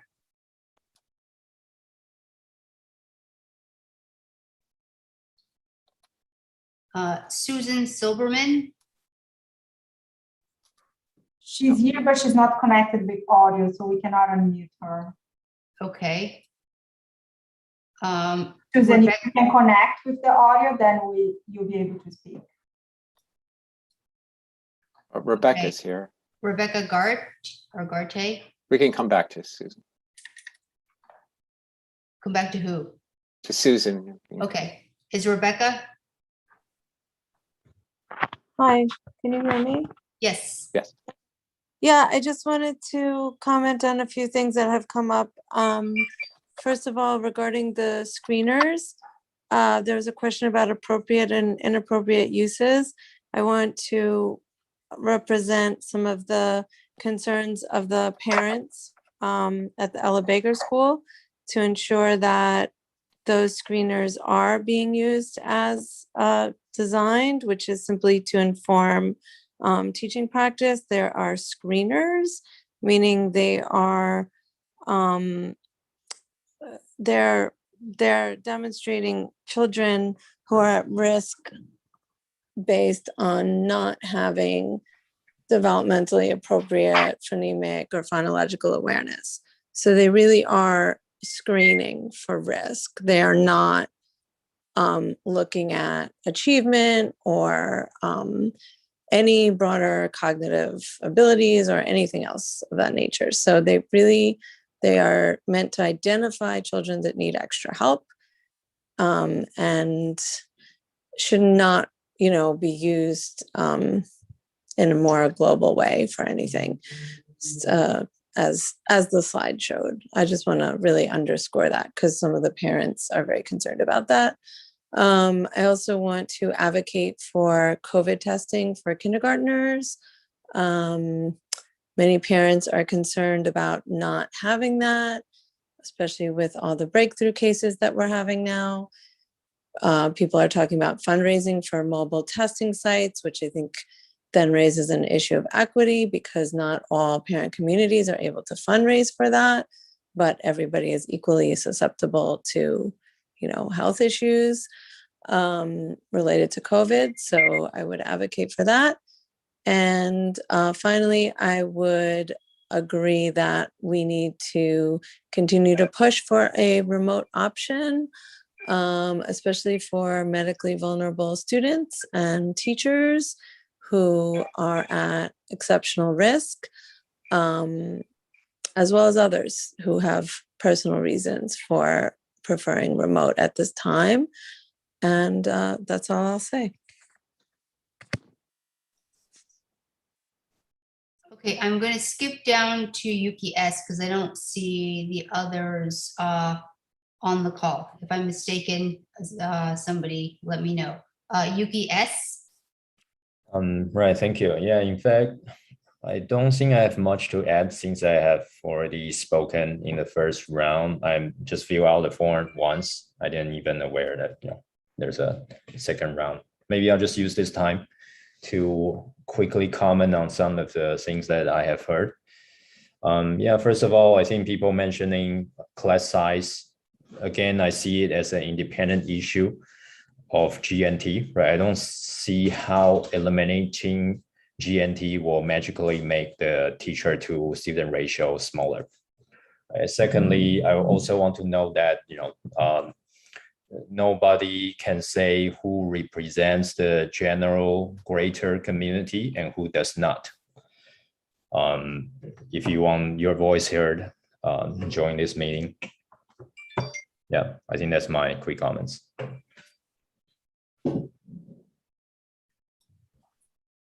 Okay, the next speaker is Jean Hong. Jean's not there. Okay, Natasha, I don't see her. Her name is different than on the. But it was NAS. It was still NAS. Yeah, it's not there yet. Okay. Tunisia. Yeah, I think Tunisia dropped. Yeah, Tunisia had to drop and take care of her children. Okay. BJ Spins. Can I interrupt for 1 second? I think there is a Gene H. Is Gene H Gene Hong?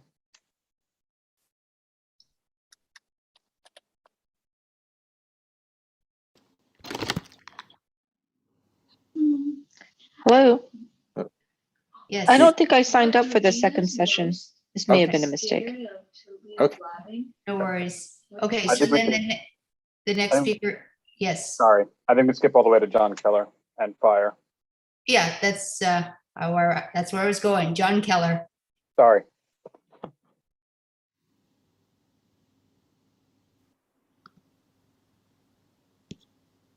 Yeah, hi. First of all, thank you. And as many of you know, I spent 6 happy years on this council and got to talk as much as I wanted. So I'll try to do it as close to 1 minute as possible. First of all, I had general support this resolution. There are parts of it that I would rather see more aligned with Eric Adams' plan to expand gifted and talented rather than do any restrictions to it. But my main problem with the program as presented is that I can't imagine how somehow magically by September, teachers are going to be able to implement the brilliant program when 50% of our kids aren't reading at grade level or doing math at grade level. But what I'd really like to do is link this to the second presentation by Josephine and Janine, and I want to thank them very much for that. And I, some members of the council who were with me know, my 2 kids both took the G&T test at the age of 4, and they both flunked it and didn't get into a gifted or talented program. So, you know, I have many issues with testing kids at age 4, but somehow they managed to graduate from Bronx Science and Stuyvesant. And the way I link that to Josephine and Janine's presentation is that one of my kids had a reading disability, verging on dyslexia, technically diagnosable as dyslexia. And it was only because he had a terrific teacher in 4th grade that this was even recognized. So having programs, you know, K to 2 and K, you know, looking at reading and how kids read is just Janine and Josephine just so valuable. Because I don't know what would happen to my son who, you know, graduated from Stuyvesant if his reading disability had not been identified by this wonderful 4th grade teacher in a regular elementary school, not a gifted and talented elementary school. So I just think, you know, there are so many different things going on here, and I hope our next mayor is able to implement a broad-reaching and broad program that addresses the needs of all of our kids. Thank you. Okay, the next speaker is Fire Stenbar.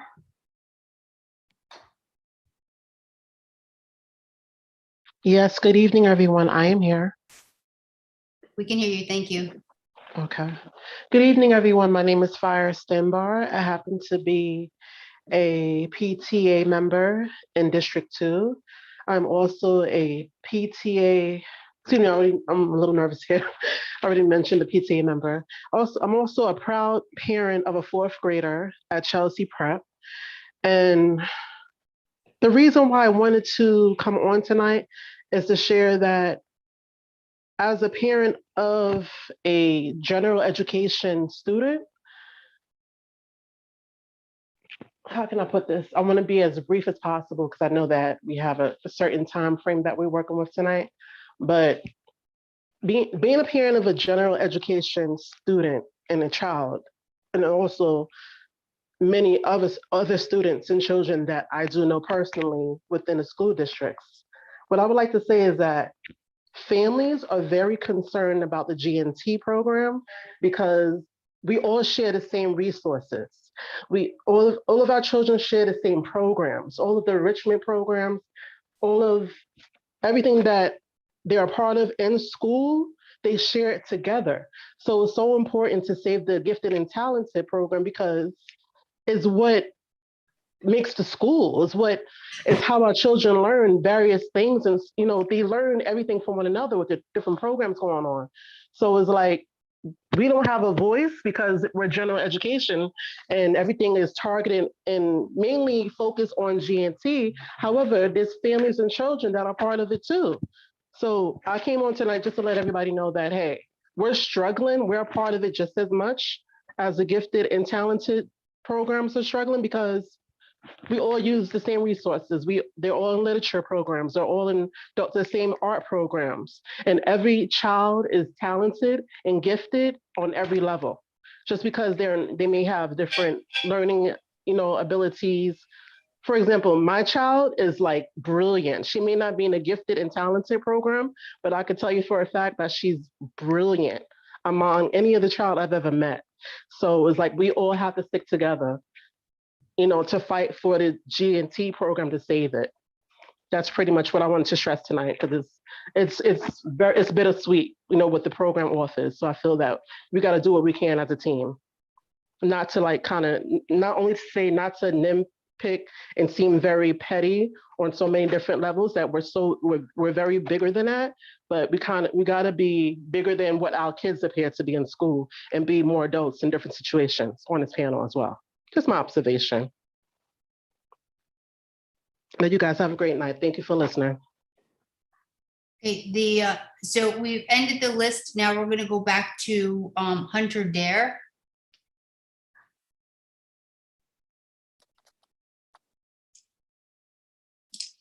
Hello, thank you for a second opportunity to speak. First, it is so offensive to hear parents who are advocating for G&T being accused of not caring about anybody other than G&T kids. Many parents with a kid in G&T also have gen ed kids. Some parents, I know at least one person on this CEC has both general ed child and a special ed child as well. I would venture to say that everybody here that is spending hours and hours of their time to speak for 3 or 4 minutes at a CEC meeting cares deeply about all education in NYC. Advocating for a small percentage of kids in G&T programs when those programs are at grave risk of elimination is not the same as not caring about others. I believe that this council will support any and all resolutions that are designed to improve the overall education. In fact, about 90, I don't know whether it's 93 or 95 or 97% of all kids in District 2 are not G&T kids. And I know this council cares about all those kids. Specifically on G&T programs, we listened to the reading specialist who gave a great presentation, and they talked about having a pilot program. They've done a pilot. They've proved that this works. When 4K was introduced or pre-K was introduced, we started with pilots, the same with 3K. This is a major educational change, and the way to do this is to start with a pilot program. Show that we can train teachers to do all these new things that we're asking them to do, and that those will meet the needs of kids that are from 2 years below grade level to kids that are 2 years above grade level in the same class. There are currently G&T districts that don't have a G&T program. It would be quite easy to pilot that, and I'm sure those districts would welcome having teachers that are trained like that to try that out before we go and make a major change to what is one of the DOE's only, most major successful programs. Testing 4-year-olds may need to be rethought. There is a lot of controversy around that, but early identification is important because kids that are very highly gifted can disengage in school before they reach 3rd grade if they are not challenged. So there needs to be ways to identify kids that are young, and there needs to be ways to continue to identify kids in later years as well, whether that's in 1st grade, 2nd grade, or 4th grade, or 5th grade. We need multiple opportunities to identify kids, and it needs to be universal testing, and that's how we're going to get a more diverse program. And I thank you guys very much for your time, and I thank everybody that stayed and presented to the CEC as well for being here tonight. All right, thank you. Janie, are there any more on the list? I see Nikolai Havlov. is on. Okay. Nikolai?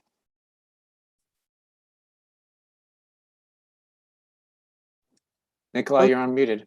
Oh, I you believe were. I remember he said he did not need to speak in the second time.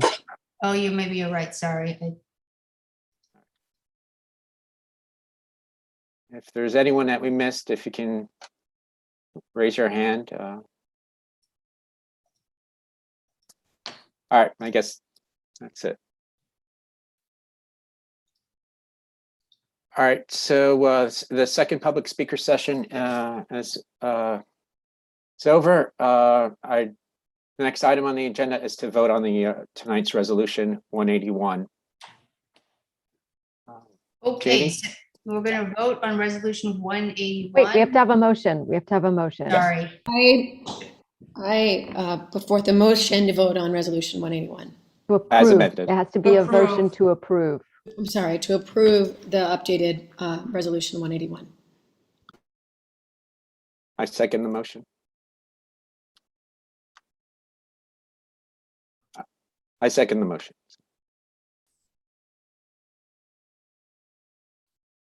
Okay, so now we're voting on whether to pass the resolution. The amended resolution. The amended, okay, so we're voting to pass the amended resolution 181. Yay, nay, or abstain. Robin Broshi. This is not the vote on the resolution, it's the vote. On the amended resolution. Yeah, this is the vote on the amended So resolution. I'm voting, okay, so this is, so then no. Kush, Yes. Daniela, Yes. Lupe, No. Robin Kelleher, Yes. Chen Kwok.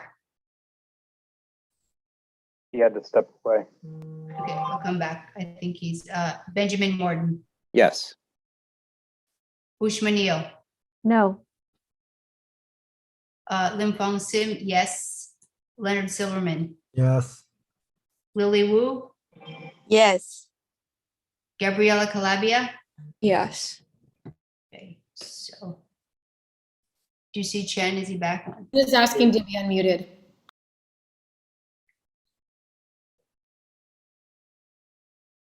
One second.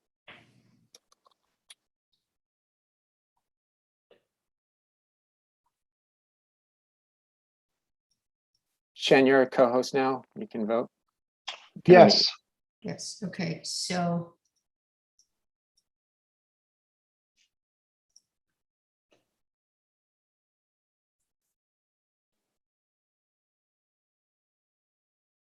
Did we record Gabriella's vote? Yes, so it's 8 council member yeses and 1 student council yes. And 2 noes. 2 or is it 3? It's 3 now. 3 no's. Sorry, 3 noes. I can't count. Apologies. All right. So the resolution passes. It's approved. All right. The next item is for approval of minutes. There are no minutes, so move to the next item. Is there any new business relevant to the calendar meeting?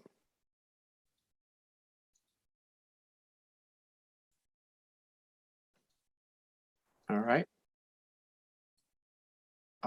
This is the adjournment of the calendar meeting. I'd like to make a motion to move the working business to have a vote on another working business date since it's 10:52 p.m. A second, loudly. All right, so then we'll have a motion. Can we vote on that? And part of the motion would be that I would distribute, like we did last time, a doodle, and we'll vote on the next date. That's convenient to most people. Are we thinking around 2 weeks? I Yeah, assume? yeah. So it would. I'd have the doodle ready in a few days, and then it would be a week after that because we have to give notice as well. Okay, so motion to move the working business meeting to a later time. Yes. Robin Broshi, Yeah.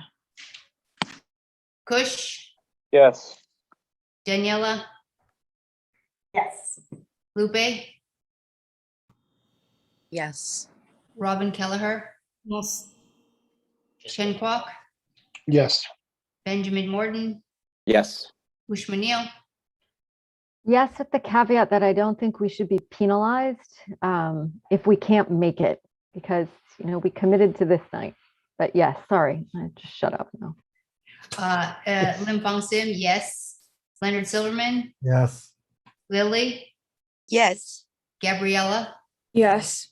Okay, it's unanimous. It's Move unanimous. to and adjourn. Ushma, I actually agree with you. I actually agree with your proposal as well. But I agree with your adjournment. I agree with your adjournment as well. Second the adjournment. Does everyone Thanks, say yay to adjourn? Yes. We have 47 people here. Thank Yay. you very much for all staying to the end. Thank you. Have a good night. Good night. Aye.